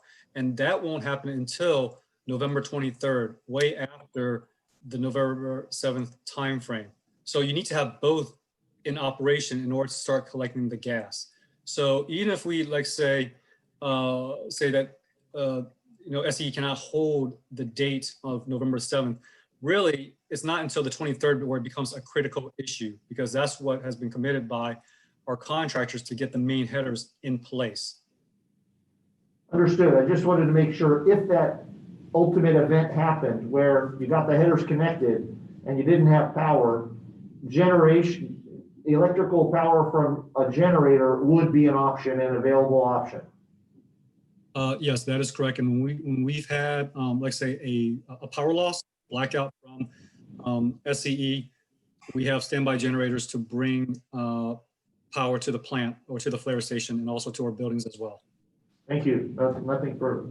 And just to be aware, though, if you do end up using backup generators, there's always a limit of 200 hours in Right. backup generators. So if you find yourself in that situation and it will take longer than that to restore power, you would need an additional variances if that were the case. Okay. Ms. Prusa, I think that's sort of, it's listed in condition number 2 to do that. And just to clarify, those generators, we rent those generators. They're not the generators that are within our permit. So we rent those generators. Okay. Still, they would have that, but I do see that not only does condition number 2 require a list of them, but also seeking variance relief if necessary, which doesn't need to be a condition, but would alert you to that necessity.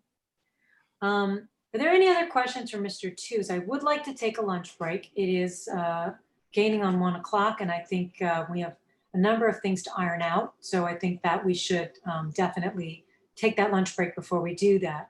Senator, you have questions from? One target, one question. You have any reason to believe that the target dates you have set cannot be complied with? That's general. Not at this time, unless I'm given new. Well, there's your answer. No. But we do understand that there are unforeseen difficulties, such as the ones that were raised by Ms. Verdugo Peralta, and that's why we want to make Well, sure. if they're unforeseen, he's not aware of those circumstances. He cannot be even made aware of the unforeseen circumstances. Senator, we can discuss this during deliberation, I but know, but it's just dragging out. most of my questions have to do with the fact of how can we craft a variance, should we want to do that, and agree that will somehow not implicate the prohibition in 42353 that variance shall not be granted if the operation will result in a nuisance. And so we want to make sure that we are not granting variances that would result in that. And so all of these are very important questions to be fleshing out so that we can make sure that in addition to making the 6 findings, that we can also make that or know that that's not a prohibition. Okay, so we will take a break, but I wanted to ask first, Mr. Alberian, do you plan to introduce additional witnesses on the 6 findings and any other issues? The only other witness was if there was a need to discuss the conditions.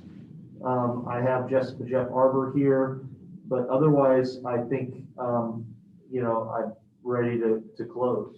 Okay, then I think we'll hold that because my suggestion would be to come back, discuss those conditions. And I had a number of conditions I wanted for Mr. Alberian, for your team to think through, as well as, well, both sides to think through whether or not these could be crafted in any way, and whether you would agree to them. But I wanted to first find out, Ms. Pruitt, are you planning, I know you have members of district staff available. Are you planning at this point to place any of them or get any testimony from either of them or any of them? At this point, no. All right, so then my thoughts, first of all, are that we would take our lunch break and come back and just have any testimony we need on the conditions and the changes to the conditions.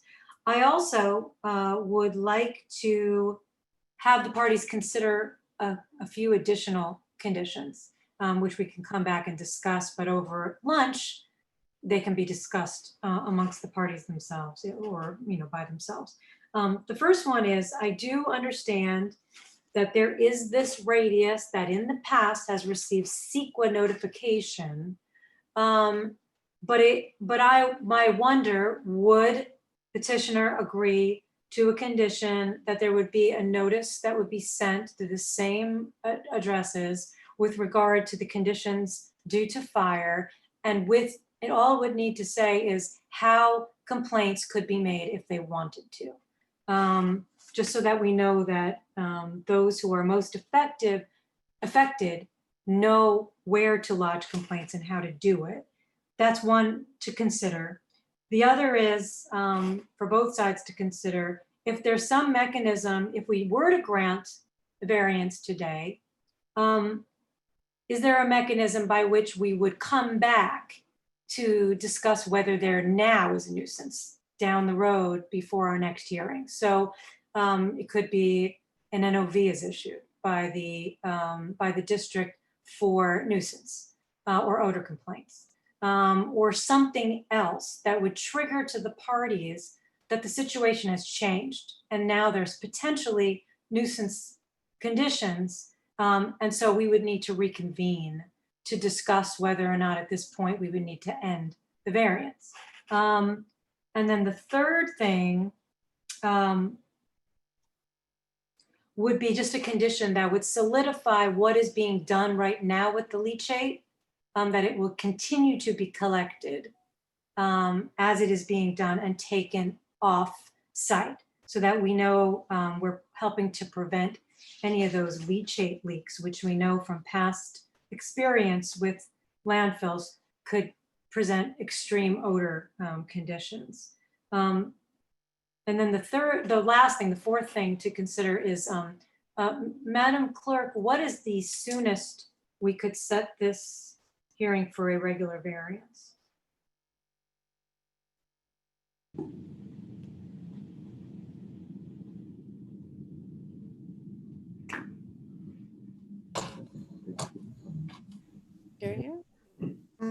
December 17th? Okay. I would like for the parties to check their schedules and see if December 17th could be a date we could choose for the regular variance, and then we could set that notice in motion. So those are the thoughts. Any questions on those? First from the parties. I just want to make sure the parties understand. Chair, I just want to confirm you're not open to discussion of them now. You just want to put them kind of out there and then we're going to have a more detailed discussion later, or do you want to hear any comments about them at this moment or questions? I think it would be best if we all take a little lunch and then we discuss them when we come back. That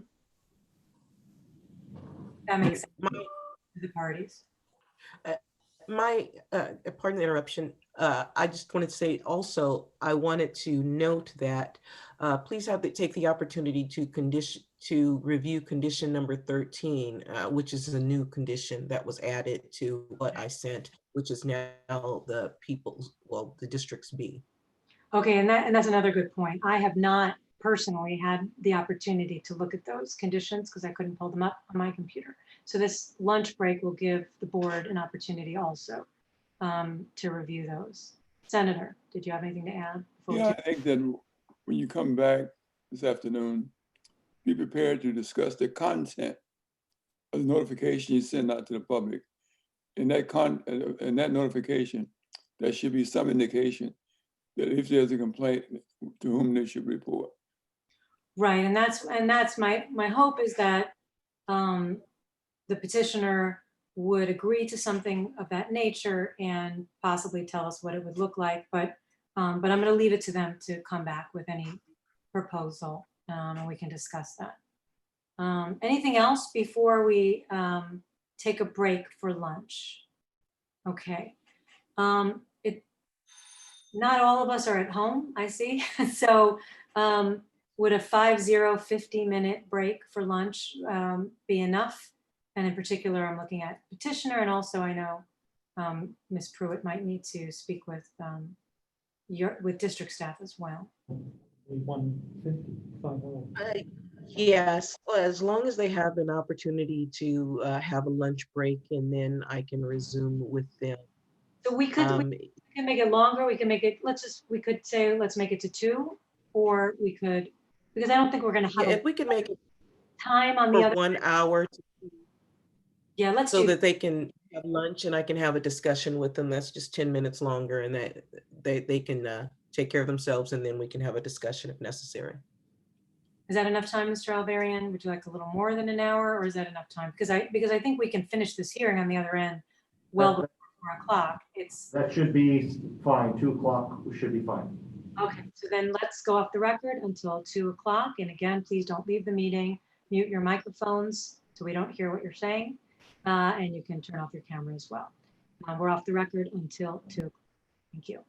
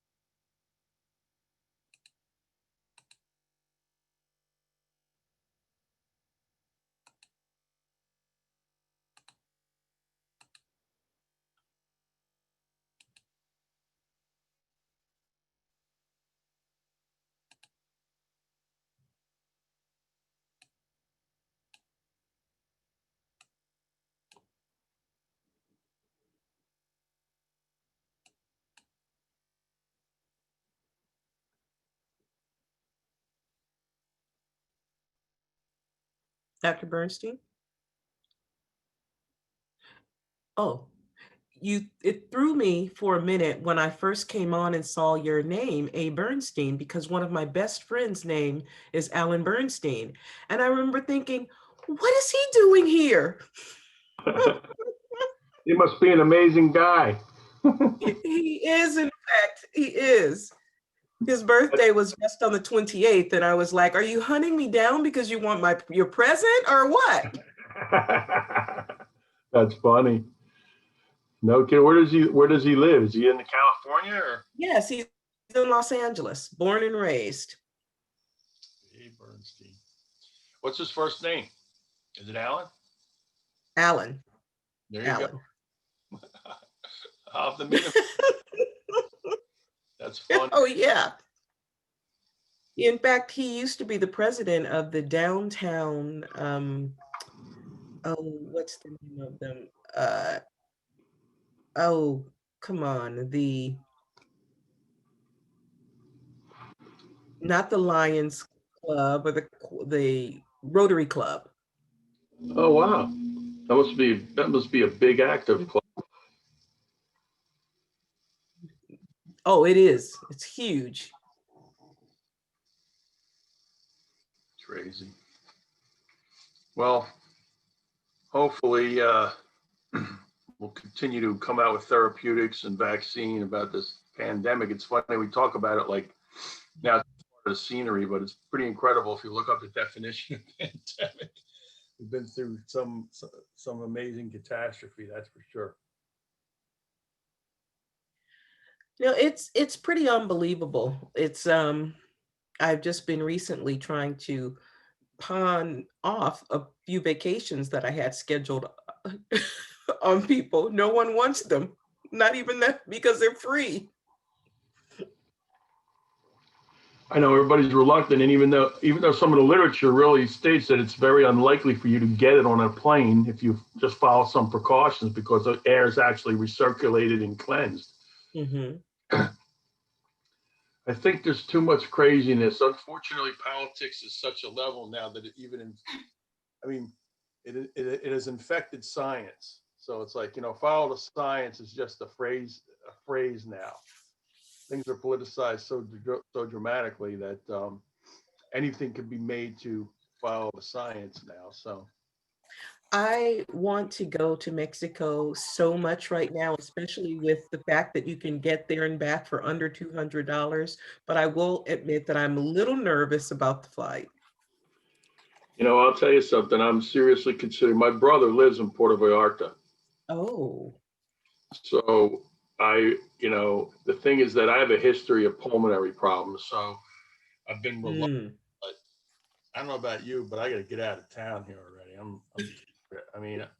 It's just everyone has COVID fatigue, which means you have to be careful. Everybody letting your guard down. A lot of people are really adhering to what, at least taking some basic precautions anymore. It's just like, the hell with it already. I can't stand it already. I mean, what are we now? 7 months into just life-altering guidelines and regulations. So I don't know. I'll see. I'll be happy after the election is over. Things will be settled, and I'll be turned out on my position on the city council here in Tustin. So I'll have a lot more free time. And thinking about, we'll see what happens in another month. But my wife's getting her pay up to date and everything, and I really think I'm going to go down and visit my mother when we can. Although Port Vallarta just got shut down. So we got to watch what's going on because people are not adhering to anything down there. I think, just- I don't mean to interrupt, but I think we're all back. It's hard to tell if everybody is over in the large conference room where Mr. Alberian is, but. I was completely off. I had to completely come back in. Oh, is that right? Mhm. It looks like they're missing one person in the conference room. Oh, there he is. All right. I think we can go back on the record, but you guys are muted over there in that conference room. Okay. And where we left off was we were going to have either discussion by the parties about the new conditions that I asked you to look into, and also testimony by a new witness with regard to the ones that were already proposed. So does either side want to begin and update the board on where we stand currently? This is Paul Alberian. Well, one, I think since there are some pending conditions that you recommended, I think it probably makes sense to hash through those before we have a witness talk about agreeing to the conditions. Does that make sense? It does. I'm pretty sure that there were other board members who might have additional questions. I think Mr. Balago mentioned that he might have more questions on the conditions, or were those the only questions you have with regard to that? No, I think the changes have been made, to the conditions during the previous break. So I'm satisfied with the changes that have been made. Okay, then let's do that. Let's go through, as you suggest, the new conditions, if any, you wish to propose. So if we may, or if we might go in reverse order, you wanted to set the regular variance hearing on December 17th. And I don't think we have any objection to that. Well, I do have one of my staff witnesses, which perhaps I can get someone else if Christina Gonzalez will be unavailable on that date. But I may be able to get someone else to fill in for her. So at the very least, from waste and recycling side, we're not objecting to that, but if it needs to go further, we're okay with that as well. So we're open on that. What day of the week is that, the 17th? I believe it's a Thursday. Okay, then we have to go to the next week, which is Christmas week. I think we prefer, if possible, if you might be able to bring on. Okay. If the other staff member, if another staff member would have the same amount of information. Okay, I can find that out right now. Okay, which number was that? That was the fourth one. These are the new ones that were proposed by the chair. It's not even necessarily, that's not really a condition necessarily. It's just more of a scheduling issue. That's not a condition. That is when we need to return we have to notice a regular variance hearing, because this is an interim and it will only last as long as we can have a noticed hearing. And since a regular variance is requested, the soonest we could hear it is December 17th.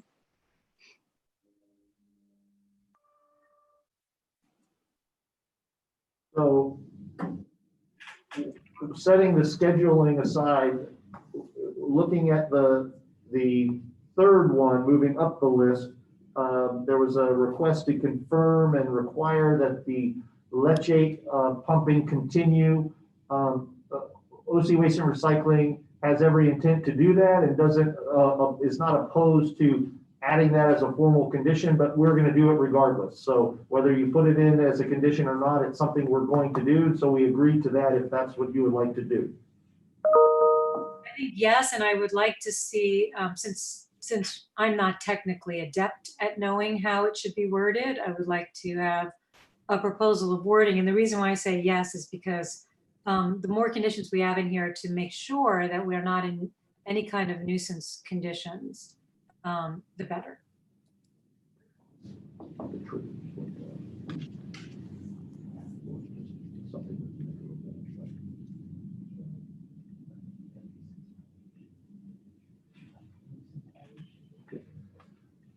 Then moving up to your second request, you wanted some type of a trigger that might show change in circumstances. We're not opposed to a situation where if there is an actual nuisance violation that is filed, so that being the trigger that we come back, or we're open to discussing what those triggers might be, so we can chat about that. I think the one we have the most heartburn about and really are going to want to debate and discuss is your first request, which is providing notice. And I wanted to provide some comment and context on that, and then we can kind of see where that goes.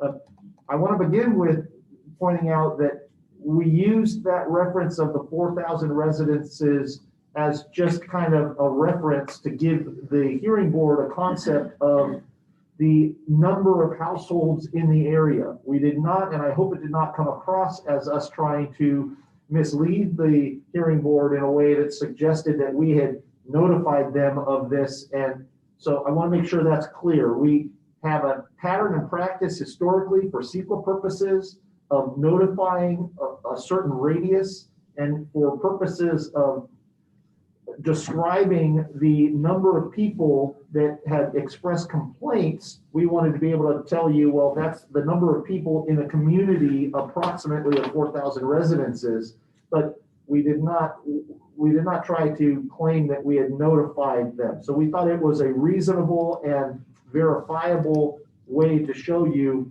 the number of residents in that zone, especially in light of the fact that 3 sides of our landfill are natural areas. So there's just that one area. So we wanted to use that as a sample. With that in mind, to send out a notice to people saying, if you have a problem, complain, is, in my opinion, will result in actually skewing the results and creating complaints that would not otherwise happen. An example that happened in the county of Orange many years ago was when they were intending to build an international airport at the El Toro Naval Station. And they sent out a notice to the community around and said, we are going to do a flyover of a 747 airplane, and we want to show you that it's not that loud. And what happened was 10 minutes before the plane even flew over, the phone lines were inundated with people complaining about the noise when the plane hadn't even flown over yet. So I would argue that by sending out a notice telling people to complain if they want to, you are making people complain that wouldn't otherwise, because you're now ringing the bell. I will also point out that just from a procedural standpoint, that we are currently at an interim variance hearing. And the whole point here is a hearing without notice to the public.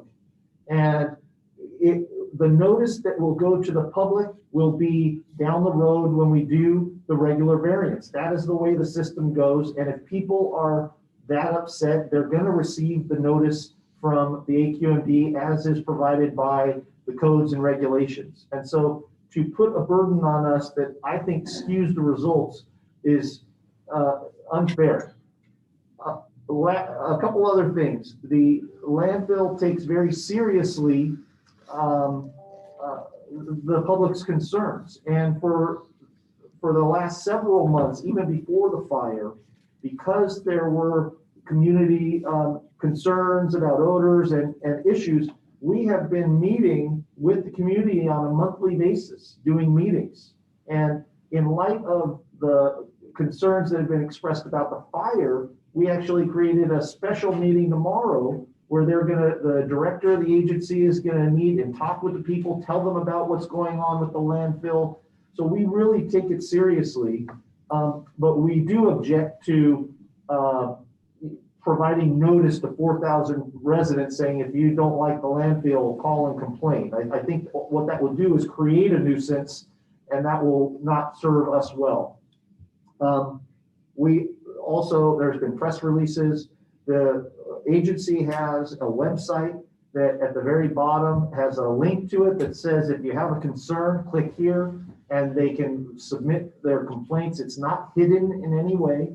And so for those reasons, I think that we object to providing notice to 4,000 residences.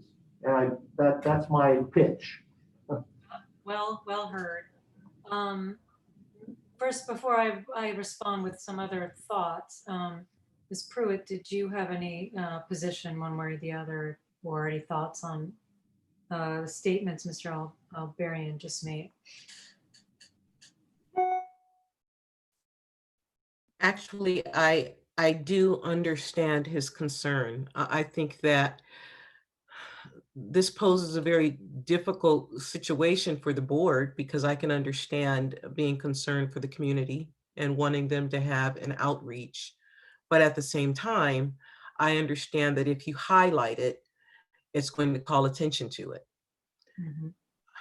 So Oh, go ahead. I'm going to submit to the board on this, because I think that's a tough balancing act that will have to be weighed. And I'd like to hear from board members with thoughts. But my thoughts initially are, good point. And at lunchtime, I realized that probably would come back and say, to alert in this manner will be to create complaints where maybe a nuisance does not exist. And that's well taken. I also was thinking perhaps I was going to ask the question of how do they know regularly who to complain to? I hear you have this link on your website. Would it be possible simply to elevate where that link is so that it's very clear, so that you don't have to alert anyone, hey, something's different. And so if you want to complain, it's a good time to do that, as opposed to someone has a real valid complaint because it does rise to higher level of odor and they want to find out, who am I supposed to say something to? I think the obvious thing to do first would be to look at the website for the landfill. So I'm wondering if there's a possibility of I don't know what it looks like on your website, but of making it very clear that if you have not just concerns, but if you have any complaints, this would be where you lodge them. And you don't have to say anything more than that. I mean, my opinion is that it is pretty highlighted. If all you have to do is scroll to the bottom and it's a big link. So that would be that. I think that there are resources online. If you have a complaint, it would either come to us or it would easily come to the AQMD. And as we've discussed and testimony have shown, that if complaints go to the AQMD, you guys tell us, and if we get complaints, we tell you. So my opinion is if people have a complaint, typing into Google should probably get them where they need to go. And to ask IT to go and adjust our website is probably more than is needed, especially in light of the fact that we're gonna have notice of the regular variants in just a few weeks. I want to respond to that first. I want to be clear that what we're talking about here is different from notice of a variance. Yes, it's very important that that the public be able to be heard in a noticed hearing. That's why we go through the good cause findings. We made those good cause findings, so we're able to have this hearing today without the public present, and we will have a noticed hearing. Hopefully on December 17th, but we're gonna figure that out. However, there's an additional directive, and I want to be very clear that the legislature has, I think, made it very clear to this hearing board through the Health and Safety Code 42353 that there's something else, and that is variances are not the appropriate tool to use when the conditions on the ground would result in a nuisance. And again, I think we're going to deliberate, but I think it seems to me that there's a lot of evidence that that's not currently happening. But we want to make sure that if it does, that those complaints are heard. Now, we don't want to create them, but again, I just want to be very clear that that's very different from notice to be heard and coming December 17th. We want to make sure that if there is a nuisance conditions that they do get created, that we do hear from. We know that, and that's why. But I understand it's sticky, and so I think is it possible for us to share a screen and see where it is, what it looks like? I don't know. I want to hear from Share the screen. other No, board but members. anybody could go to oclandfills.com. So I can, if you have a computer, if you type in oclandfills.com. Okay. Again, we're in a hearing, so anything we Uh, have, we all have to see. But first, Ms. Verdugo-Peralta wanted to just weigh in on that issue. Thank you, Madam Chair. While I totally understand what the concern is about notifying 4,000 people and possibly alarming them versus it being just a notification, you're a public agency. And a public agency who serves the public should be transparent. And in that transparency, putting on your website a 1-800-CUT-SMOG should be a given as far as I'm concerned. Notification to them in a mailer, flyer, whatever you want to call it. Since to me, there's also, and we've discussed the potential that there may be a nuisance in the future, I don't think that's a big ask as far as the fact that you are a public agency serving the public. And we have many agencies that have come before us that they do that. So I would err on the side of notification to the public. Not, it can be worded very succinctly and very matter of fact, that they have the ability, if there is a problem, that they can not only contact you, but they can also contact the AQMD at 1-800-CUT-SMOG. I believe that our website provides them that option, and I do not agree that sending out notice is the appropriate way, and I don't believe it's legally required, and I think it creates more problems. And while we are a public agency and we are not trying to hide anything, as I said, we are having monthly meetings with the community. We are having public meetings with them. We are doing more than most would do. And I do not agree, and I object to the suggestion that we need to do that. I think it is not appropriate. Okay, fair enough on the objection, but let's continue. First, the senator wanted to weigh in, and I see that Dr. Bernstein also would like to. You want this variance. That's why you're here. You have to agree to something that's going to be beneficial to you and the entire community. Now, your witness testified for good cause that they, about 1.5 miles away from the perimeter radius from the plant site, and that they sent out 44,000 pieces of mail. That's in, he testified. No. The testimony was that in the past, those 4,000 addresses have received sequent notification and similar notifications. There has been no notification regarding the present conditions. It's in the past, and therefore the people living within that radius come to believe that when a problem exists, they would be so notified, period. And there's no way of getting around it. Now, it's how I asked also, what was the content of the letter? And so there's been no letter based on this event. But we simply put that we're just notifying you what you already know. There's a fire in this area which caused a shutdown of the landfill. For the next 3 months or 2 months or whatever, we're in the process of rectifying the problem. We want you to know, should you be inconvenienced in any way, let us know. not complain if you're inconvenienced. It's the way it's how you write the letter. I mean, come on, you guys are brighter than I am. But I can tell you what, that's how you play the game. That way, both sides would have been agreed to, I believe. We and AQMD board and you, depends on how you frame it, how you frame the notice. And you're not asking to complain. You're saying, should you be inconvenienced? I want you to know why. You didn't say call me and complain about it, although they have a right to do that. Okay.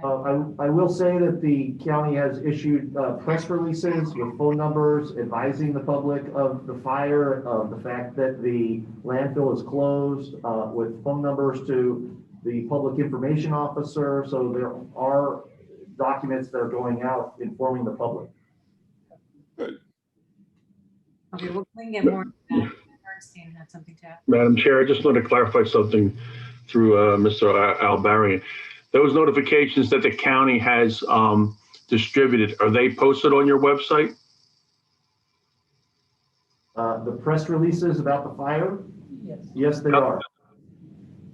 And including the fact that the landfill is closed down, correct? Correct. Okay, and have you provided the public with any type of opportunity to contact you if they're having a problem regarding the closing of the landfill? I need to look at the press release, setting aside the fact that our website has information, as well as the fact that we're providing the community public meetings to ask questions and talk about it. Okay. Is that noticed on your website about the public meetings that you're having? Those are being done through a separate like email chain of people who are part of a group or a homeowners association, I believe. The city of Irvine. It's done in conjunction with the city of Irvine. Our website does have a link with regard to the closure of the landfill. I'm looking Okay, at. so I'm sorry, I didn't mean to interrupt. So it seems to me that there are informational pieces that are provided through your website regarding this, although there are other agencies that are doing so. So maybe consolidating that information, and then maybe Paul could at least bring up the landing page of the website so we could all share it and see what's going on.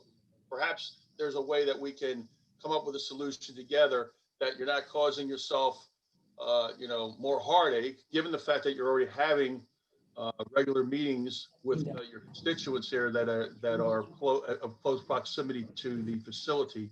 But perhaps it would be prudent to consolidate that information, make it readily available on your landing page. And if in fact there's a problem, there's a phone number that people can access. So there has to be some effort on their part, not just, hey, by the way, there's something going on and come on down and give me a call kind of thing, but at least they can access it easily from your website and they're aware of what's going on and actually the time frame. It also gives you an opportunity to tell everybody exactly how much you've been doing to try to mitigate any of these issues, which I think is really key and important, because as far as I'm concerned, you guys are doing everything you possibly can to address that and to expedite all the elements lining up to get this thing done as expeditiously as possible. I think the communications piece, as I think we're all aware of now, is extremely important now. And I think everybody on the board would feel much better about it if in fact we could consolidate that effort in an available spot on your front page. So maybe Paul, I don't know if Paul can hear me, but perhaps Paul can bring up that. Let's do that, or let's try to figure out how we're going to share that screen. But I want to be very clear. Right. So additional notice is now required in other cases. We just want to make sure that if a variance is granted and the release of gas that naturally happens, but it's under operation of this variance, ends up in nuisance conditions, that we know about it so that we can reconvene. So in order to do that, we need to be very comfortable that the public knows where to complain if it senses odors that then will rise to that nuisance condition. We're not trying to create complaints, and so we have to walk that fine line. But we want to be very comfortable, I think, that information is readily available should someone have a valid complaint, so that we can be aware of whether those nuisance conditions do arise. So I think that's what we're looking at, and I'll take the senator's comment, but I would like to see a screen share. If you want to tell us what the link is, and we can go to it, and what I want to be looking at it so that we're all seeing the same thing, and we Okay. are all discussing it. If you go to oclandfills.com. Has a landfills.com. Right. So oclandfills.com. Yeah. Senator, And there's a banner that says the landfill is currently closed on the web page right now. but let's not talk about it until we all have it on a share screen. Senator, before I pull that up and share my screen, did you something you want to add? I think, and that's required. I'm sorry? You're busy back there, but a notification should be given to the people in the residential area. You don't have to make it too detailed or too complicated. It can be simple, straight to the point, and I think it would minimize the feedback if they're just to register some complaint. Okay, I'm gonna pull up, let's see.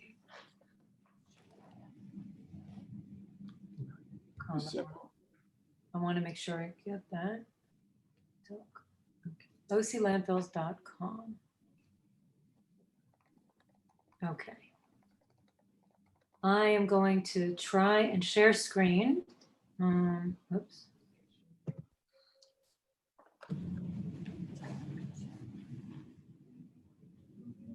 Okay, please let me know if you see it come up on. Good. I see Julie. Okay, great. Thank you, Paul. All right, I will scan down. Can you tell me where? So first, at the very top, you will see a banner at the top that says that it's closed. In that orange strip. Okay.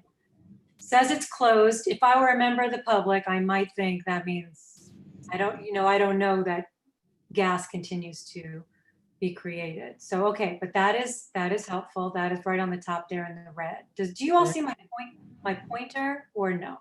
Yes. Yeah, we do. Then if you scroll down about halfway, there's a title that says news and headlines. Okay, I see that. That's right And here. it says press release. Let me ask you a question. What purpose do you state why it's closed? State The that. fire. The wildfire. Go right back. It says, I'll read it out loud.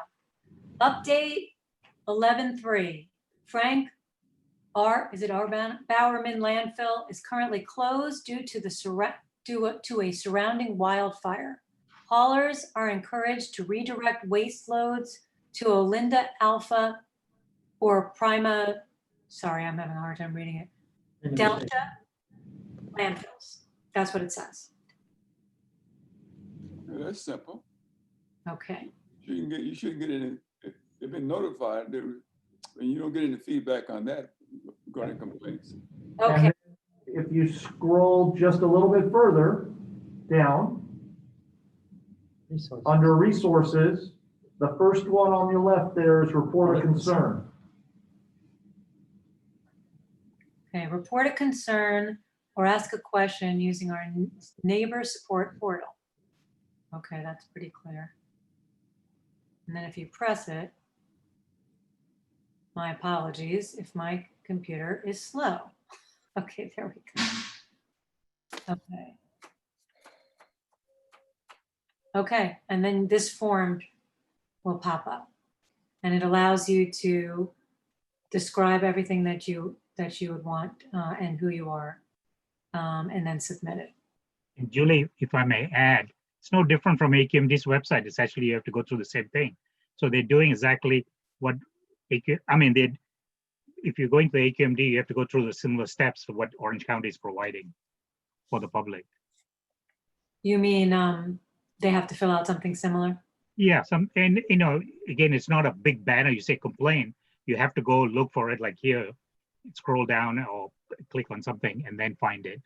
So it's the same, it's no different in a sense what AQMD's webpage has to make. But there's no notification on there that they have the ability to call the AQMD and also submit it to the AQMD at 1-800-CUT-SMOG. Somewhere on there it should say, and or you may submit a complaint to, like many of them do. Right. I have, and I think we testified to the fact that every complaint we get here that is forwarded to the AQMD.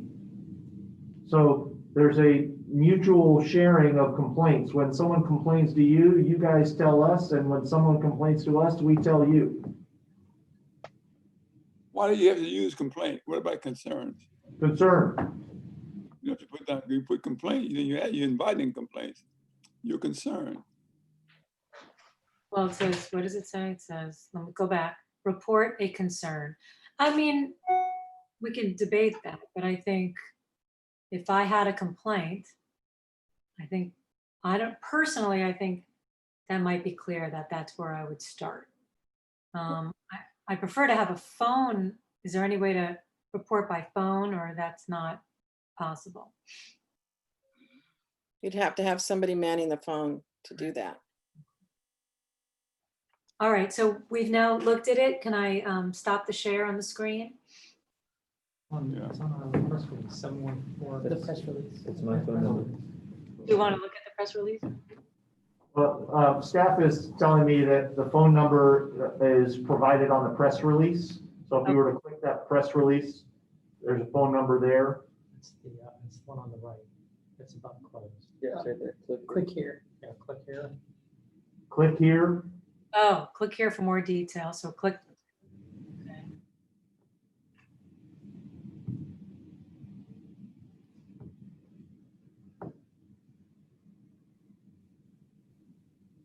And Julie, on AQMD's website, it's not very intuitive either. Where you go to complain, you have to go air quality and then scroll and then find complaints and then, so it's not, maybe not. User-friendly. Yeah. Let me try to make this bigger. Oops. So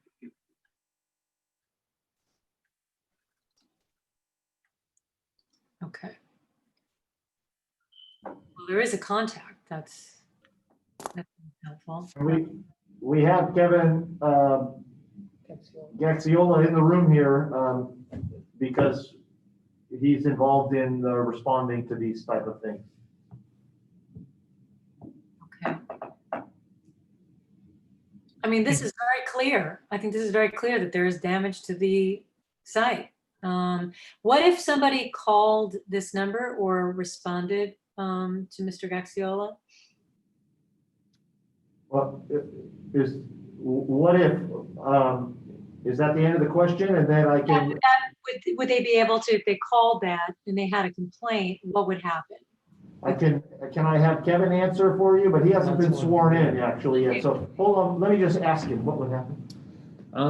So pretty much any complaint that is submitted, whether it's to the front desk phone line, through it's my personal email, let's say the landfill manager received a complaint, we would manually input a complaint into the NSP. That way there's record of it. From my understanding, that distribution list goes out to almost 30 people, including the AQMD. They get notified from Arbor's team.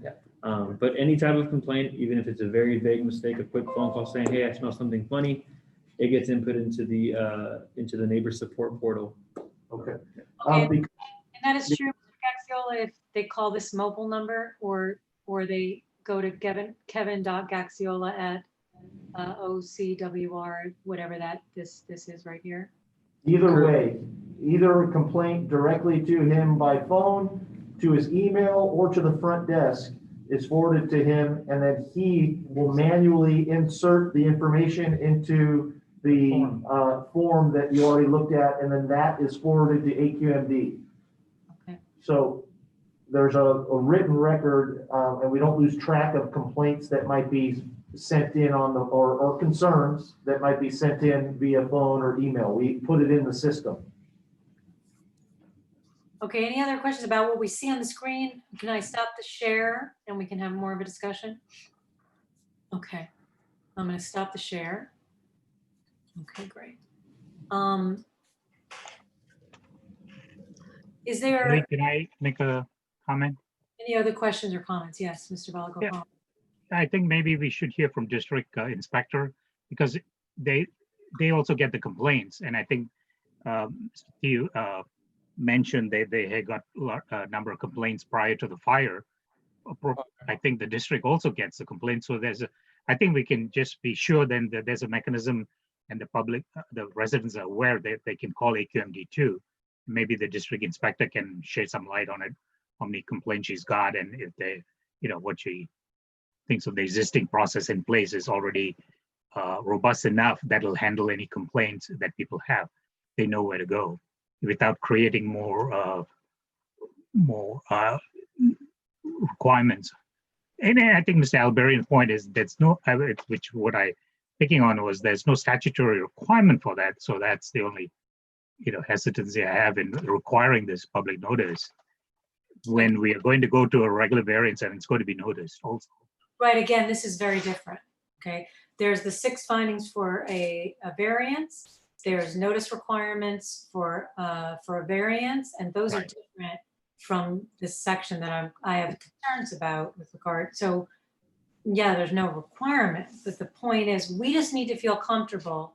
And I think, to me personally, what they have on their website looks good to me. But if you want to get more information, I think maybe the inspector can also shed, so we can feel more comfortable that they are the residents are also aware of 800 cut smoke, and they do call in there. we just need to make sure that they know where to go. Yeah, and only if others. I'm comfortable as it is. So, but if you need the additional assurance, then we can have the inspector testify. Ms. Verdugo Peralta, you wanted to add something. Thank you, Madam Chair. Even if, let's say, the inspector testifies, he's only spoken to a handful of people. He has not spoken to the public that we're talking about. And it's not that I want to raise any problems, because I do believe from the testimony that they are operating prudently. And there's really nothing to hide here. It's just a notification that another entity can be contacted and be told about whatever it is that's going on. And I don't foresee a major problem because they have been operating properly, but there is a potential. And anytime that there's a potential to the public being affected, I think they just ought to have an avenue of how to contact AQMD. Simple as that. So would it suffice board members who are concerned, have that concern, if we were to request that the 1-800 cut smog also be placed on the website in a similar position to if you have a concern? I think that would be fine. And if that's the case, I guess I will turn it back to Mr. Alberian to see if that's something, again, without drawing more attention. I think we've now seen the website. The website has at the very top that red block that makes it very clear something's going on and the landfill is closed. The press release is extremely clear that there was damage that was sustained and has a phone number as well as an email address. Some people can complain there, and we heard from Mr. Was it Gaxian? That anything that he would receive through either of those either the phone number or the email address would also get reported similarly. And we saw that it's easy to see at the bottom where concerns can be raised. I think that's very clear. And so with all of that, I think the only other issue would be to have the 1-800 cut smog available. So one comment is many of the concerns that we get are not AQMD related. And so it could create confusion. And I can understand if there's a suggestion that we haven't been forwarding the complaints to the AQMD, but I think we have. And so adding a side contact, I don't know. My feeling is we have more than just air quality issues that we get complaints about. And we are sharing the information with you. I'm not sure what the real benefit is. Well, I think in the past, we have found through testimony or other matters that we've heard with other landfills that sometimes members of the public are more hesitant to complain directly to the source and would prefer to complain to a third party. And so, and I understand that not all concerns or complaints would go to the district. And of course, to say for odor complaints may raise the initial issues that you had with creating a problem. Senator, you have your hands raised. Yeah, let's make it clear.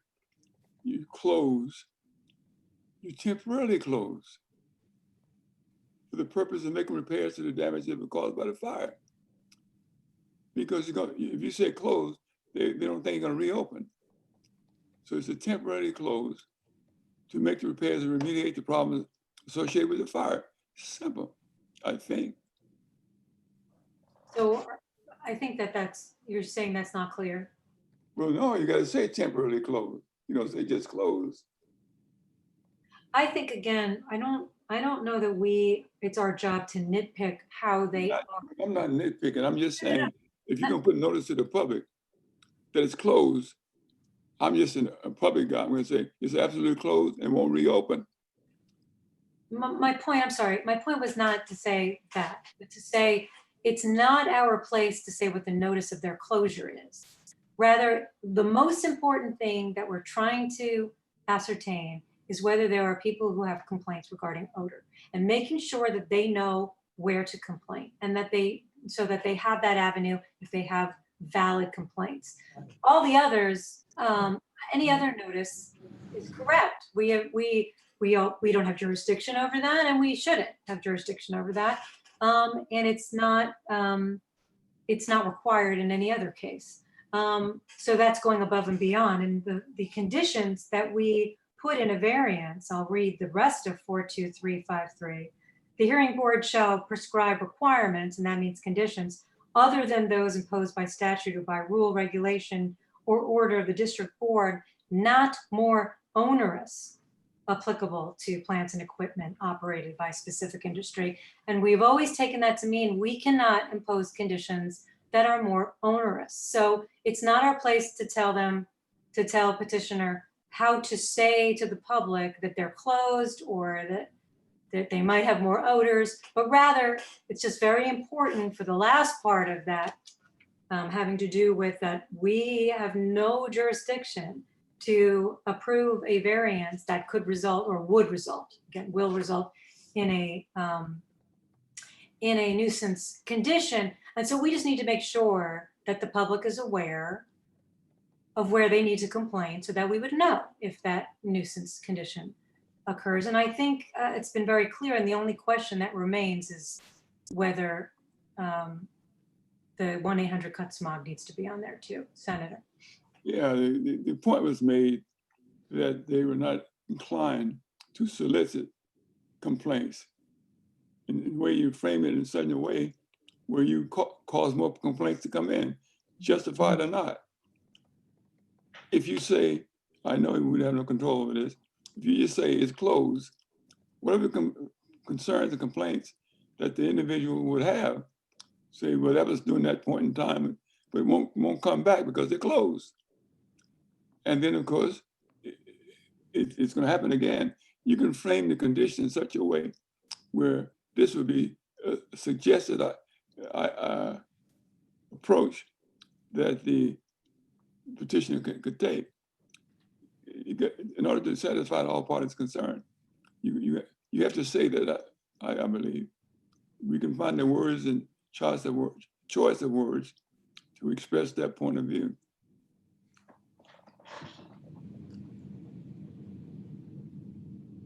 I'm hearing that the senator still is in favor of sending out notice. Maybe we can do a straw poll of board members of whether, where we're all leaning in that.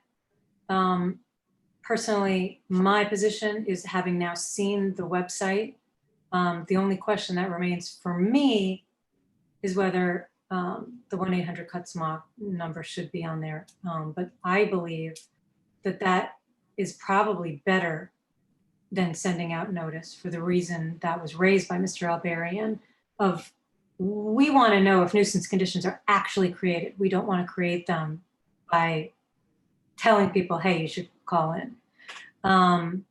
So I think I lean that way. I think the senator's leaning a different way. Dr. Bernstein?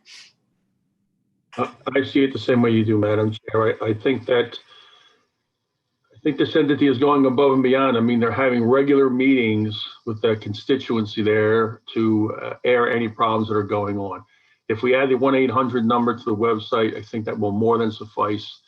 And for all intents and purposes, we're talking about a temporary situation and one that should be taken care of expeditiously, hoping there are no holdups with re-energizing and whatnot. But We're losing your sound again.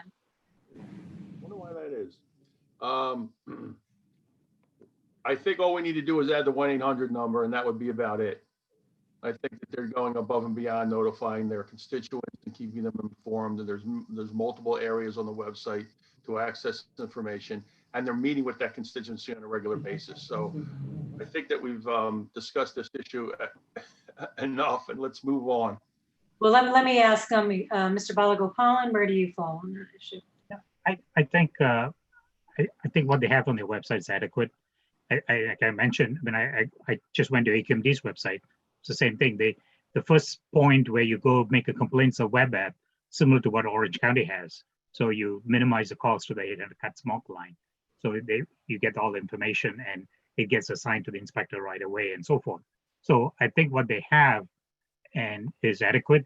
You know, I don't think the public are unaware of AQMD, and maybe we should, if we can hear from the inspector otherwise, but I think they have been receiving complaints. We get thousands of complaints. So yes, the agency can do a better job of getting the word out on the complaint page and so forth. But it's no different what AQMD has with what Orange County is currently having. So I don't see any further need at this point. Thank you. Mr. Hugo Peralta, where do you? I believe that putting the 1-800-CUT-SMOG on their website would be a good compromise versus sending out 4,000 notices. I think it would be adequate, and it would be, I think, a welcome action for us to be comfortable enough with going forward with this. And the fact that, as I mentioned before, since they are a public agency, it's almost like a courtesy that they are putting that number on there and giving the public the knowledge that another agency does exist where they can. And let me also say, it's not even my intent to say that they would never forward their complaints to us. Of course, I believe that they would, and I have no problem with that at all. It's just a matter of almost like a public courtesy to put that 1-800-CUT-SMOG on there. And I appreciate you saying that. And I want to be very clear, and I think we'll say this in deliberations, but we're under no illusion that any of this is the fault of the petitioner. And I think we are all in agreement the petitioner has acted above and beyond. And we just want to make sure that all of our, all of our requirements are ticked off. And that's a very important one. So it's really just making sure the public is aware of what to do. And Mr. Alberian, hearing all of that feedback, is there a way, do you think that petitioner would be willing to put the 1-800-CUT-SMOG, perhaps just indicating just for air quality concerns or something like that, and letting them know that's another number, Alternatively, we can ask Ms. Pruitt if the inspector is available, and we can see if the inspector has any light to shed on how much this community knows or does not know that complaints can come to the district. So to begin with, I want to say I appreciate all the deliberation, and I know you guys have come, you're cooperating and but I do want to chat a little bit further about, it would be easy for me to just say, yes, we agree to it, let's move on. But I feel that I must argue a little bit further, and I beg for your understanding and consideration. On a very just basic level, it's not generally the practice of county government to advertise the phone numbers of other agencies. So in that sense, I have a little bit of concern stepping on someone's toes on the county side that says, well, why are you advertising, someone else's contact information? That's somewhat of a side issue, but I don't necessarily know that I have authority to agree to add information from another state agency on our website. I just don't know, and I can't agree to that today, and I'm sorry. But also, you talked earlier about the fact that there is a desire sometimes that people don't want to complain to the individual entity, but instead they want to complain to a third party. There is an argument that putting the 1-800-CUT-SMOG could undercut that idea, because it will look like you guys are hand in hand with us instead of a separate agency that is designed to regulate us. So it's possible that it could go against what you're trying to accomplish. Furthermore, while the AQMD investigates odor complaints and things like that, as we have discussed throughout this hearing, Orange County Waste and Recycling takes these complaints very seriously, and we respond sometimes the night of. If we get a complaint about odor, we will pick up the phone and call someone, and they will drive the neighborhood that night, because the odors move around and won't be there the next day. And if people get confused and actually call 1-800-CUT-SMOG and don't call us first, we're not going to have the ability to respond that quickly. So for all those reasons, even though it seems like an easy thing to do, which is, okay, we'll just put it on our website, I can't agree to that. And I think there are reasons not to that support you as well as what we've been arguing. And so I would ask for your consideration.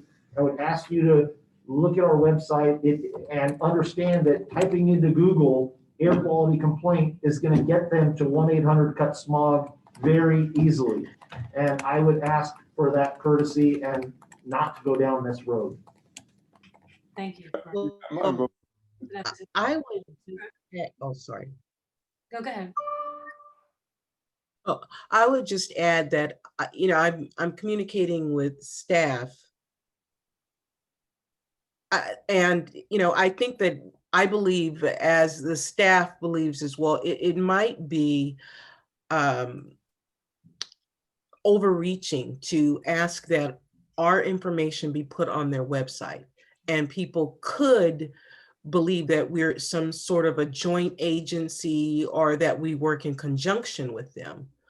Our number is advertised in district formats, but I don't think that we could or should require another agency to list our information. And if I may have just a moment, staff is responding to me.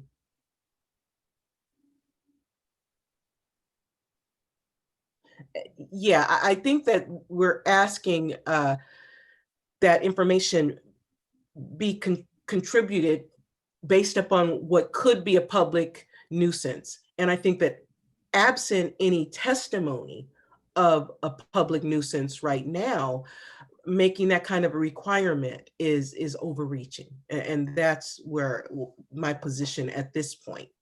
Mm-hmm. Okay. Senator, you had one other thought on this, and then perhaps we should move on to the other. I agree. That's why I made the statement in the first place. I think should be included in the in the petitioner's request that you have some language where you notify the public where they can respond to if necessary. Just some language, simple, if you've been inconvenienced, they want you to know this project is in motion because of the fire, something simple. You got a good communication officer and they can do that. And you're not inviting any complaints, you're explaining what the situation is. Understood your position. Okay. I'm hearing that in deliberation, we will discuss whether whether we think, I am seeing that at least 3 members of the board, because I'm hearing those additional issues regarding overreaching and the perception of joint agency as being additional problems. So I'm leaning against that requirement. And I think there are at least 2 other board members who are similarly situated. So I think we could move on at this point, and we can hash all that out in deliberation.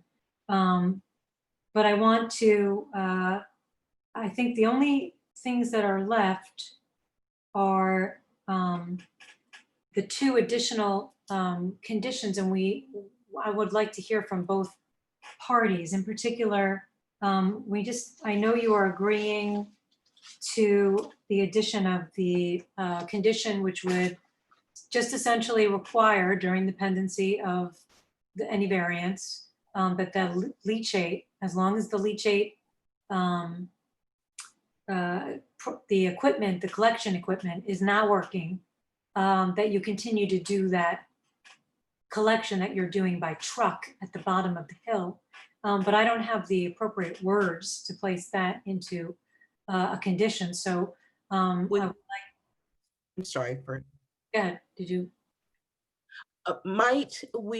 Is this something that would work to something like petitioner shall minimize odors from the landfill condensate system to the maximum extent possible, including continued removal of collected leachate offsite by truck? Do you want me to say that again? It was a mouthful. That last part, including collection of leachate, what was it?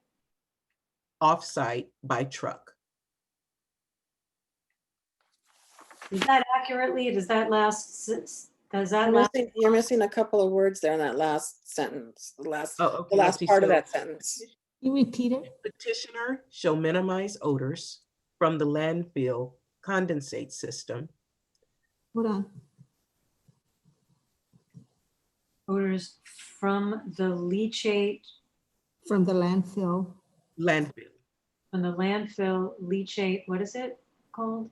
Compensate. From the landfill condensate system. Condensate system. Comma. To the maximum extent possible.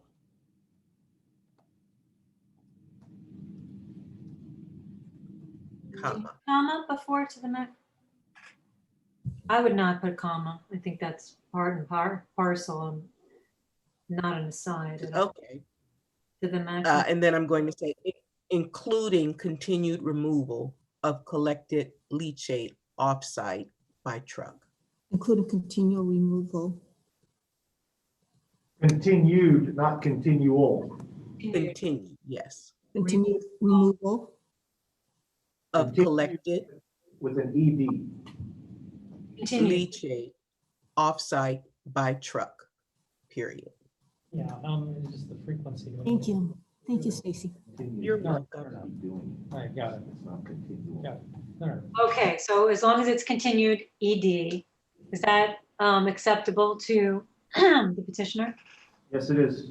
Okay, we would probably believe we would put that as number 7 and then reorder from there. Can I think we may want to clarify which point of the leachate is removed from.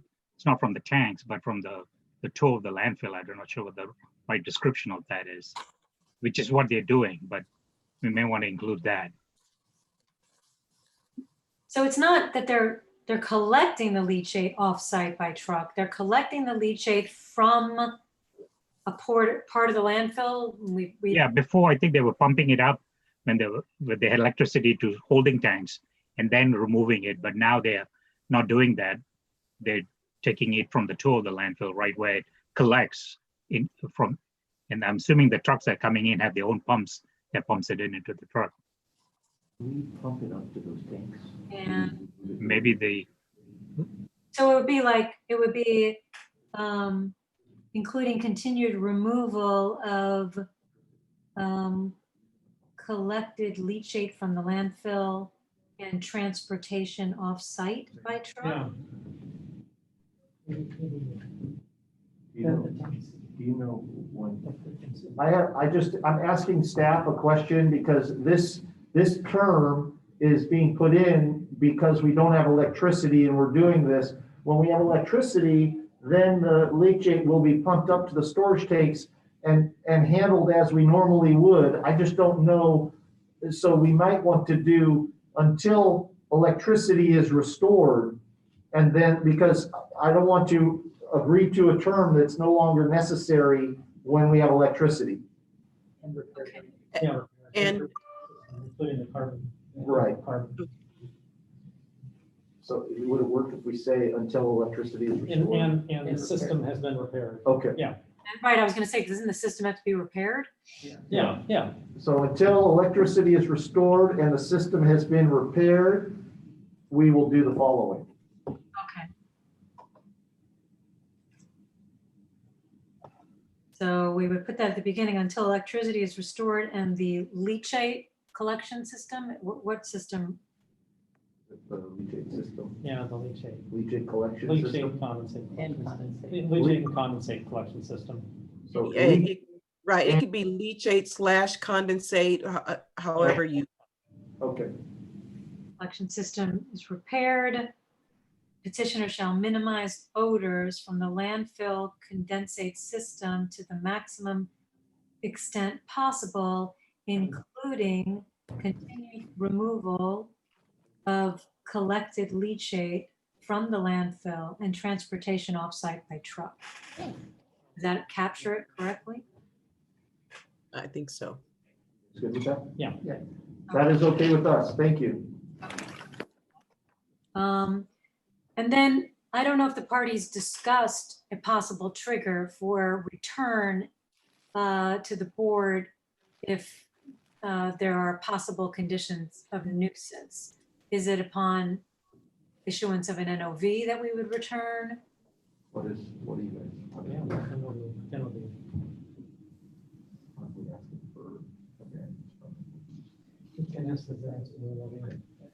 So it could be the issuance of an NOV. Does that make sense to you, Ms. Pruitt? Well, wait a minute. An NOV as opposed to a, There's another trigger that's better. yeah, that's what I'm trying to figure out if there's a better trigger than an NOV, like almost like a warning or notice to comply or something that's not, that's prior to an NOV, because an NOV can take quite the process, but actually the language should suffice, because we're noticed of an NOV, even though it may have to go through the process. So an NOV would be fine. Okay. Because what we've heard in the past, just to put it on the record, is that in order for an NOV for nuisance to be issued by an inspector, there have to be a certain number of complaints, and those complaints have to be traced back to the source. And so once we have that, and that would rise to an NOV level, that would trigger to the board. It's not necessarily, then we could have additional hearings on it, but that would be a trigger that would help us to not run afoul of the health and safety code. We are in agreement with that. Thank you. Because it would have to meet the minimum to trigger it. Okay, so Ms. Pruitt, if we were to say the parties shall immediately give notice to the board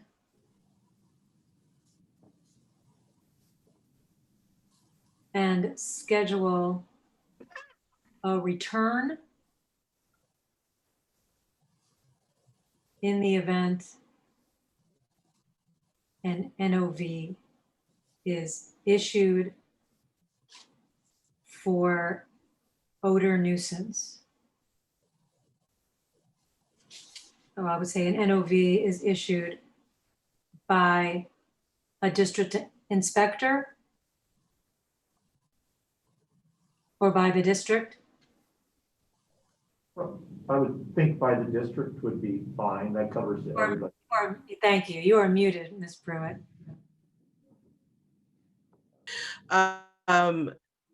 Let me pull this together. It looks like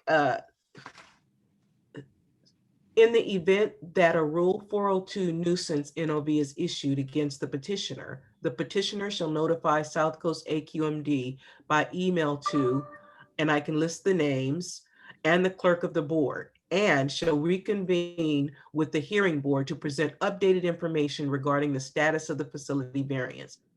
Something in that seems like it's complete. Does that work if I Give a time constraint to that, or something temporal? So you said in the event, then notice would be given. I want to know, notice will be given by who would give the notice? It's the petitioner if they receive an NOV.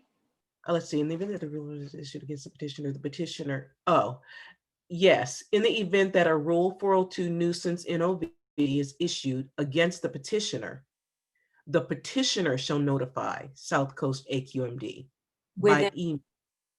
Within, how about immediately? Well, within, do we want to say 48 hours or 24 hours? Is 48 hours sufficient? I think You want to do business days? 24? 2 business days? I would rather 24 hours. Why are you, is there not personnel at all times? Well, we're not open on Sundays, so if we had 2 business days, it would cover a situation like that, or if it was a holiday or something like that. Also a regulatory. I would say, I would prefer 24 hours, which would cover to the next day, because if it's a nuisance condition, we want to know about it right away, so that we can immediately schedule a return. Problem is notice. Madam Clerk, that would require what? A modification, or is that 10 days? Well, you're having an interim, so if you're having, you have to have a noticed hearing after, so I'm not sure what kind of hearing it would be, unless you're just going to continue this interim. I'm sorry, say it again. I said, I'm not sure what type of notice or what type of hearing it would be, because it's a return, and I would a return of an interim, a return of what kind of hearing? You mean like continue this hearing to another date? well, we don't have a date specific. What I'd like to do is place a trigger in here if an NOV is issued for nuisance, and nuisance conditions arise, so that the board can hear it and determine whether or not we are now out of compliance, let's say, or whatever. We're now afoul of the health and safety code, which doesn't allow variances, the operation of which would cause or would result in nuisance conditions. So if it's in here as a condition in an interim, which didn't even have notice, I'm wondering if we could just reconvene. Can't we just reconvene at the next regularly scheduled hearing board date, or next available date? Because I know you guys have schedules as well that you have to slip us into. So would it just be us calling and then scheduling it at the, It's the type of hearing that what I think is in question, right? That's right. It's the type of Yes. hearing that would be Well, scheduled.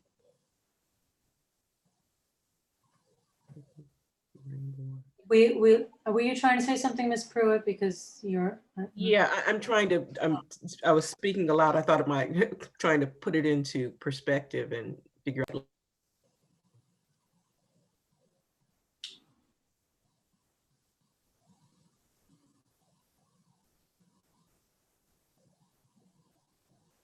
Let's worry about it when it occurs.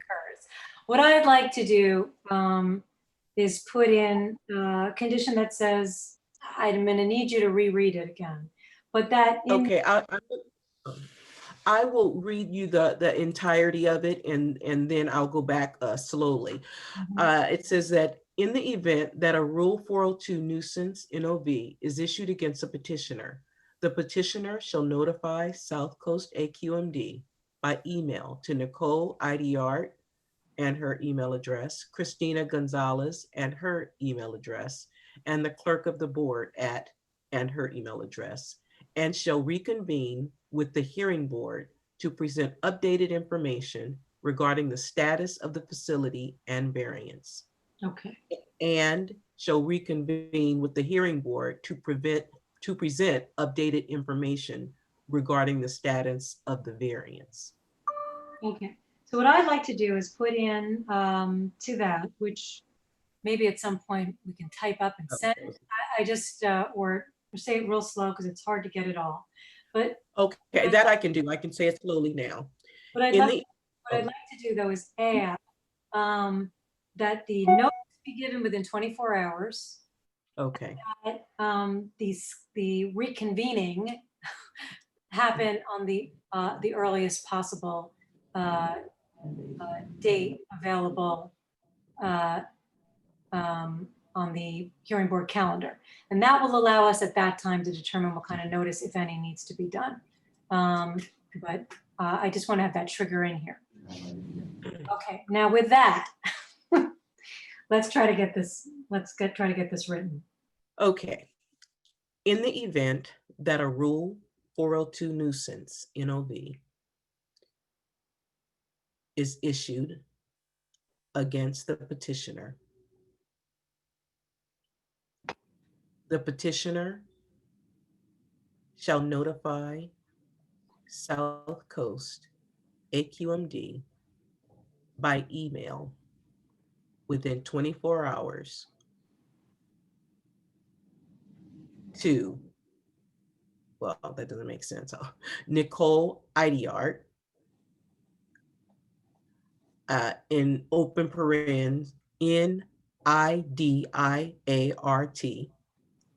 at aqmd.gov, close paren, comma, Christina Gonzalez with the K,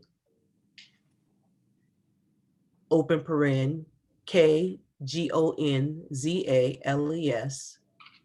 at aqmd.gov, close paren, comma, and the clerk of the board at clerk of board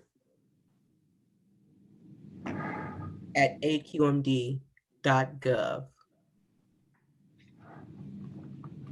and shall reconvene with the hearing board to present updated information regarding the status of the Updated information. And the party shall reconvene with the hearing board to present updated information regarding the status of the facility and variance, period.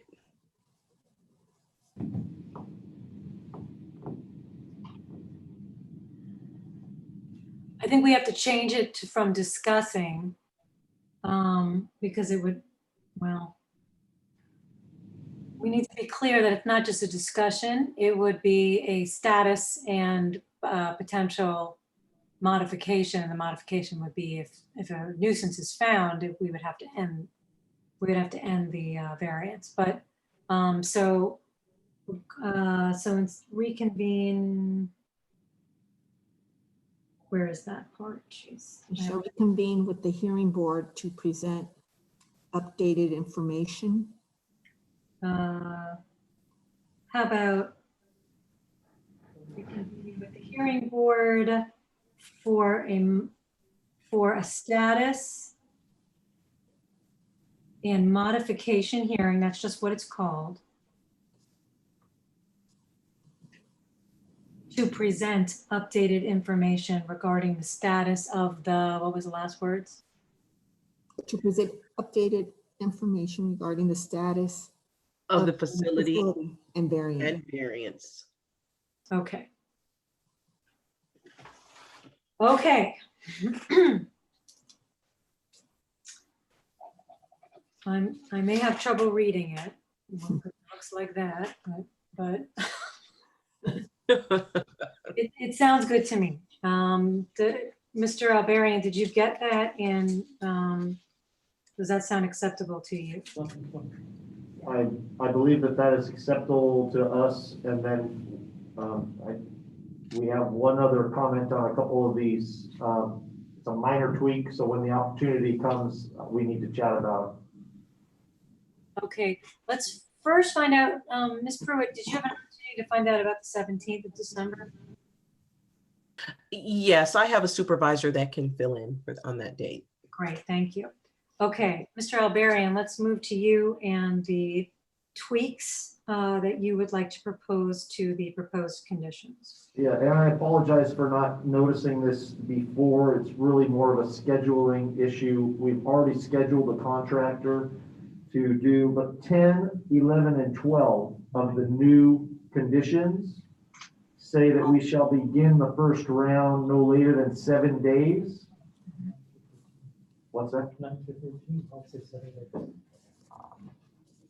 9 to 13. Oh, on the new roll. Right. This is a new one, right?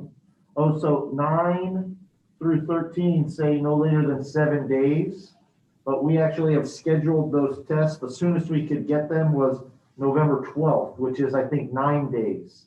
So we would just ask to replace the 7 days with November 12th if the hearing board and council would agree.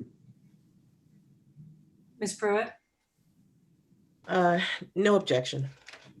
Thank you. Okay. So we'll put in the date November 12th instead?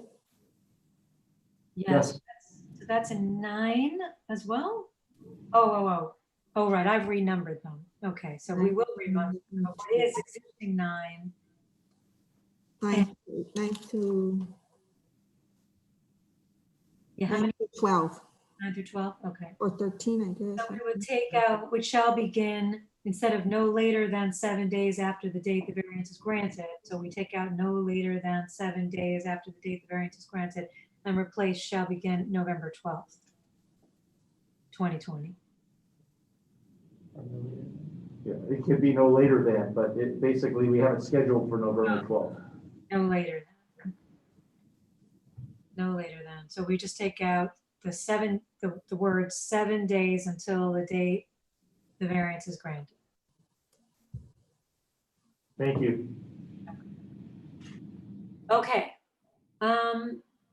The only other one I had an issue that it's not with the actual substance, but the way it's written. Number 3 is not very clear to me. It says petitioner shall assess and report all known damage of the landfill gas LFG collection system, landfill condensate, leachate collection system, and the, I can't read that, flare system, as of the date the variance is granted. Those clauses are not in the right place. So first of all, I'm assuming that this report also goes to those two, to Nicole Idiart and Christina Gonzalez. Is that correct? Ms. Pruitt? Yes. Okay. So I would like to suggest that we add petitioner shall assess and report all known damage, la, la, la, la, la. Right after the flare system, we say, no, right after the words report. Petitioner shall assess and report to, and then add their names and their email addresses. Can I ask, did you say number 9 through 12? 9 through 13, I think. Okay, yes, it should be 9 through 13. And the November 12th date needs to appear in those. Correct. Yes, please.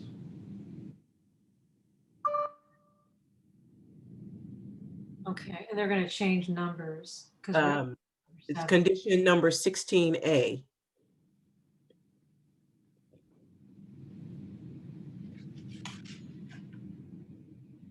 No, we really don't need 3 because it is contained in 16. What about 16A?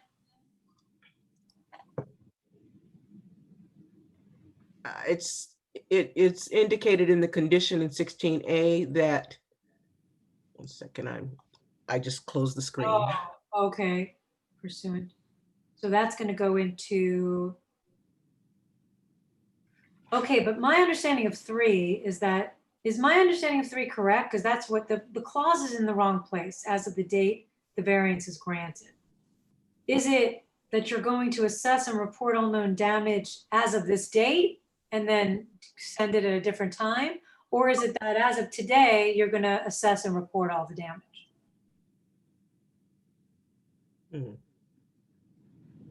When is the reporting happening in number 3? Okay. Let me clarify with staff. Every Friday.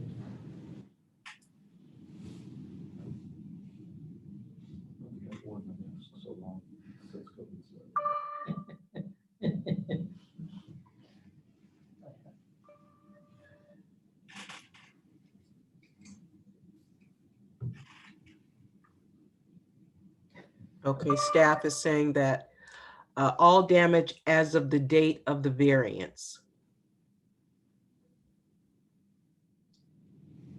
Shall be reported when? The reporting is happening in the weekly report in condition number 1. Okay. The weekly reporting, that's in 16. Oh, 16A, excuse me.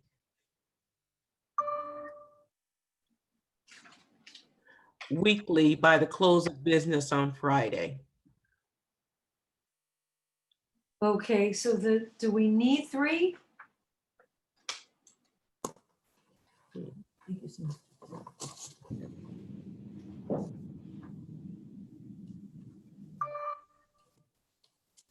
I think, Julie, that gives a baseline on the damage, because as they go progress, they'll find more and update it. But there's at least a baseline to what the damage is. The 3. Okay, and is that clear then? Does that clear it out to both parties at number 3 is just simply a baseline report on the damage as of today? Starting after we issue this on Friday by the close of business, I think. But is it on Friday the 6th or Friday the 13th? What's our first reporting date? We have a question here, just whether or not the first reporting date, I know Ms. Pruitt mentioned Friday by the close of business, so would that be Friday the 6th or Friday the 13th? So Friday, this upcoming Friday, or today being Tuesday, or would we report on the following Friday? The first report. The first report. My guess is it would be. Let's see what I say. I believe staff is saying this Friday close of business. Okay. So we'll say Friday, on Friday by close of business. Yes, this upcoming Friday close of business. Beginning Friday, Let me look. November 6th. Yes. Okay, so we have to add that. Okay, but we have a common understanding of what is required by number 3.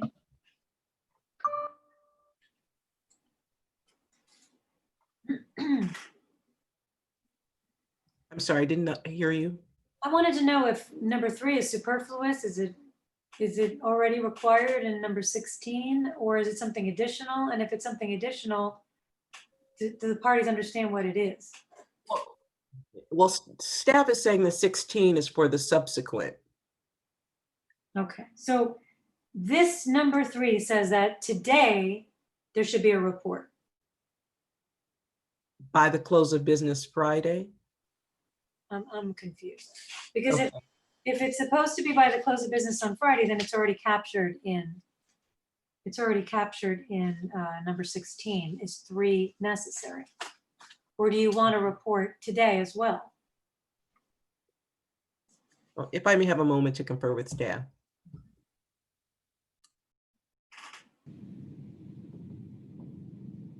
Easier to just add a bullet to 16. Baseline report. Yeah, I know.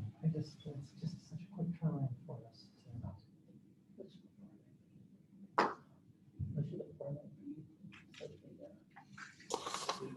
Yeah.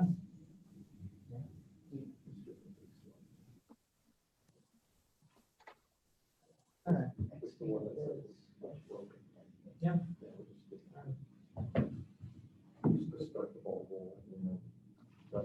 That list may grow initially, and then it'll start to shrink. Yeah.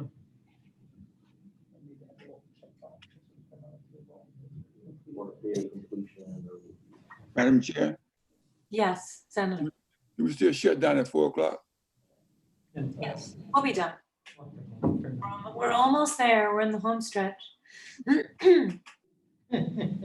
just need those clear conditions.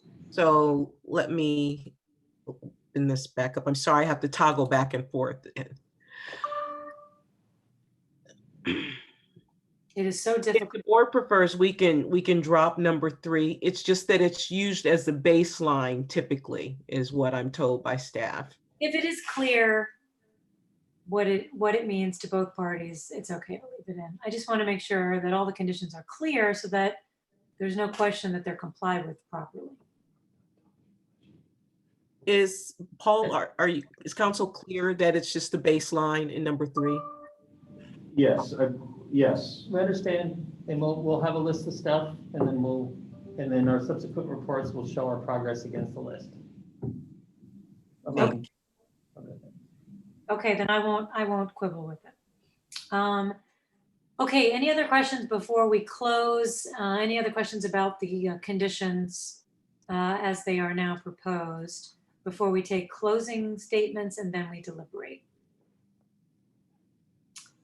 Okay, I'm not seeing any, thank you. Okay, then let's, Mr. Alberian, if you'd like to give a closing on the merits, this would be the time to do that. Thank you. In response to an unexpected wildfire that ravaged portions of the Frank Bowerman landfill, Orange County Waste and Recycling promptly notified the AQMD and has taken significant steps to repair damage to the landfill gas control system. In 6 days, significant efforts have been made and progress has been made to reestablish power and cap the system to ensure a minimization of landfill gas escaping the landfill. Therefore, we request, based on all the evidence and testimony that we have provided, and in light of the fact that the County of Orange and Orange County Waste and Recycling are public entities that are providing an essential public service, we request that this hearing board grant our variance request and waive imposition of fees and penalties while we work to get the landfill back up and running. And a portion of that waiver could be granted under Rule 303G as in good, in light of the fact that issuing penalties is intended to change behavior And here, the Orange County Waste and Recycling has shown that it takes these things very seriously, and imposition of fines and penalties would not result in a change in behavior, since it is already taking all necessary steps that are available to it to resolve this in a prompt and reasonable manner. And that is all I have. Just to be clear, so you are separately raising the issue of waiving all hearing board fees? Not hearing board fees, we of course will pay the fees for this, but just penalties and any penalties that might be assessed or available to be assessed, we think are not appropriate and don't serve the purpose that penalties are designed to do. But we are not trying to get out of paying, the hearing fees and things such as that. Thank you for that clarification. I just want to also further clarify. So if we are to grant a variance today, that would give you a variance from having to comply with rules, and so there would not be enforcement other than if the nuisance were to occur. Okay. But so you would be essentially free from penalties that would otherwise assess if you're in violation of rules and regulations. Is that what you're talking about? Yes. Okay, and not excess emission fees, or is that also? Excess emission fees. If the landfill, even with the variances, is subject to excess emission fees, then I would make the argument that, and the request that pursuant to your discretionary authority under Rule 303G, that those excess emission fees not be charged. Because once again, those are designed to change behavior, and we're doing everything we can in a situation that is not of our making. I will, and we'll discuss that. Ms. Pruitt, did you want to? Yeah, I was just going to say that staff just alerted me that the excess emissions could potentially be quite large, and that we should be aware of that.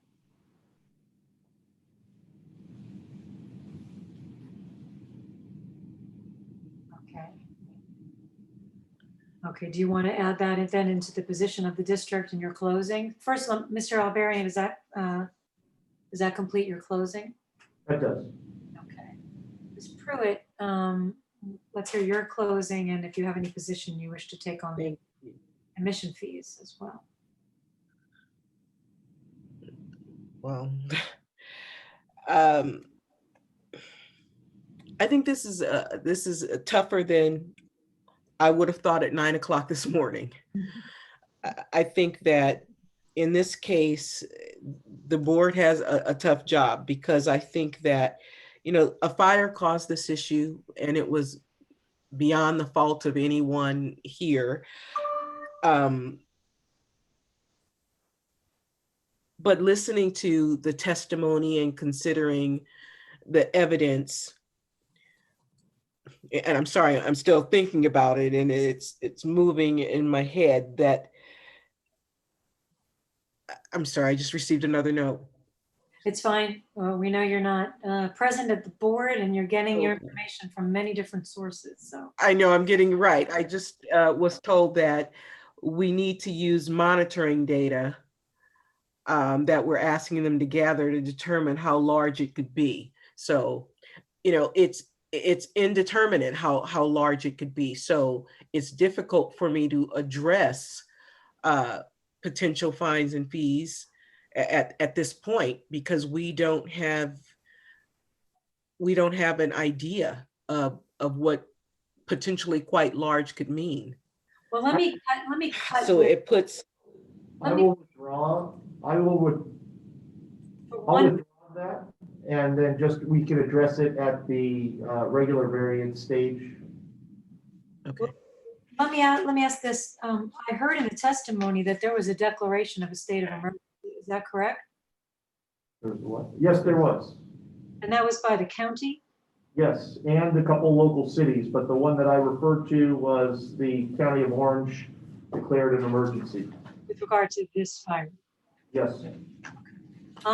If you have that, if we could provide that to the board, there is a section which unfortunately we are becoming all too familiar with, of Rule 303P, waiver of fees, where those fees would be waived if there is a declaration by local or state or federal authorities of a state of emergency. I can provide this to the clerk after this hearing that we have. It was on October 27th, 2020. The declaration was made. Okay, Is then there we'll, an end then date? we'll be changing that. Why don't we punt the issue of fees? There's the, and I'm sorry, Ms. Pruitt, I don't want to interrupt your That's close, okay. but let's punt the fees to the next hearing we will have on the 17th of December. And what I mean by doing that is we'll have to change condition 18, which is requiring the payment of fees within 15 days of notification in writing that the fees are due. So if we just, well, that notification would come not from the district, correct? That comes from the hearing board, is that, or does it come from the district for excess emissions? Ms. Pruitt, do you know? I apologize. I was reading. Can you give me the last question again? The notification of when excess emission fees are due, does that come from the hearing board? Or does that come from? The clerk of the board's office. No, Okay, so we will. I'm going to tweak that. Okay, so we won't require that, and we'll take this up. We can take this up in December 17th, and it sounds like by then we'll have the declaration that we need in order to put it under 303P. Okay, so Ms. Pruitt, if you can just give us a closing statement on the rest of the variance. okay. Okay. Well, I have spoken with district staff, and other than the few things that I mentioned that we're actually punting for now, there's been nothing offered that's controversial or with which we disagree. And given that the district won't introduce any witness testimony, and based upon the testimony that we've heard, the district is not opposed to the variance. Okay, thank you very much. Board members, this has been a long hearing.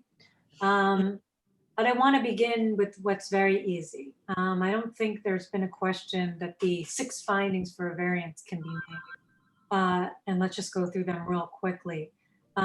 We had at the very beginning of the day, when we were in the good cause phase, we had a witness who went through, Mr. Peace went through all of the conditions, permit conditions and Rule 1150.1 subsections, of which the petitioner finds itself in violation at the landfill. So certainly finding number 1 can be made. Number 2, beyond reasonable control, as I had mentioned to Mr. Alberian when he wanted to present additional evidence, we made that finding when we were able to make the finding for a good cause, that it was it could not be reasonably avoided. That's a tougher standard. This was a wildfire. It was an unfortunate tragedy for so many. And it certainly was not foreseeable, nor was it within the reasonable control to prevent of the petitioner. And they find themselves in the position, as we're hearing, that so much of the control equipment and the wells and everything else at this landfill were tragically burned. And so there may be significant emissions, and they're doing what they can to prevent it. But regardless, they would have an unreasonable taking of property if they, until they can get this fixed, would have to pay fines and other penalties for being in violation. So I can make that second finding both parts. I believe that the closing or taking these fines that they would find themselves having to pay daily until everything is fixed at the site would be without a corresponding benefit in reducing air contaminants. Because whether they have a variance which protects them from those fines or not, those emissions are coming. and they're doing all they can to prevent them. But we know that that landfill gas continues to be created. And so I can make that finding that the closing or taking would be without a corresponding benefit in reducing air contaminants. Consideration of curtailing emissions, operations. You can't curtail operations. Right now, they aren't taking additional trash, but that landfill gas is from trash that's already there. And so curtailing operations is not going to obviate the need for a variance relief. So you can make that finding. And of course, they're reducing excess emissions to the maximum extent feasible. We heard about the soil that they've added. We've heard about them wetting the landfill. We heard about them capping the point sources, which are the burned up openings for the piping. So they're doing everything they can, and they are.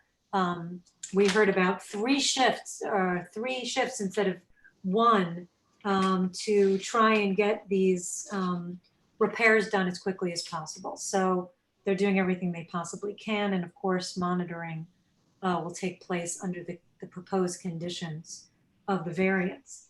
I just want to add to that we heard a lot about the potential that there is a nuisance right now and the potential of a future nuisance during the pendency of the variance, as far as 42353 of the Health and Safety Code would not allow us to grant such a variance. We heard some troubling, first of all, we know that the nature of a landfill is such that there's a lot of landfill gas and it needs to go somewhere. So that's concerning. We also heard that there were readings at night as high as 20 parts per million, and compared to the 25 parts per million at the actual landfill, which is the limit, that seems like it could be high. However, we have also heard that there have only been 5 different persons who have complained. There were 3 of those that made multiple complaints, but the 2 new complainants only made 1 each in recent days. And so at this point, it seems that the indications are it has not risen to the level of nuisance. So that would not stop us now from granting the variance for which we can make the findings. And I'll open it up to discussion. But I also want to point out that we took a look at the website. The website seems very clear that the issues are happening right now. There's a press release right in the middle. Well, first of all, there's a banner in red that says that the landfill's closed. Then there's a press release which says there is damage. It's a very short press release, and it's making it clear that there's damage. Down at the bottom, there's a place for members of the public to lodge complaints or concerns, and that's very clear. And also on the press release, there are 2 additional mechanisms: a phone number and an email address, which would also, we have been told, get complaints to the right place. So with the proposed condition additions that we have discussed, I think that we are handling any potential of future nuisance before we can have this case heard on December 17th appropriately. That would not stand in the way of our granting a variance today. So those are my thoughts, and I'll open it up to other members of the board for any additional thoughts. Mr. Balagopalan. Yeah, I wanted to add, I think we heard testimony that they are the high priority list for Edison to do the repairs, and they are working diligently to replace the burned poles, and potentially they could get the power to the station within a week or so. But as also it was testified, until they repair some of the headers and the damage to the pipes, even if they have the electricity, they cannot operate the flare because they have to do that. Hopefully, I think we heard also testimony they are maybe not prioritizing, but they are working on repairing the headers, and they got contracts that they've already or in the process of issuing, and so they got everything lined up to do the work as soon as possible and get the landfill back to working condition as soon as practical. Though it might take some time to do repair all the damages, but as we saw in the other cases where they prioritize where the maximum benefit you can get, the areas with the most highest emission, the large headers, the wellheads which have more emissions, those are fed first, and then they go down the line to the different lateral and vertical lines and so forth. So I think all the testimony we heard indicates they are on the right path and they're working diligently to get this taken care of. And it was, again, as you mentioned, it was beyond the control of the fire. So I think for all those reasons, I think we went through the 6 findings earlier. So I agree that we can make the 6 findings and grant the variance. And you hit on this, but we've heard that it's estimated that in 3 weeks, the flares and the headers can be hooked up to the flares, and we can start to see the flares burning off some of the landfill gas. And if there is a problem with continuing problem with power, the backup generators can be brought in. And I wanted to add also, I forgot that it is an essential public service. So that's something to keep in mind. And the other thing too is the steps they've taken to remove the condensate, the leachate, and trucking it out also helps to minimize the odors from the leachate. Thank you. Any other thoughts before I make a motion? Okay, then I'm going to make a motion so we can hopefully end by 4. In the matter of, sorry, let me find the right paper. Orange County Waste and Recycling, case number 5710-5. I move that we grant an interim variance, which would begin today and would continue through until this matter can be heard for a regular variance through properly noticed hearing, currently scheduled for December 17th, 2020, and in no event will last longer than 90 days. It will be for the landfill and all of its attendant equipment, collection equipment, located at 11002 B Canyon Access Road in Irvine. And it will be from all of the rules and permit conditions that are listed on page 4 of the petition, number 9. And I don't believe that 3002 C2 is listed, but in addition, 3002 C2. I further move that we adopt we incorporate the proposed interim variance conditions on Exhibit B and Exhibit B, and we make the following changes, and I'm going to really hope I get them correct. Okay, we're going to add condition number 7, and condition number 7 will state, with my scribble, until electricity is restored.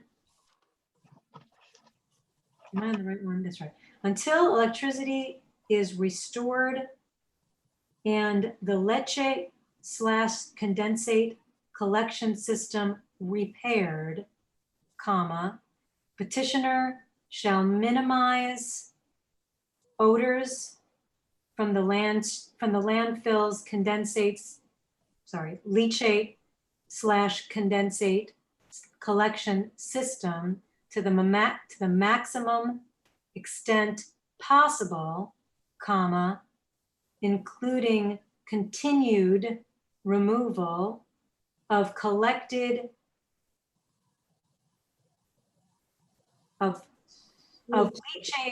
collected from the landfill and transportation offsite by truck. Is that correct? Okay. That will be number 7, and then everything from there is going to be renumbered.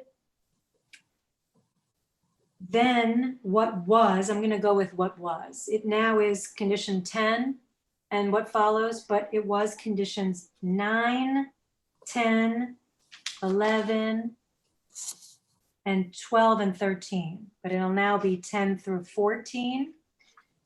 And we will make the same change to all of those where it says that the first round or that the first reporting shall begin, where it says no later than 7 days after the date the variance is granted. We're going to be saying instead, no later than November 12th, 2020. We'll make that same change to all of those conditions. Then what was condition number 16, which is now 17, but was condition 16, and it has A through H. In the second line, where it says weekly on Friday by close of business, we're going to say, comma, beginning Friday, comma, November 6th, 2020, comma, and then continuing. So we're just going to add after the word close of business, comma, beginning Friday, November 6th, 2020, comma. Then finally, and I may ask if I don't get this right, Ms. Pruitt to help me. We're going to add, not finally, we're going to add number, let's see, it will now be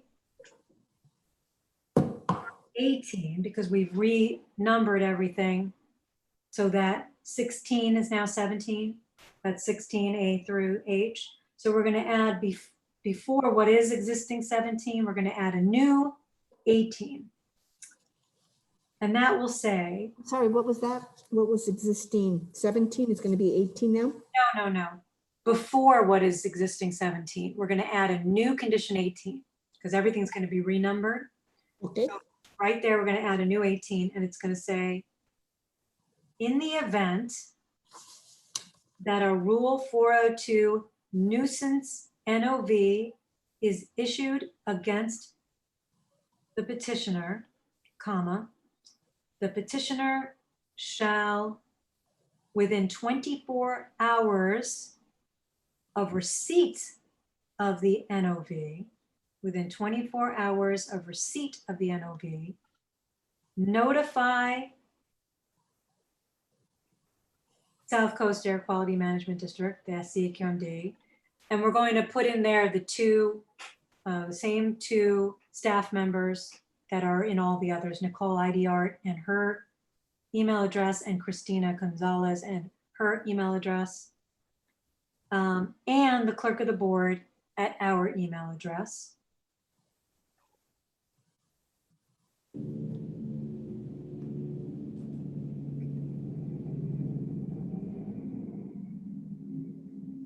And the parties shall reconvene with the hearing board to present hearing board for a status and modification hearing to present information regarding the status of the facility and variance, period. Is that right? Okay. Okay, and then finally, we're going to renumber what was 17 will now become 19. And I'm going to take out what was condition number 18, and we will handle the issue of excess emission fees at the next hearing. Pardon me, I'm getting a message from staff that says our existing condition number 16G, which is now condition number 17G, needs to update the condition references due to the renumbering. Thank you for that. Okay, so I'm going to make a note and I'll work with the clerk to make sure we have the appropriate numbering. Thank you. Thank you for that. Okay, so finally, I'm going to remove what was existing condition number 18 upon agreement that we will take up the issue of excess emission fees at the next hearing once we have the declaration of emergency by Orange County. Thank you. And then we'll just renumber 19. I guess that becomes 21. And excess emissions are to be determined of landfill gas. And that completes my motion. Is there a second? I'll second. Okay. I saw Dr. Bernstein, but I'm gonna take Mr. Balagopalan because he did second the good cause. So that way we can be consistent. Is there any discussion of that motion, that lengthy, grueling motion? Okay. All right, then I'm going to call for a vote since it's almost 4 and we will end on the dot, I believe. Okay. Let's start with Ms. Verdugo Peralta. How do you vote? Aye. Dr. Bernstein, how do you vote? Aye. Senator, how do you vote? You are muted, Senator.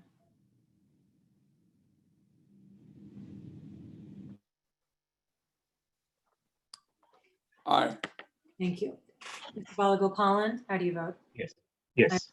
I vote yes. Motion passes 5-0. Thank you. I think it was very important that we have such a lengthy hearing. This is a very important issue, even though it is not the fault of petitioner in the slightest. There are potentially huge impacts to the surrounding communities. So I think it was very important that we hash out all of the issues as we did. And I appreciate the hard work of both parties and the board in making sure that we fully aired all of that and got full evidence. So thank you and good luck in getting this fixed very quickly. And we will see you again on the 17th of December. I would like to say thank you to everybody on the AQMD side for your courtesy and help through this process. Appreciate your time and we will see you in December. Great. Any other business board members before we adjourn? Okay, We'll get an updated copy of that, right? Of the order? Yes. Yes. We will have a minute order that will be done as soon as the clerk and I can get together and make sure that happens. And we have a hearing tomorrow. I think the clerk had sent in updated conditions and for the hearing tomorrow. Thank you. So make sure we have everything. And I've told Dr. Bernstein this before as well. Just make sure you do because we're remote, just make sure you do a search for the name of the case and from clerk of board. And that way you'll be assured to have all of the relevant documents for the matter that have been sent. And I was remiss, I'm sorry. Thank you, Madam Clerk, for all of your assistance and help through this difficult hearing as well. And for your continuing help with the drafting of the minute order. No problem. Okay. Absolutely. Thank you, Madam Clerk, and thank you to the board. Welcome. It's 4 o'clock and we are adjourned. 4 o'clock. Everyone. Thank you. Thank you, everybody. Thank you. Thank you. Bye-bye.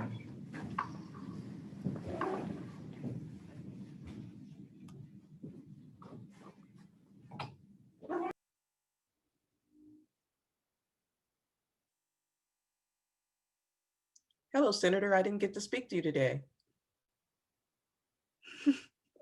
You're on the beach somewhere.